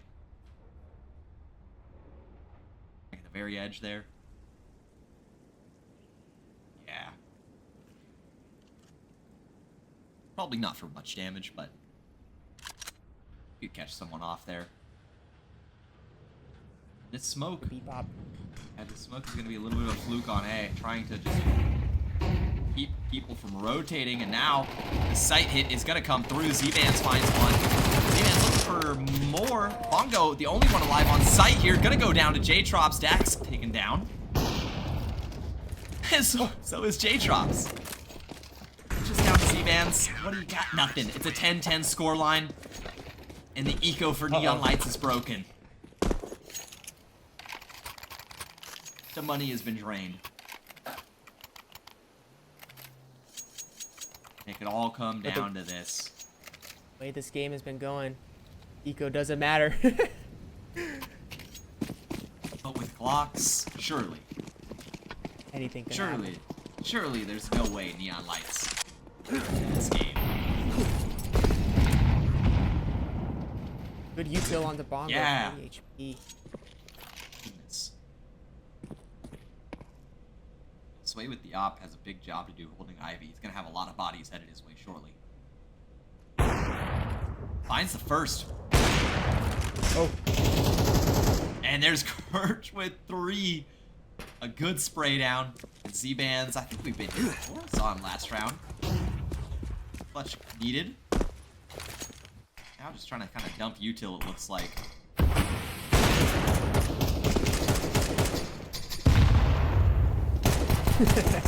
And Bongo.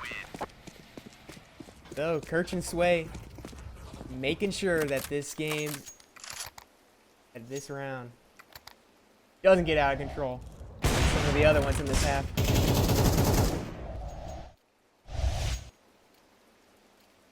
Now the pressure's on for Neon Lights. What did they do? I mean, I think they got to go back to being fast. It was working before. I'm assuming it would work again.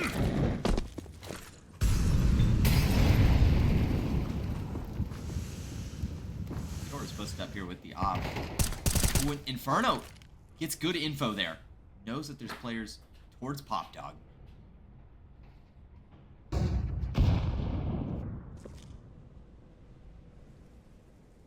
Double op setup could pay off.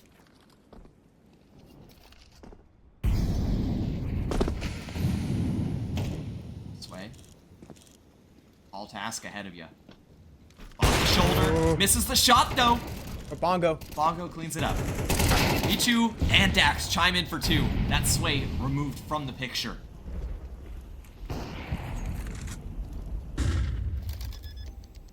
Bombs. Confirmed. Bomb has been planted. A little bit of utility. Turn it into 3v3. Kirch. What do you got? Inferno and Kirch, both coming from Cam.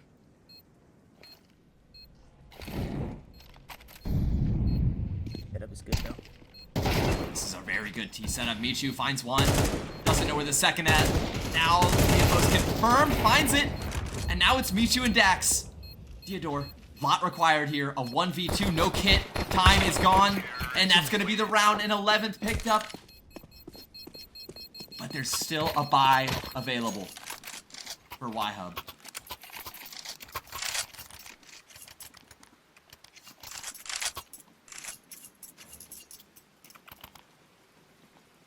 This matchup is insanely even.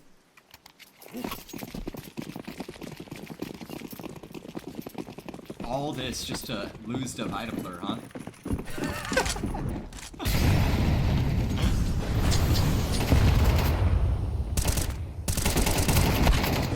Oof. We're gonna go down into smoke, and Lone Star only gets chipped down with the op. That's gonna cost Inferno. Bongo. Finding Lone Star, it's a low HP player taken out.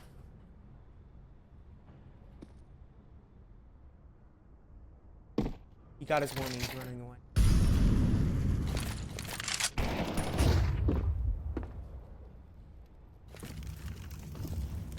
It's A site, because this A site is where all the defenders are at. Dax finds Bongo. And at this point, the save has to be in question. Do you just save here? Up against 12th. Up against match point, lower bracket finals point, with no money.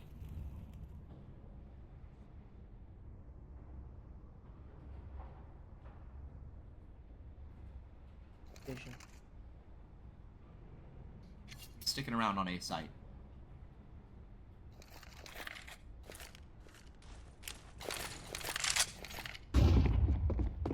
I'm Neon Lights, I'm thinking about hunting already. To be honest, I mean, I secure anything that. you remove right now is massive. It's true. Even if you lose some AKs for it. Bomb has been I mean, the Force next round, with their loss bonus, is not looking good.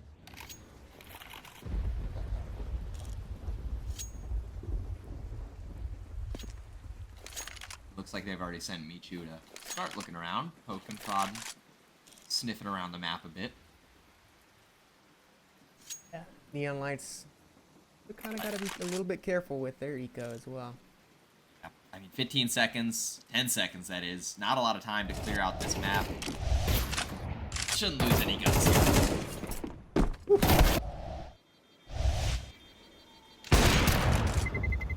Yeah, we're good. You're not gonna lose any guns. Whoa. Way out of feeling. Okay.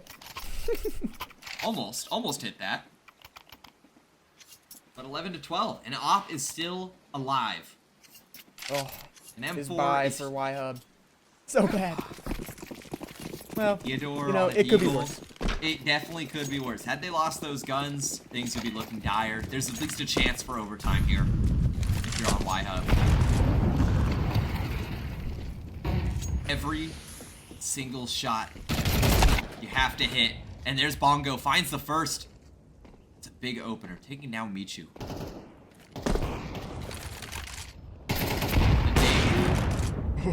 Not gonna expose anything. And Kirch finds Z-Bands. So this round is starting to spiral out of control a little bit. Feeling like a possibility for Y-Hub. Almost like a probability at this point. Bomb is still towards Con. No decisions have been made as to where they want to end here. Theodore alone on this B site with the Deagle.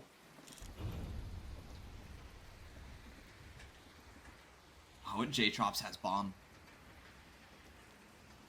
He gets too curious here. If he explores a little too far. Oh. Knows that there could be someone pushed up. Finds the kill. Bongo goes down. A 3v3 now. Lone Star still on 9 HP, but an AK one taps are a possibility. Util still looks good for Y-Hub. Get mollied out.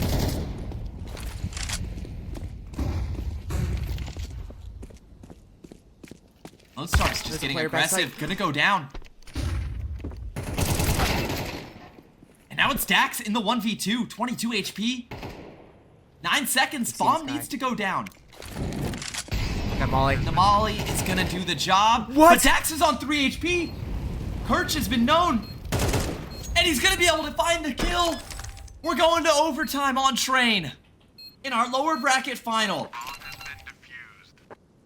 Counter-terrorist These teams, they're hungry. They're hungry.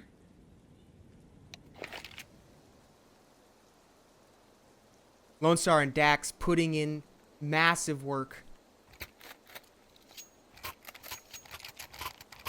For Y-Hub, a chance to rematch. Ooh. For Neon Lights, a chance to take their NA attitudes a little bit further.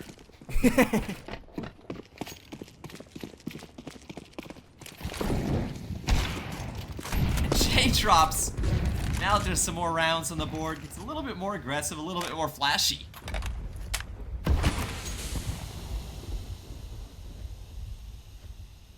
Oh man, even at the end of that last round, you thought maybe there's a chance that Dax finds it. That's how close this game is. No info from them.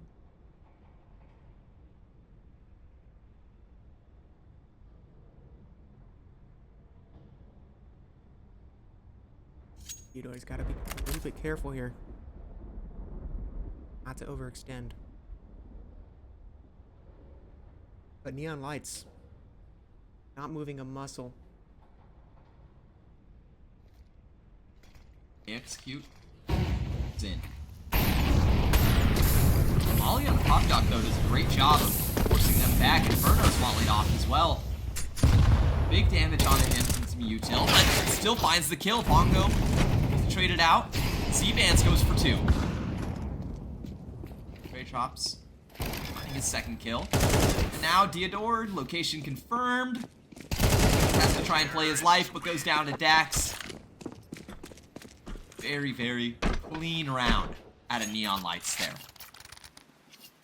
Honestly, off the back of that J-Trops opening.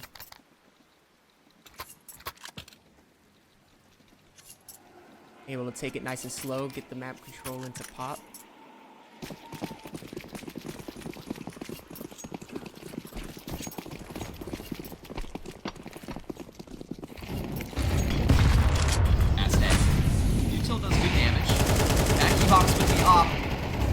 What is going on?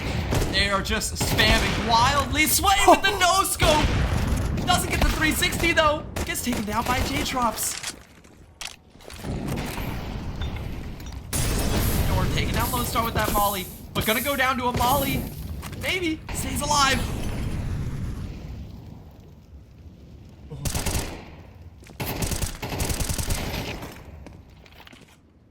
Just Inferno.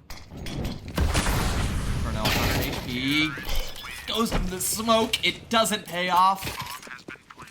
What a Man. brawl on the A site. Dax flying out of T-Con, spraying at E-Box.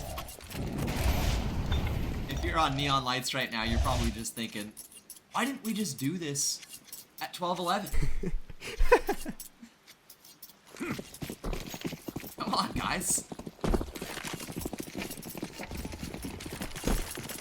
12:11, 16:12, it doesn't matter.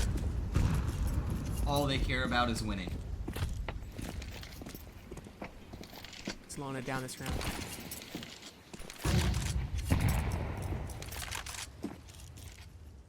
Aggression out of Ivy. Drops. Red by J-Trops. He's on one right now. He is upset that they had to go to OT. Really waking up in this OT. Came in 16-18 now, 21-18.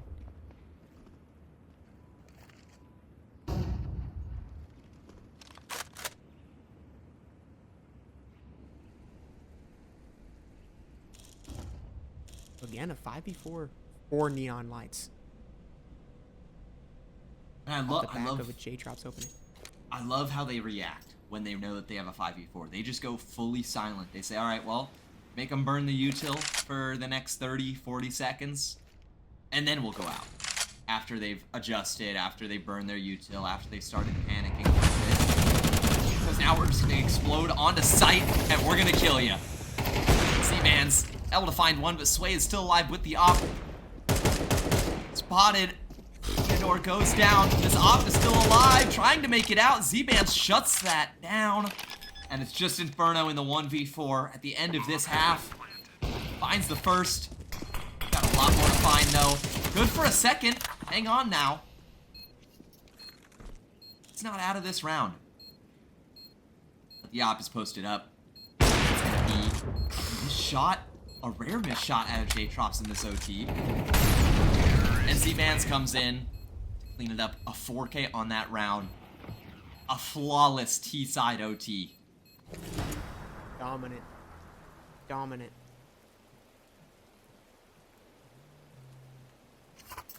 If you're on Y-Hub right now, you're realizing perfection is necessary. So much pressure. Every single mistake, every missed piece of util, every missed shot that's happened this game, it's all coming towards this boiling point. 28th round.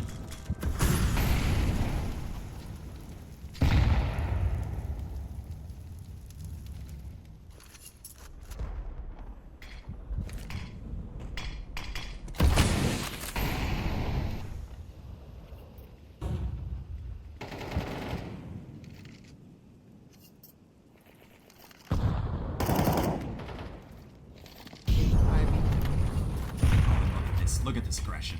I like this. But a missed shot.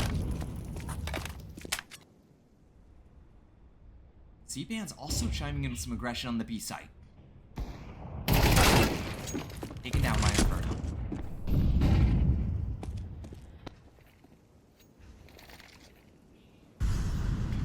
Kind of force a rotation. Michu We're hears actually all now. of this. Heading towards B. Look how fast Michu is on a flank. J-Trops gets mated down. Didn't spot Inferno. Inferno is just on a tear right now, taking as much space as he wants. That nade is gonna do it as well. 3 kills for him so far. Michu, last alive, a 1v3, 19 HP. You really want to close it out now. Save the op. That's a good option right there. See, why are these called brown hulls? Nothing brown about them. You squint.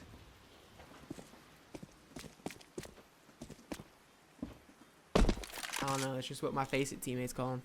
Terrorists Oh. win. Still goes down. No save Beat dot. you. No save dot. A 4th kill for Inferno as well. iHub delivering the first out of 3 perfect rounds they need.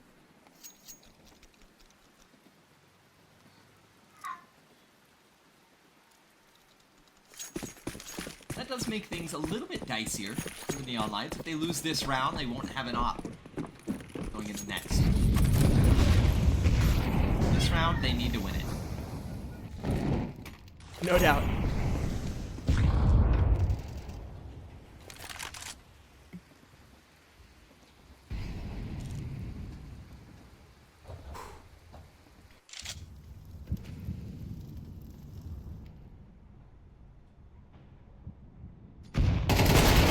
J-Drops J-Drops misses the shot!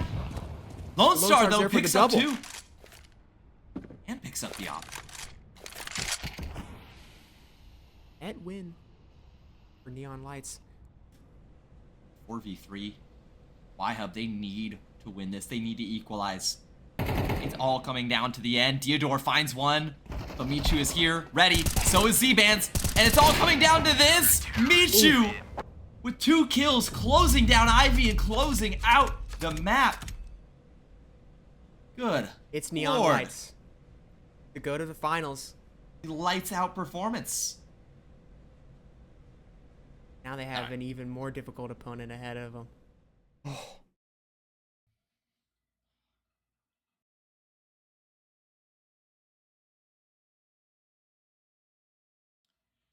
And that's right. I mean, do you want to talk about a difficult opponent?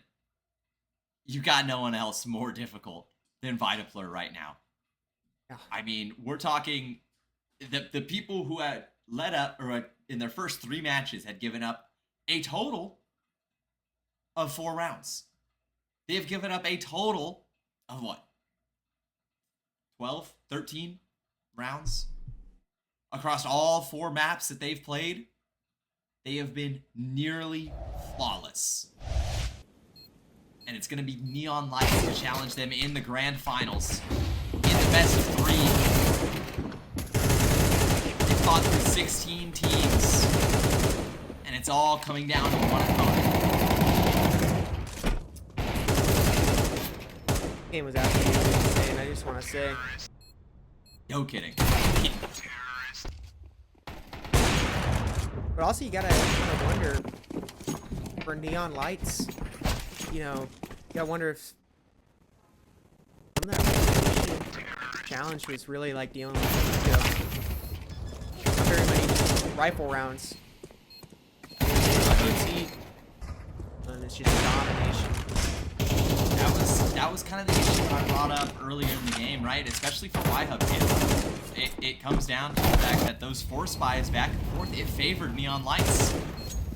Because they didn't really have to worry about money as much. But either way, look at it any way you want. It all ends the same. Neon Lights now up against Vitapler Plasma. We will be going into a best of 3 here. And I want to ask. And actually, I'll ask Arrow when we talk to him. Arrow.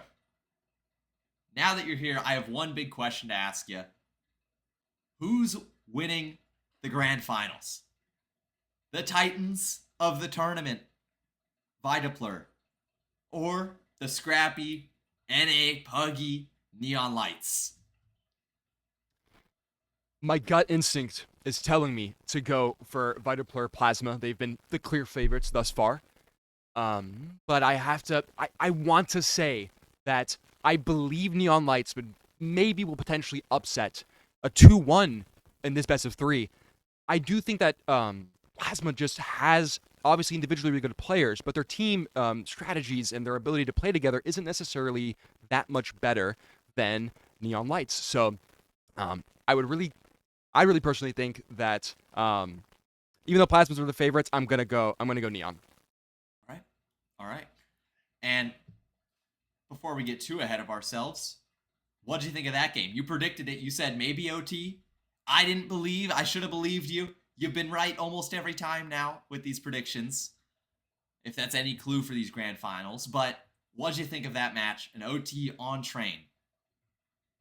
I'll have to say that I really thought that Neon Lights consistently in the first half were really, really able to piece together a lot of rounds that were kind of dicey. And we saw later on in the series when it reached to overtime, so many of these rounds came down to the 2v2s, the 1v1s, the clutch op moments where someone needs to get those 1 to 2 kills. And being honest, I thought Neon Lights at the end there, especially when they got those 3 rounds back to back to back in overtime, I thought that was basically that and they're done. And then somehow, some way, we saw that they weren't able to 100% close it out, and actually the PC Cam team was able to get a round, so it was 13-15. I don't know. I thought the series was going to go, honestly, even to double overtime potentially, but clearly it didn't. Neon Lights confirmed everything. So, yeah, great showing from them. They were a little bit dicey towards the end. They were losing some of those rounds, and honestly, I thought when it was 13-15, I thought that was when Neon Lights was going to close it out. So, anyways, absolutely amazing game there. And hopefully this grand final is going to be even better and we get a full 3 maps. I personally, like I said, am going Neon Lights 2-1. Potentially, I think that they can really piece some scrappy plays together and maybe make Plasma play for it and actually try to do something besides more of these puggy style plays, which thus far has been working for them, but we'll have to see in the grand final so that'll continue. Of course. Now, I mean, you've asked us this for these last few games. Now it's my turn to ask you, who was your MVP of that last game? You know, my gut instinct is telling me it has to be between Michu or Dak, personally, for me. Even if the scoreboard doesn't 100% reflect it, I believe that they had so many clutch moments. There were so many moments of brilliance in the 2v2 and in the post plant that they were really showcasing, which I thought was really impressive from them. But yeah, I think for me personally, my MVP for Neon Lights, I'm gonna say wholeheartedly is Michu. I'm just gonna go with Michu. So, what are your guys' picks? Personally, I'm gonna go go with ahead. J-Trops. I'm gonna go with J-Trops. During regulation, he wasn't showing up completely like we expected, but as soon as it went to OT, I think he was really the reason that Neon Lights was able to secure their perfect first half and have the confidence to close it out. Yeah, I mean, I'm obviously the scoreboard is gonna say it, but I'm gonna say it. Lone Star. I mean, that guy just dominated every single fight. It felt like he was guaranteed one. You know, it never really felt like he was just going out and dying. It was, oh, he's gonna go out, he's gonna get a kill. Easy as that. I mean, in fact, he almost had a kill each round. Looking at the score, 27 kills out of 29 rounds. So almost a kill every single round. Kind of nuts in my opinion, and I think that he's got to be my MVP. Now, on the flip side, is there anybody that you wish performed a little bit better, either on Neon Lights or on this Y-Hub team? You know, for me personally, I think Y-Hub, overall, everybody on the team played very consistent. We can look at the match and see that there was actually only a 3-kill difference between all the players from 18 to 21. So that kind of brings up a question of, did Y-Hub get so far because of their team play and cohesion, or was it the collectiveness of everyone averaging, let's say, a kill a round? It's hard to say, but I don't know. I would say from them, the only real player that I thought would have a bigger impact, to be honest, after last games was Sway, of course, and Quirch. I thought Sway, in particular, had a little bit of a quiet game towards the latter half of the game. And in terms of Neon Lights, even though Michu, and JT Rops were not at the top of the scoreboard and they kind of underperformed a little bit statistically, I still think they did enough for the team and were able to be enough of a difference maker to really close out some of those rounds that someone like Lone Star was really heavily carrying. Yeah, definitely. Definitely. Rob, anybody you thought should have stepped up a little bit more on that Y-Hub side? Honestly, I don't think so. I mean, everybody had their moment during that game. And like Arrow mentioned, I mean, the kill spread is just not, it's non-existent. Yeah. And I mean, we just saw great plays out of everybody. I'm got to be honest on that. Yeah, I mean, I'll agree. You know, I think at the end of the day, the CT eco is what killed him. You know, we saw the 4 spy wars, obviously in big part thanks to some heroics out of Bongo with that insane 5.73K that we saw. And I think, you know, once those rounds started getting back and forth into the second half of this game, you start looking at an 8-8, 9-9 scoreline. It starts to, you know, these 4 spies start to wear on the CT economy. And if the T's get 2 rounds in a row, it's tough to deal with. You know, what do you have left in the tank? What do you have left in your savings account to be able to rely on? Well, really nothing. And so, yeah, I mean, I think I'm going to be honest. I think you play that game 10 times, Y-Hub probably wins 9 out of 10 times. But that's not what happened. What we saw happen was Neon Lights, they beat them in OT. They won in OT. Because not only did they take it to OT, they also won pretty dominantly, right? A flawless T side. They had that one, you know, sketchy moment when the sides switched, but Neon Lights still ended up closing it out very cleanly. Totally agree. And all I can say really from Y-Hub, an incredible performance from them. They came to play. They showed what they're made of. And if a couple of rounds had went a little bit differently, that could have easily not even gone to overtime, and they potentially could have made a comeback. Neon Lights, in my opinion, a lot of those rounds, as we saw previously, were actually lost against a 4 spy. We saw Y-Hub, for example, get the Tech 9s. They bought the Galils. They had these really scrappy rounds that otherwise they shouldn't be winning, but they were able to piece them together with these 3Ks, these random 2 kills. And they did that enough, in my opinion, to make Neon Lights towards the end there really struggle and actually fight for it. And overall, again, if this was a different day, maybe just players felt a little bit differently and they felt more confident in the server, Y-Hub, like you mentioned, could have easily taken that. I don't know about 9 out of 10 times, but I definitely think it would have been a lot more of an interesting match. So we're going to be heading into this next grand finals here fairly soon. As a quick reminder, it's going to be Plasma versus Neon Lights. A super, super hyped matchup. Will Neon Lights be able to upset Plasma and be able to take it to the grand finals map 3, or will they get 2-0 and then this will be just a quick finals? Who knows? So please post in chat what you, or which team you want to win. And yeah, thank you so much again for the casters, production staff, everyone involved in Generation Nostalgia. Please make sure to follow us on all social media, nostalgia_GG. Special thank you to our venue as well, GameWorks Seattle. Our event is going to be taking place August 16th, 17th at their venue. And so it's going to be super exciting to see everyone there and all the support. We hope you can show up in person. And yeah, we're going to be getting into this next match pretty soon.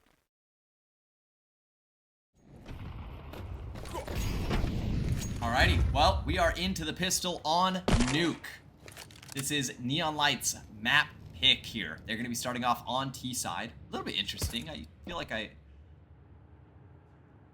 like to see, you know, maybe. I guess we'll have to see what the rest of the maps are before I say anything. But Dante finding that first kill. He has been a rock on this Vitaplur's side. It's a 3v2 retake. Oreos and S5J. And Michu closes it out. Now, it looks like the maps, aside from Nuke, we then have Train, which we just saw Neon Lights play on, and they didn't look too shabby. And then it goes on to Dust 2. Ooh, Dust 2. Dust 2. What a banger. If we end up there. If we end up there. We still have a lot of Counter-Strike to play. Something to think about here is Neon Lights. They've been playing. They're warmed up. While Plasma's been sitting here, you know, waiting for the lower bracket to finish up. So, could play a factor to the individual skill of Neon Lights players. I think Vitapler hugged a little bit. Oh, probably, sure. Yeah, 100%. This lower hit's coming through. Dante finds one there. Let's trade it out. J-Trops. Looks like there's some rotates already here.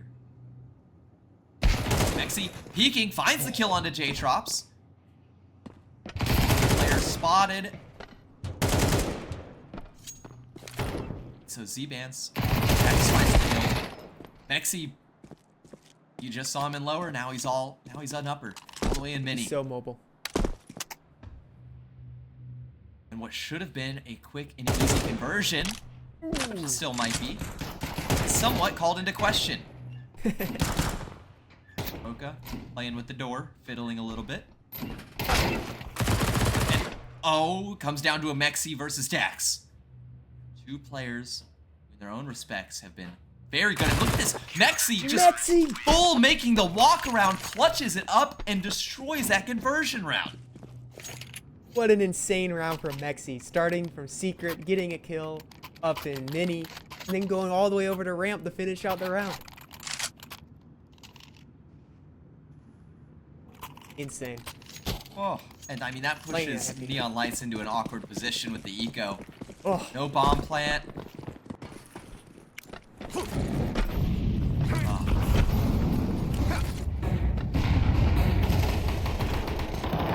Mexi's gonna go down. Roka with a 3K spray down. And looking for more. Gets 4. Looking for an ace. Oreo's gonna steal it. Oh man. We're off to a fiery start.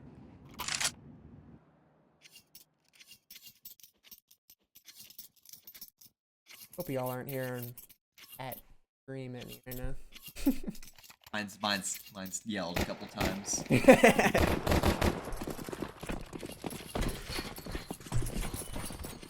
Force on the pistols.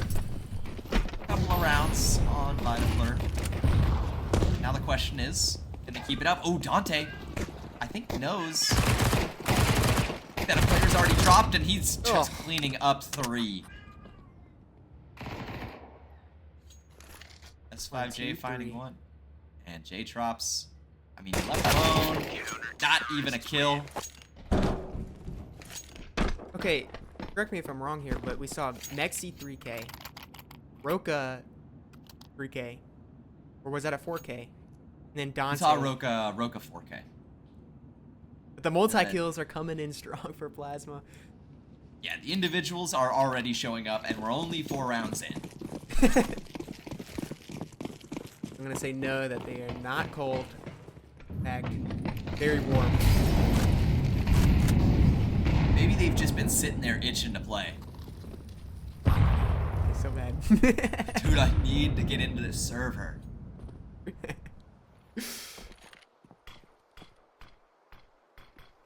Taking out the frustrations of losing 7 rounds in their previous game. 7 too many. 7 too many, exactly. Yet to have a 13-0. Very close games, though. Oh, and Dante, I mean, just look at this. They're so mobile, so just in your face. They are everywhere. Where'd the gun go? Looks like he found it. So Michu, the top frag, already removed from the round. And Roka is traded out. Mexi with 2. And Oreos finishes it off with a 3rd. And yeah, I mean, everything that Neon Lights is trying right now is getting shut down. We're only 5 rounds in, so plenty of time to make up lost rounds, but not looking good so far. Yeah, 1 out of the gate. Looking somewhat similar to the Plasma Y-Hub game. Also won the pistol. The next few rounds. That's secret. Maybe one more, Dante. Can you get one? Nah. So 4 able to make it down. And now S5J under a lot of pressure. And that pressure being, can you stop bomb plant? That's really all that matters right now. Bomb's gonna be going down. You know that there's another player at ramp, I think. Maybe not. Oreos already out. Now Dax is close here. Might not know about him. But Oreos is just too clean. And Oreos is even oh my goodness. Whoa! Dante able to clean that round up. Almost got out of control there. 4 kills and a bomb plant though. That's not bad from Neon Lights. Every time we've seen Dax in a clutch, it's always just insane. He's so aggressive. He just runs. I love it. It really does, like, kind of make you nervous, right? Is Yeah, this it gonna is work? high octane. Oh god. Now just imagine being on his team, watching him do it every day. True. And you made it this far. So far, it's been working. And Oreo's aggression with the op. Hate to see players cross.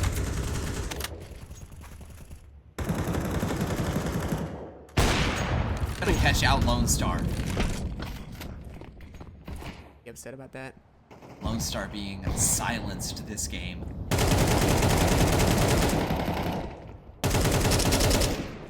Ooh.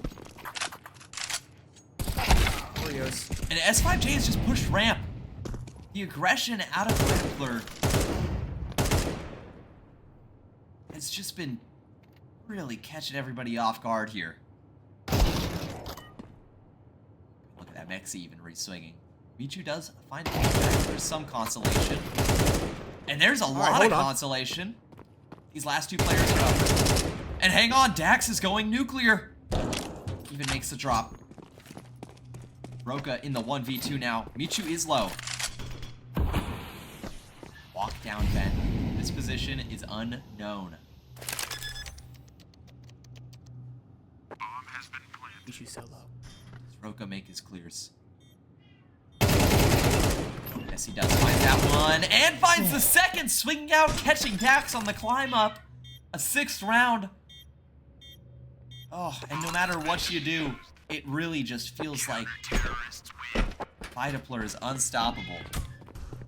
Like their seats aside they're locked in. It's so constrictive. Constantly seeing neon lights. Stuck in lobby.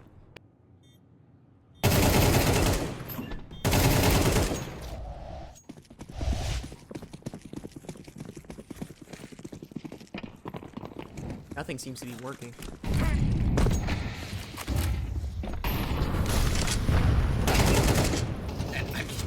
Michu, that's something, but dies No! because he gets blocked by the teammate. The second you think you have something going. Oh my goodness. And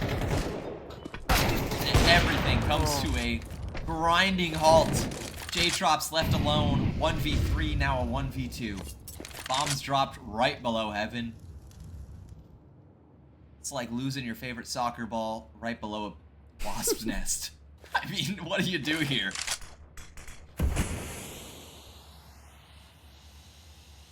Smoke on the mini, though, Up could something. act as a red herring. Make them believe that he's still in lobby. They're going to be coming out. Not me. Now the jig is going to be up. Surely. Oh. Hang on, J-Trops might have caught a timing here. Oreos is unaware. J-Chops finds the first cleanly. No damage taken yet. The second player is unknown. S5J still up in heaven. Does he make the adjustment? J-Chops now knows the location. Does good damage. Gets the kill as well. A 1v3 from J-Trops. 17 HP left. And what a huge round for him. Putting up a second. And that's necessary. Drops. A little bit of skill, a little bit of luck, Oh. and that got me a little upset. I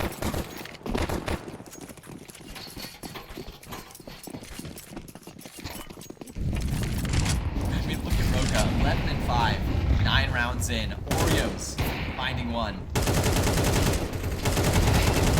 Oreos, okay, J drops, not slowing down from the previous round, keeping his momentum. Roka almost finds the spam.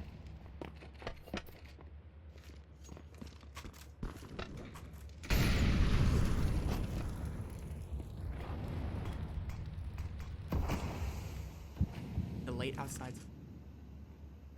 and meet you. Sneak around. Happen. Michu is going to reach outside, and Mexi under pressure. Not able to find the second there. Roka's low as well, but he still finds the kill. I mean, does this guy miss? Nope. Guy's insane.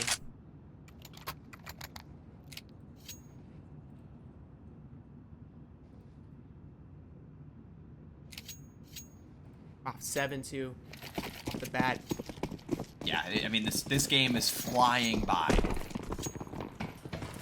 Definitely feeling like a plasma game. I mean, it will require the reverse sweep from Neon Lights if they want to have a hope, a chance. Dante, I mean, everything is working.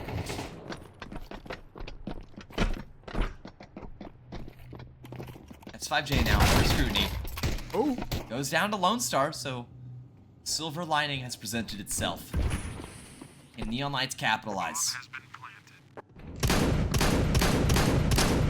Oh, the XM.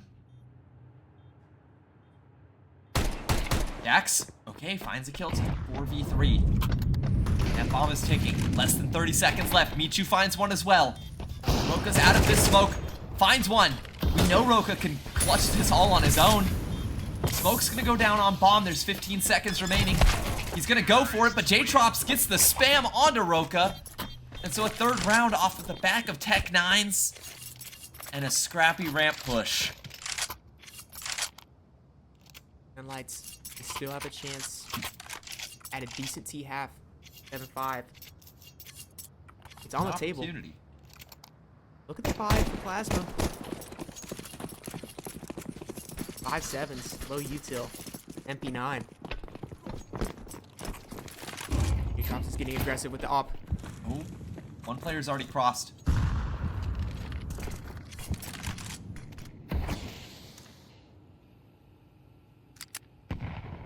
Secret too. Look at this ramp aggression. This is either going to pay off or cost him the round. And It is. Dante, little spray down, double kill. I think we know what the result was. Up on material, up on position. This is chess. Oh. Bomb has been planted.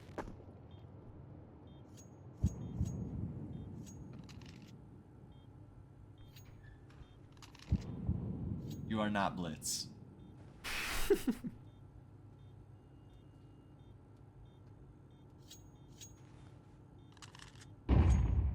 7-4. Yeah, honestly, turning into a decent half for Neon Lights.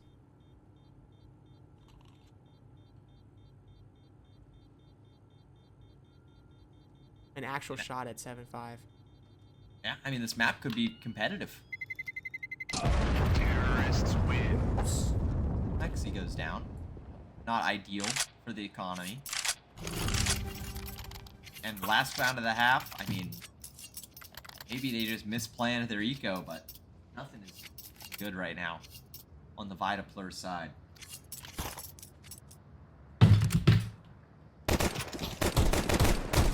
Lights. Hoping to close this out 7-5. Really salvageable half going into CT. Hang on, are we seeing a lobby crunch in the final round of the half? Uh-oh. And they've cleared it out. Oh, this gives them so much space. But just as much space has been handed over to the Neon Lights. Roka finds the kill onto Lone Star. Nade not going to do much damage to Zebras. But he's going to do a lot of damage to Dante. Roka is still alive, and that poses an issue.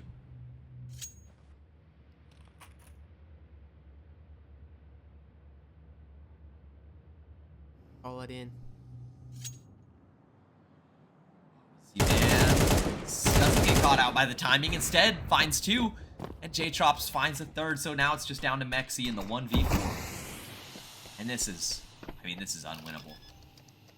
J-Trops, it's the timing there. So Mexi 1v3. And what? Hang on a second, he gets up the ladder. He gets a kill. 22 HP, he's low. No kit. Probably not enough time to work with. Okay. I think he tried to fake the drop, and I don't think it worked. Wait. What's going on here? A boost? Oh, okay. All under control. I started sweating. I started to get a little bit nervous about that, but a 7-5 half, that's a fine half from the Neon Lights, considering how things started. Axe performing as expected. 14.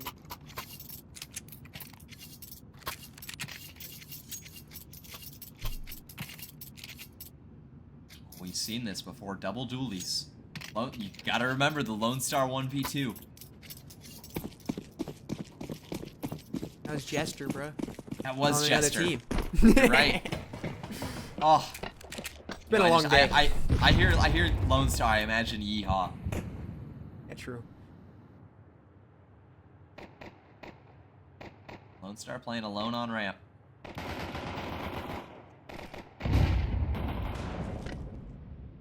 Team Flash.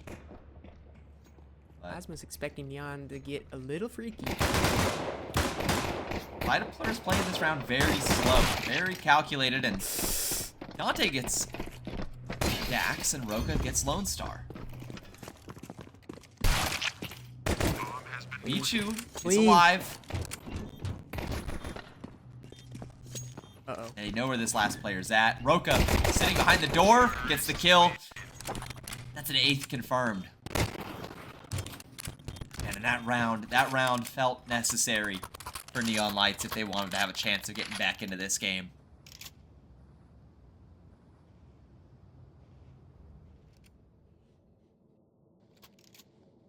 Seeing some nades. Outside. Nade throw. Yeah, maybe too puggy of a strat. I was gonna say, I think we're at a little bit of a higher level. Maybe. Yeah. Maybe not.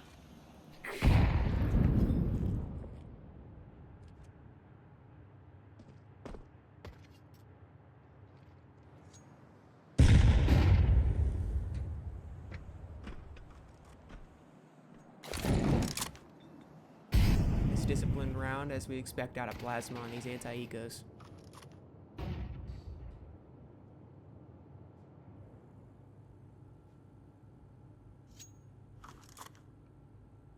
I will say, I am glad to see that Neon Lights are putting up a fight here. Right, you know, considering what we saw from Vitapler. Hey, hang on a second. Alright, it's all under control. Considering what we saw from Vitapler in their first few games, and just absolute demolishment, Yeah. I'm glad to see that, you know, there are teams that can go toe-to-toe with them. I agree. I'm a little worried. We saw that first game that maybe we were just going to be looking at, you know, Vitapler stomp all the way through. Quick grand finals. 3-hour stream. And one thing I'd like to note is that a few rounds that Plasma lost pistol, they have the confidence to just force into that second round on their CT side. Not seeing that on any of the other teams in this tournament. Be a mindset difference. Confidence, 100% confidence difference. Neon Lights might have that confidence. I mean, we've seen the teabagging. We've seen body spraying. We've seen the in-your-face play style. So maybe Yep. Neon Lights have something. Ooh, but that flash. Good lord. There's Dante. Off the back of it, taking out Z-Bands in the top 5. Aatrox though trying to hold his own on ramp. Good for 2. Mexi activating. Those are going back and forth. Ooh, Dante has such an insane position here. How would you ever expect this? How would you ever expect this from Dante? How did he get there? And Lone Star's gotta be scratching his head right now. Guys, what is happening? Prospects looking rather thin for Lone Star. He's gonna have to save only 19 HP, $50 in the bank. Yep. And this, you know, if we don't see a timeout after this round, I won't be surprised because they can kind of use the end of this round as a, you know, pseudo timeout. 20 seconds left on that bomb when he went to save. 20-second timeout. Consider it a bonus. They're hunting. Lone Star might go down. Terrorists win. Finds one, gets traded out though, so does go down. No gun saved. Eco not looking good. Full loss bonus. Some upgraded pistols. We saw last game on Train that the upgraded pistols, they work. It's true. This is true. Oh, I mean, you wanted the outside nades. Here There they we are. go. Michu, good for 1. Still alive. Maybe able to find more.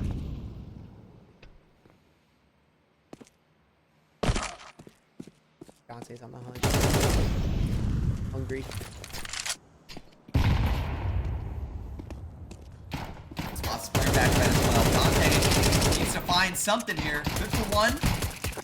Good for both. I mean, just clinical. It feels like Neon Lights have lost their footing, lost their stride. Power Does Company feel like- showed up and turned them out. Yeah, the confidence for Neon Lights that we've seen in all the matches leading up to this one. It's like it's waning. Need to tap back into that. Grim Reaper of the nostalgia qualifier.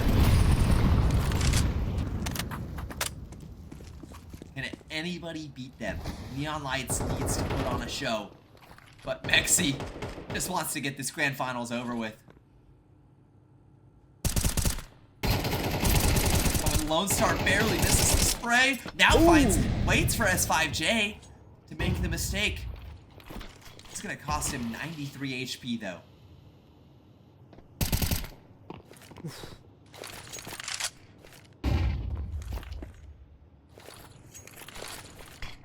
Accident fishing.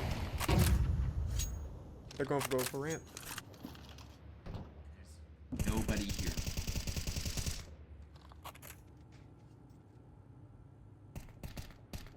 Ramp is open for business. The rotates have been called. It's a 3-on-4. Almost a 3-on-2. Or a 4-on-2, excuse me.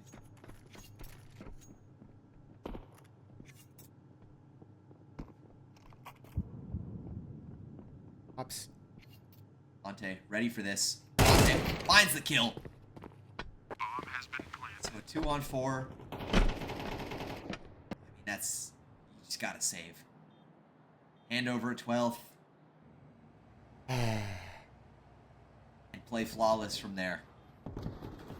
Plasma too good.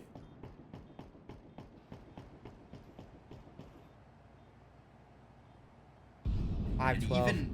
even when you think maybe there's a chance for Neon Lights, maybe they found their footing this round, it just all comes crumbling down around them.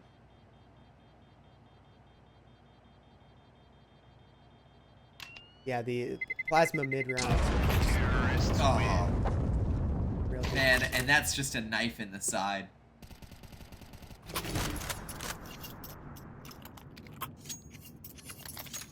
Neon Lights, what do you do? Have to make up somehow 7 rounds. And flawlessly at that. No mistakes. Just to can get be the made. OT. Just get a chance to play More more rounds. more rounds against Vitapler. Oh, there's some Pikachu. And there's another kill. So maybe it just took a little bit of ingenuity. And a little bit of a boost. So now, east side is open. Dax is here. Dax is ready for Roka. Finds the kill. It's S5J in a 1v3. Those are players ramp. Those are players towards control. The third player is still unknown though. Finds one. S5J. Far up ramp.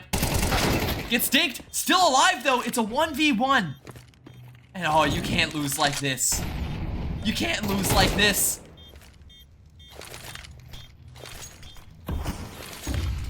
Oh, Z-Band's gonna get onto that bomb. Gonna be looking for it in the smoke. Can't find it. Where is it? He still has a nade. The knife comes out. The defuse is being stuck, and he's not gonna hit the knife. Z-Man's saving Neon Lights. Oh, and S5J had the nade for the smoke. Util usage we know is Neon Lights' specialty, not one that we've seen out of Vitapler. Okay, making it dicey nonetheless. Man, and even that round, you think, all right, they've gotten 3 kills, surely. They close it out cleanly. But Vitapler makes us question.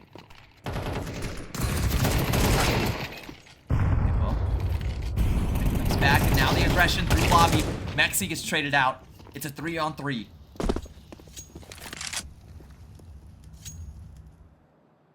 Lone Star's rotated all the way down into B site. This heaven position is open. Dante misses his shot. Lone Star gets the kill there. He's been a little bit quiet this game. Here's on Plasma. They're split up. Roka goes down. The J drops. It's another 1v3. Oreos. Something. Spots the first player, misses the shot though. Dax cleans that up. And we go again. 5 more chances for Vitapler to close out this first map. But 5 more rounds required from Neon Lights to push us to OT. It's finally starting to hit their stride in the back half of this map. The back quarter. I mean, I guess it's better now than never. Yep. Try to extend it into map 2. An OT. It's 5J. Spotting Lone Star there, and Lone Star takes some damage. And man, it's going to be a lot of pressure coming down on Lone Star. Like I said, he's been a little bit quiet. There's a lot required of him now. Got the right idea. This is the first shot. Molly's going to come down, put him out into the open, and that's going to cost him. S5J finds 2. And this is where it's all starting to fall apart. Z-Bands, though, finds 1. Finds 2. Looking for a third, not gonna find it. Roka. It's a 2v3. S5J. 13 HP. Nade in hand for Dax. And Dax is just gonna open the door and spam the smoke. Finds the first. It's a 1v2 to save the map, to save the game, but it's gonna be S5J to close us out. Oh. And what a map at a Vitapler. Now the Man. real challenge is somebody to get 8 rounds. Roka, again, a 2.3 KD. It doesn't matter. Yeah, that's It never matters. It's Roka. actually nuts. Again, Vitapler. This guy just... Roka does not stop. It feels like... It truly does feel like Vitapler might be unbeatable. Because that wasn't even their map pick. That was Neon Light's map pick, and all they could put up was 7. Oh, Man, I mean, going into Dust 2, it's an aim map. It's a puggy map, which could bode well. Or you're right, it is Train next, which we did just see some weaknesses from Neon Lights. Five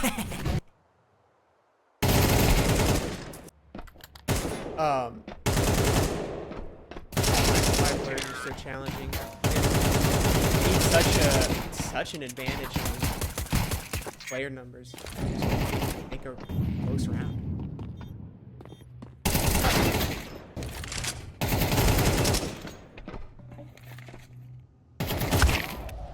Man, what? Dax, of course, putting up a. I mean, what a game. Yeah. And so as we prepare, I guess we'll ask Arrow here in a second. Arrow, as we prepare for this second map, Train, do Neon Lights have what it takes to pull off not only a win here, but then a win on Dust 2 for the reverse sweep? You know, with how it's looking right now, Plasma, I believe, will take map 2. That being said, I do personally think Neon Lights had a really good showing on T side. We saw them get 5 rounds. Towards the end, they were getting the clutches, they were getting the 1v2s, they were winning out on the plays. So clearly, this can be a competitive series. The biggest issue that I think currently they face is that the reality is of Plasma is when Roka goes around getting 2 or 3 kills every round, and you're already at a disadvantage, you have to. At a certain point, you have to sort of cut your losses and try to play a little bit aggressively, not give these openings away. We saw early on, especially in the second half, when the ball got rolling for Plasma, it almost felt like Neon Lights had no solution or gateway there. And quickly to point out Roka's statistics, 23 kills and a 2.3 KD ratio. Absolutely absurd. Over 100 ADR. He was clearly the definitive factor in that game. And I'm very curious to see what Neon Lights can do for Train to shut him down, because clearly when Roka's on fire, it basically feels like Plasma is unbeatable. Yeah, I mean that's. Here's the question though: is he ever not on fire?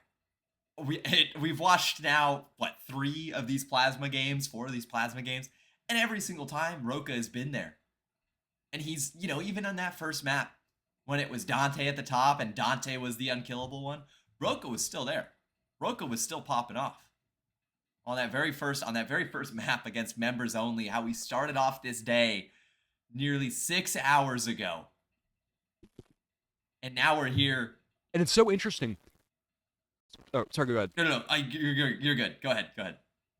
Okay, I was going to say, it's so interesting to me that Dax, in the first half, was really, really having a great performance. I believe he ended the first half somewhere with, let's see here, I think it was 12 or 13 kills. And then after that, I only think he got 2 kills within like 5 or 6 rounds. It felt as though the momentum that he had built up in that first half when they got 5 rounds, felt like all of that went away. And Neon Lights after that, when he wasn't able to consistently get those 2 and 3 kills, they kind of fell apart. And in map 2 on Train, we know that now Train, with the recent changes, is a bit more even, and actually the T side is a lot more spicy. You can do a lot of interesting plays, and all of the new smokes that are being learned right now, we might see some interesting strats from Neon Lights to come out on top of Plasma. I do believe map 2 will be closer. We might even see overtime. Obviously, we can only hope, but regardless of that fact, Neon Lights had a pretty decent performance in the first half, so let's see and hope that they can really collect themselves again in this map 2 and potentially take it to map 3. What are you guys' personal picks, if I may ask, so far, besides Roka, of course, who are sort of the highlight standout players?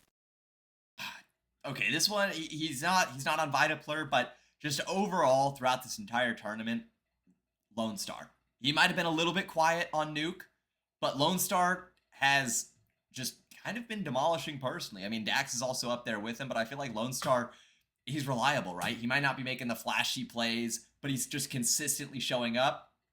I say that. Nuke was obviously quiet for him, but I expect him to come back and come back swinging, right? Ramp's a tough position to play on Nuke, especially against a team like Vitapler, who's just going to run you down, gun you down, and demolish you. Nobody exactly had a great game on Nuke there. And for what it's worth, I think Lone Star did a great job on Ramp. And I think on train, we're going to see him pop off, and we're going to see, I think he's going to be the top frag for Neon Lights. Yeah. Hopefully speaking, Lone Star has a much better map. That map that we had seen previously when the lower bracket finals, he had an amazing performance. So it was a little bit odd to see him at the bottom of this game. So let's see if the spirits can be lifted and if they can overall get better energy. Really quick, what was, in your opinion, what was the most surprising thing that we saw out of Plasma? Obviously, besides the fact that Roka was getting an insane amount of kills. Rob, you want to take that? Well, I gotta think. I don't know if anything was really that surprising. I mean, it was Plasma getting to work, like we've seen all day, you know. But we saw Oreos kind of back on form a little bit for that map. We're here, back on Mirage against Y-Hub, not getting the, but saw some baffle plays out of them during this map. But and Roka is, there's nothing you can do. There's really nothing you can do. So it's kind of on Dax, I think, for this map too, to try to step up and be the answer, because Dax feels like that counterpart to Roka in this matchup. Both of them being the obvious star players of the roster. So the pressure's on them to kind of deliver. But I think there's a little bit more weight on Dak's shoulders to try to lift his team a little more. Yeah, Absolutely. I agree. And the one thing just quickly before we jump into this second map, I mean, the most surprising thing was from both sides, and this could be something to look out for, was it felt like their CT sides, they were both giving up quite a bit of space, right? Outside, we did see multiple times where both sides got their chance to wrap into heaven and make some kind of weird plays that you shouldn't really think should be possible in this kind of high of a level. But just something to kind of look out for. I think we might be seeing some weird plays, but we're going to get into this. And as pistol round goes underway, Vita Blur Plasma kicking things off on the T side. Neon Lights on this CT side. Double dualies not being brought out for Neon Lights, as we're used to.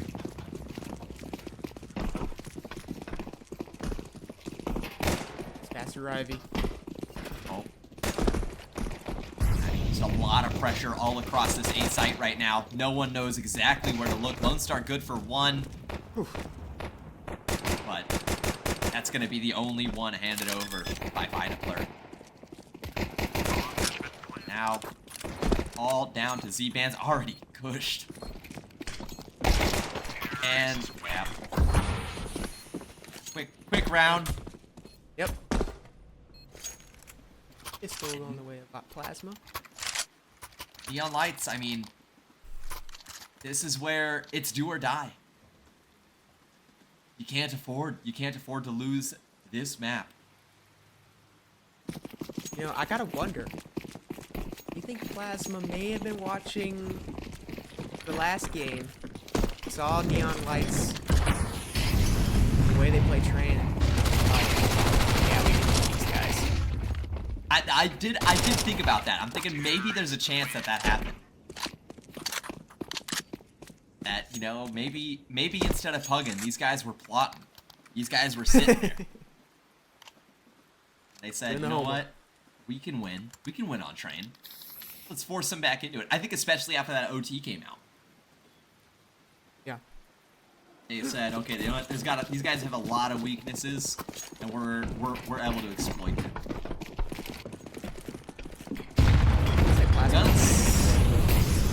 Yeah, guns are not a weakness this time. Oh man, and look at this space from Dante. Dante is already through that red smoke. J-Trop's kind of caught out. Not sure exactly where to look. Gonna push the smoke. Finding Dante. Finds the spray. A little bit messy there. Looking for a second through smoke. And it is just over as fast as it began.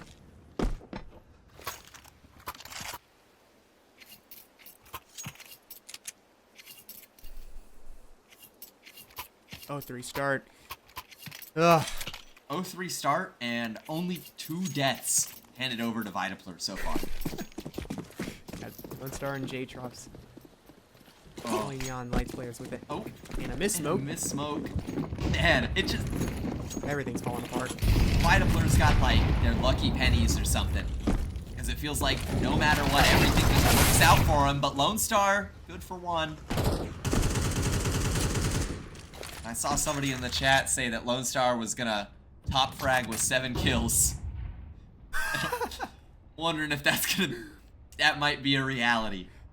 Still Worried a lot about of that. a lot of train left to play, but man,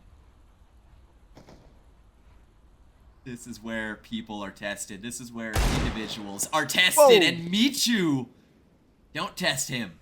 Don't test Michu. Gosh, Dante. Oh, almost had the turnaround. J-Drops, USP, a great weapon for this job. Against S5J, oh, barrel spotted. Oh, shot missed, and he gets the kill. So, makes things a little awkward. It makes things a 2v2. Dax winning. Z-Bands. Amali as well. Now Z-Bands is ready to activate. Oh, has to tuck back in. And now all of a sudden it's a 1v2. Dante not going to be able to find it. So the first round found off the back of pistols of all guns. And a team ace at that. Bomb has been defused. Yeah. Counter-terrorist win. That's got to Little bit of inspire some heart. confidence. A little bit of heart being shown by this Neon Lights squad.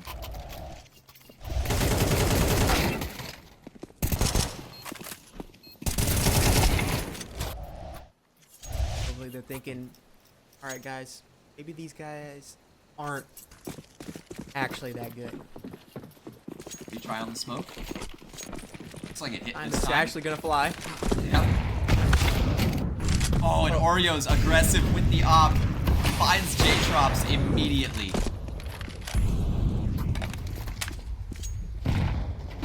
Look at this fast Ivy space as well. Roka obviously finds 2 through the smoke. No, why not? Obviously. Obviously finds 2. And Dante, like I said, that fast Ivy aggression pays off. Z-Bands now all alone. Now in the ground. I mean, what do you do? I feel like we ask this question every single game. But is there really any way that you could stop Vitapler from just running you over? Like, this is where, if you have any sort of gimmicks, any sort of crazy, strange setups, you just bring out pull them out.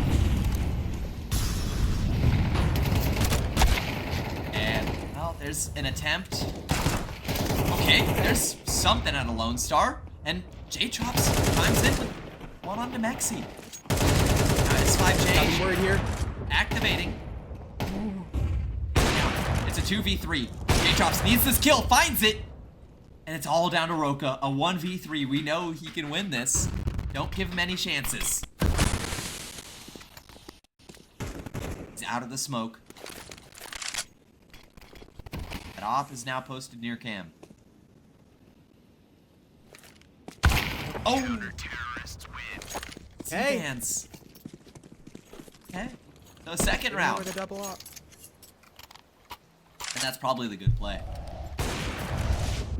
I mean, you have 2 ops there. And now, I mean, it gives you more options, right? Maybe you have some aggression and upper. And you're still able to take control of a yard. Double up. There's a serious possibility. Ollie's gonna do a lot of What damage. is that? And how is he able to live in that? I mean, S5J has just parted the Red Sea of the Molly. Oh. And J-Chop. Realizing.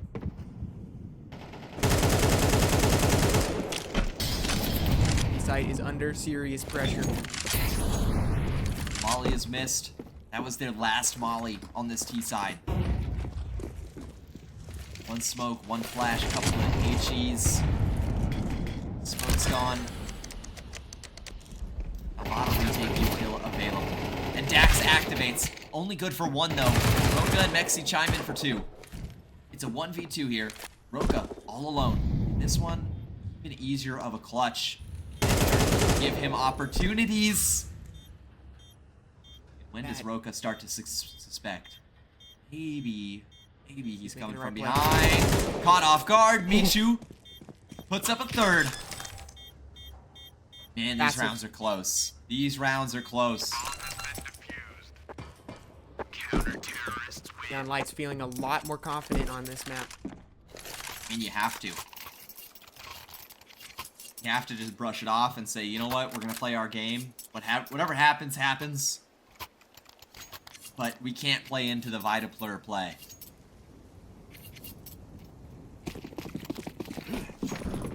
Vitaplur plasma play. I'm saying that 5 times fast.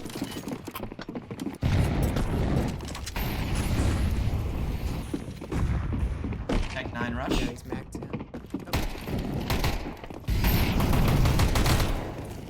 Okay. 1 kill handed over. Ichi's gonna do some decent damage. Already some intel as to where the remaining Neon Lights players are at. Oh man. And this is getting messy. This is getting very messy. Not against Tech 9s. I think it's something about Train and these 4 spy rounds. Train and pistol. Leo's good for 1. Michu maybe gonna try and save that op, but they get hunted down. That op's gonna get pushed over to him. Where'd it go? Okay. Did like a kick flip over him.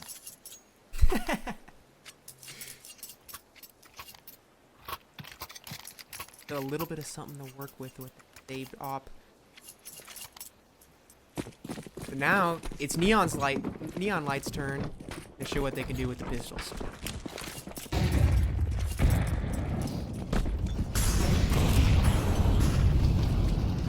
Whoa! Michu pulling out a nade, and Dante's good for 2. Oh, How did he get away with that? and that is tragic. I mean, Dante finally goes down, but at what cost? Okay, wait, J-Trops. 2 there. Last 2 players in Pop Dog. We start calling them the bulbs. Neon light bulbs. There's Z-Bands. Nice. Finds out. And a long range 5.7's not going to do the job. It's Roka in the 1v1. Z-Bands. 23 HP. A body shot will do the deed. And he finds it! Roka misses it through the smoke! So a 4th Against round. the beast. Insane. Definitely not sweating. Unkillable Roka has just lost his 3rd clutch in a row. Well, not in a row, but his 3rd clutch of the game. Gotta ask, is the support system set up around Roka falling apart? You gotta ask, is Roka feeling it? What's going on with Roka? Why is he losing these? Felt like he had that headshot lined up. I know. I thought it was done. Extremely close, but Again, the Neon Lights pistol's aren't winning out. complaining. Yeah, Neon Lights aren't complaining about that one.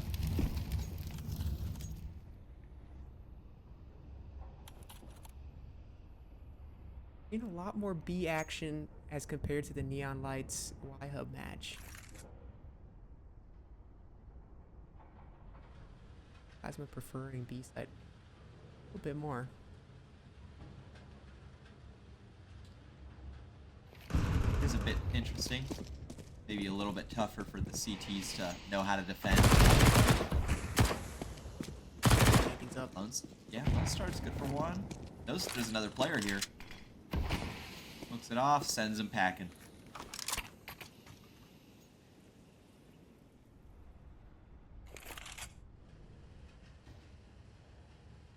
They're forcing the B site. The rotation's coming in. Oreo. Dax. Oreo's out. Not able to find the kill. Michu is 5 HP though. Nexi looking for a 1v3 here.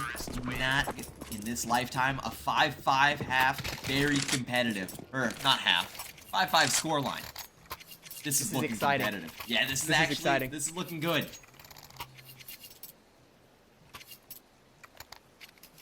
And we're seeing the confidence in Neon Lights plays growing.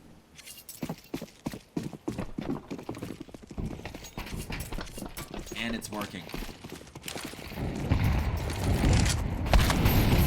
J-Trop's good kill on Nemexi. J-Trop's good kill onto Dante. Why not, huh?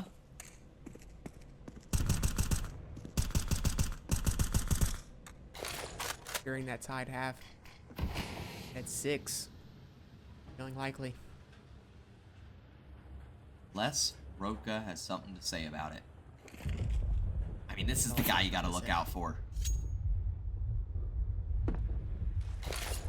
This is the guy who can turn around on its head.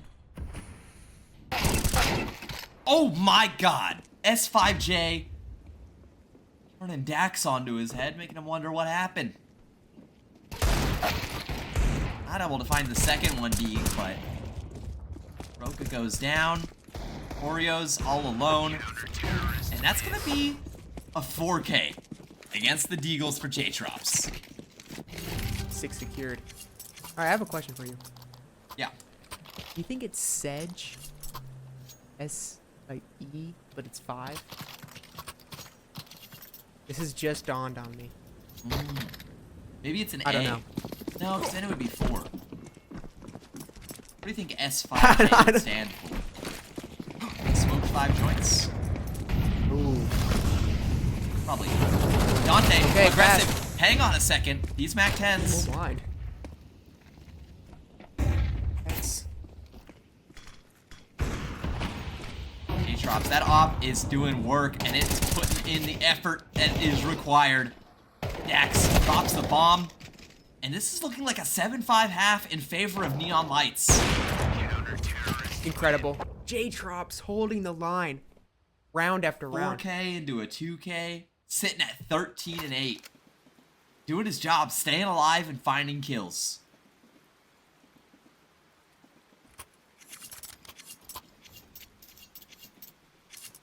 The strongest showing we've seen out of any team this tournament against Plasma. Well, 7 rounds has been the maximum put up It against... has been the maximum. has been the maximum put up against Vitapler so far. So an 8th round would, well, it would literally be record-breaking.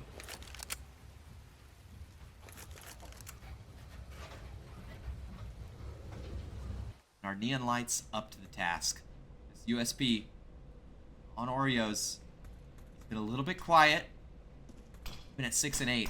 That's considered quiet for this guy. Spots all of these players jumping across. The first kill goes the way of Vitapler. Second kill goes the way of Vitapler. Oreo's good for 2. Looking for a third. S5J gets that. Dante, I mean, this is just getting cleaned up. Dax now, a lot asked of him. It's Hold on. good for 2. It's, S5J is low. So is Roca. There is a chance, however slim. Both these low players are here at Ivy. It's Dante pushing around. Oh, they don't know he's out. Now they start to suspect something, and S5J cleans it up. So an 8th round yet to be achieved for any team against Vitapler.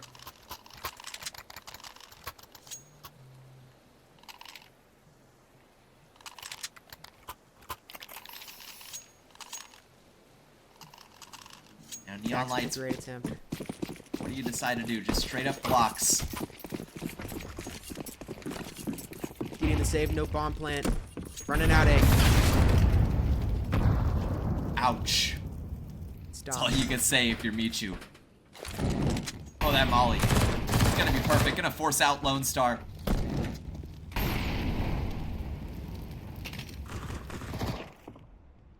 Yep, and that's gonna be just about all she wrote for this round. Dax does find one.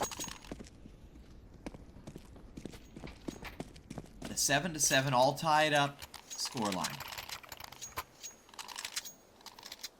Now comes the real test. The AKs in the util are in.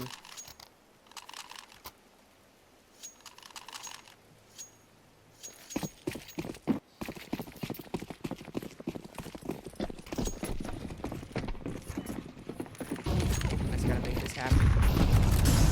Seeing their default.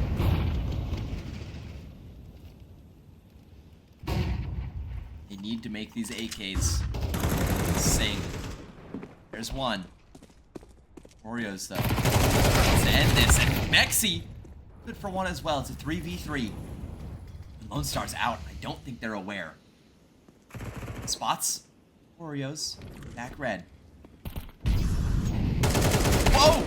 Knife comes out, but Lone Star cleans it up. Nothing to be nervous about. 2v2. Oh, he makes himself known though. All that noise. Just the AD spam. Lone Star, 29 HP. Him and J-Trops are kissing back here. And a team kill! And the final kill comes out to put up 8! There we go. Oh, man. 8 rounds. Record breaking. That's got to put a smile on their face, huh? Come on, guys. If we can get 8, we can get 13.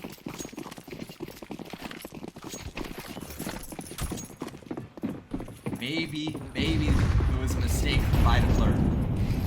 Pick train against these guys. They're warmed up on it. They know the angles like the back of their hand. They played OT on it.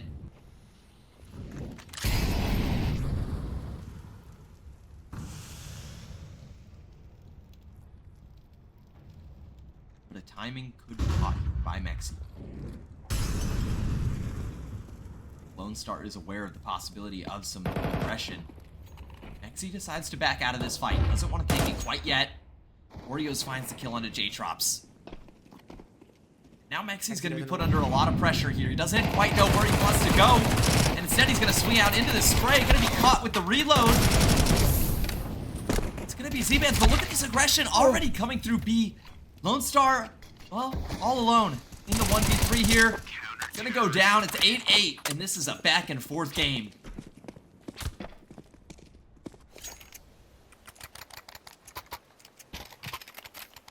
Back and forth is the name of the game on Train, I think.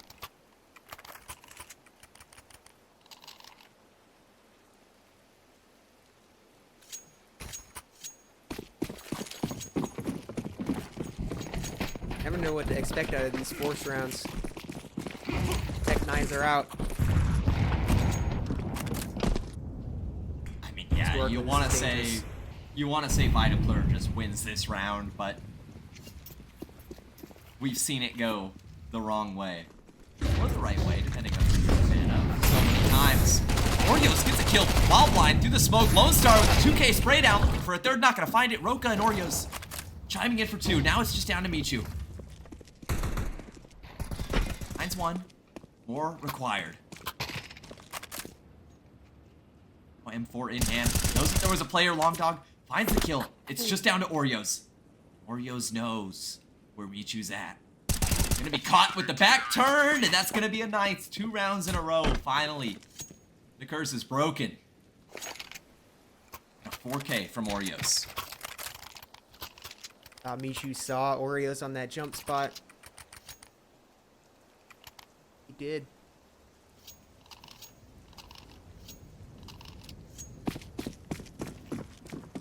And that hurts if you're on the neon lights. That forces you onto pistols yet again, potentially giving up a 10th round.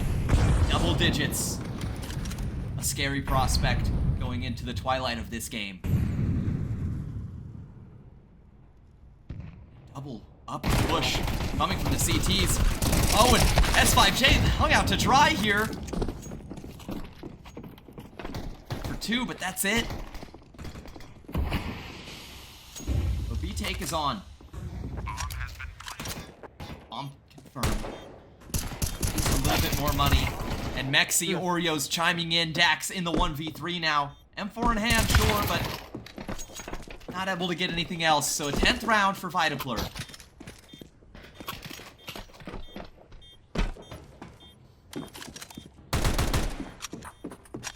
Bomb has been defused. Double digits.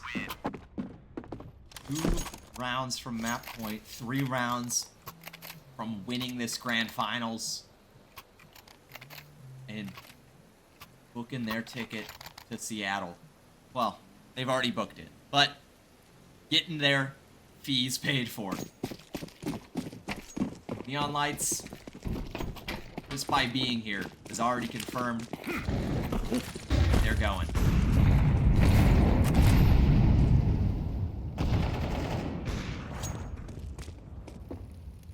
The Ivy aggression's already in from Dante.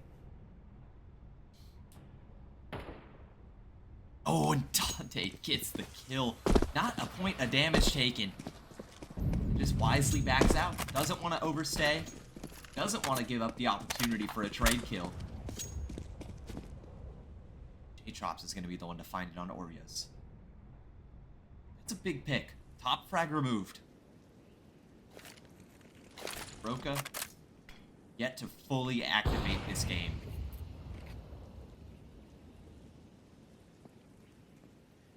Relatively quiet game from him. Yeah, only just slightly slightly positive. Yeah, only slightly positive. It's not the Roka we know. Whoa. That was freaky. Out of Inception. Maybe that's what Roka sees, and that's how he's so good at the game. J-Trop's taking down Dante. Roka's playing close here. Not yet showing himself. Not yet revealing. J-Trop still clears the angle. And a lot is asked. 2v4. A spam kill makes it a 2v3. It's Mexi and S5J. They're here. It's a 90% chance of winning for the Neon Lights.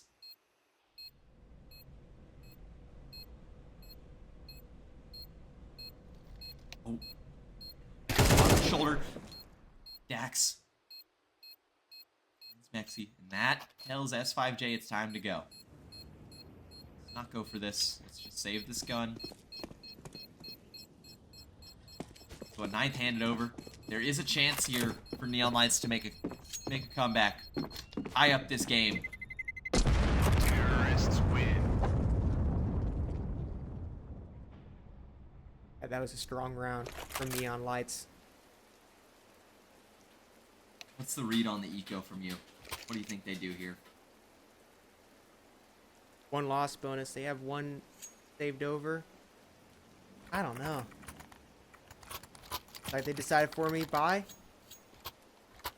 Makes sense. Equalize eco. It's all over the place. And only 1 loss bonus. Oreos, that top frag. 17 and 11. He's on an eagle.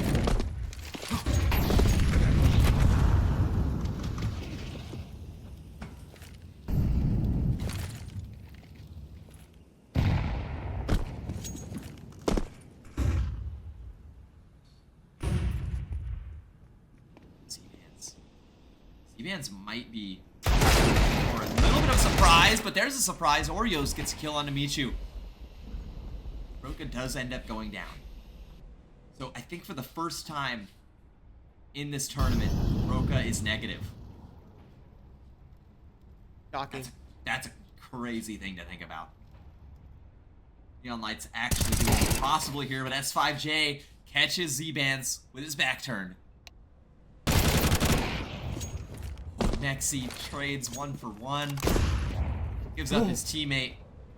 almost gets caught out himself. It's a 2v3. Neon Lights here looking to tie this game up with double digits, but Mexi is just going nuts with the FAMAS. Already on 2 kills, now looking for this third. J-Trops. Bomb on his back. And all the work to do, it's 11. The eco for Neon Lights. Not perfect.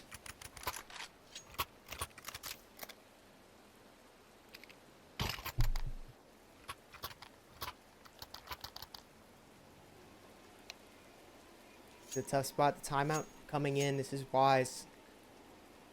They're free. They are free. Gotta get on mic. Discuss some plans. But look at the difference in the scoreboards here. Only J-Trops positive for Neon Lights. Wow. Only Roka negative for Plasma. Never thought I'd see that, huh? Yeah, but there's still some game left. Trying to close out their map pick. Struggling even more than they did on Neon Lights.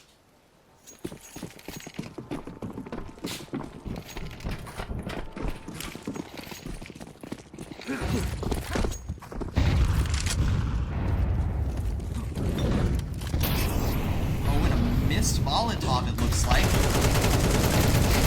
And just a fast Tech 9 rush. Dante pushing through, and I mean, it's just cleaned up. 12 is looking all but confirmed. It's all down to Dax. Whoa. Dax able to find one. Hang on. Nah, never mind. Don't hang on. Proceed. 12. That's 12. Now gotta try for another OT. And we saw them in the inverse position before, right? They were up. They were leading. It was a back and forth game, and their opponents took it to OT, so they're saying, why not us? Why can't we take it to OT?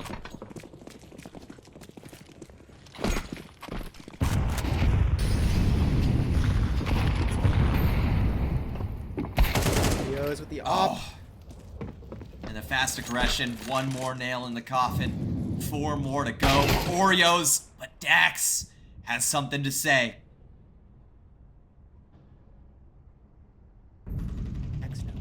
Could be one here. And he finds it. It's so big. Finally an advantage, but that advantage is gone. Roka, even though he's been quiet, he's been consistent. 3v3, J-Trops down to 43 HP. A 1-tap with the M4 is possible. Oh, Ichu spots off Dante. Takes him out. That could be a retake. Ooh, and massive damage against J-Trops. 1 HP remaining. And Mexi just flashes himself through. He's not even waiting for the teammate. 1 HP, it's a 1v1. Roka versus Lone Star. Lone Star, what do you got? Can you hold on to this game? No! It's gonna be Roka to close us out with the 3K. And they book their ticket to Seattle. Bomb has been defused. Counter-terrorists win. Man, what a game, huh? Wow. And Roka making sure that he doesn't end negative. Yep. I mean, 1917, 1.12 KD. That's the lowest we've seen him all night. But either way, I mean, what a game. What a game. What a tournament. What a qualifier. There's some strong teams, and it was obvious that the cream rise to the top, rose, say, and that was about. I think that's the best grand final that we could have asked for. I Yeah, agree. absolutely. I have to say really quick, I really, really was thoroughly impressed with Plasma. Not dropping a single map in the qualifier is unheard of. And I must say, Roka, unanimous, to me at least, unanimous MVP for me. Absolutely incredible performance across the tournament. We saw so many clutch plays, so many clutch 1v1s, so many multi-frags and round-changing plays that ultimately, for the Seattle Nostalgia CS2 Seattle Open, Roka is going to be the highlight player that everyone is looking out for. Absolutely wonderful stuff from them. And what else do you guys have to to say about the absolutely crazy performance from Plasma? I mean, what is there to really say except for wow, right? They once they started picking up steam, which is something we got to see in the very first game of this tournament, they didn't stop. Just win after win after win. I mean, I don't, all of them showed up, and all of them popped off. Oreos, especially, there on train. Oreos just demolished, wiped the floor. It might be a little bit of glaze, but yeah, Plasma just really showed up, and they didn't. I mean, they didn't come to just have fun. They came to actually win, and I think that's a big difference between some of the teams we saw go into the lower bracket, and then teams like Plasma. Is who was there to have fun, maybe see if you can, attend a LAN. That'd be kind of cool. Versus a team that knows that they're going to attend this LAN. And in my opinion, after seeing how they performed today, have a good shot of winning that LAN. Absolutely. And I think it's safe to say that now the clear favorites are Plasma, and every other team that's going to be attending the Nostalgia CS2 Seattle Open on August 16th, 17th, they have a lot of prep time and work to do if they want to take down Plasma. It's very clear that you're not just going to have to shut down Roka. They have the ability to have other players come into the server, give you 22 kills, and it's not even like they're trying, right? We saw just this past game, Oreos. He got 21 kills, 14 deaths, almost a 1.0 KD ratio. But regardless of that fact, it was a stellar performance from Plasma. I really enjoyed a lot of their one-on-ones and their clutch moments. It really seemed like the pressure never really got to them. We did see, for example, in that map 2 on train, Neon Lights 7-5 half. They should have had a pretty good start to that second half, but it looked like, for the most part, Plasma just wasn't giving them any opportunity, any kind of plays. Almost every 1v1 or 1v2 went in the favor of Plasma. So you could kind of tell after each round was being lost, it really felt like Neon Lights just kept losing their grip on the game. And I must say really quick as well, they still put up an amazing performance in this qualifier. Getting second place is no joke, making that lower bracket run, having the overtime game on train before in the lower bracket final. They really, really put in the work for today, and they have earned as well their spot in the Nostalgia CS2 Seattle Open. So congratulations to the winners, Plasma, and also congratulations to Neon Lights for qualifying. We are really, really glad that we got some awesome teams showing up. And really quickly, I'd like to give a special thank you, of course, once again, before anything, to our wonderful casting and production team, King Willie, DRX Code, everyone in the production staff, Cameron King and Firehawk, and special shout out to Coffee, even though she told me not to shout her out. She helped out a bunch for this tournament. Special thank you to Ali from FACEIT, an absolutely incredible tournament, and thank you guys so much for the support. Yeah, I mean, what a game. And you said it, right? Neon Lights, of course, Plasma ended up winning, but Neon Lights, the showing that they put on, the fact that that map of train, it felt competitive. It felt like, okay, hang on, Neon Lights might be able to win this map. They might be able to take a map off of these just insane players. That would have been something to watch. And so absolutely, I think with a little bit more prep time going into the LAN itself, Neon Lights could be looking at, making another run, making another stab at trying to take down Plasma. That would be a match to watch, right? Just the redemption match, trying to get them back and knock them out potentially.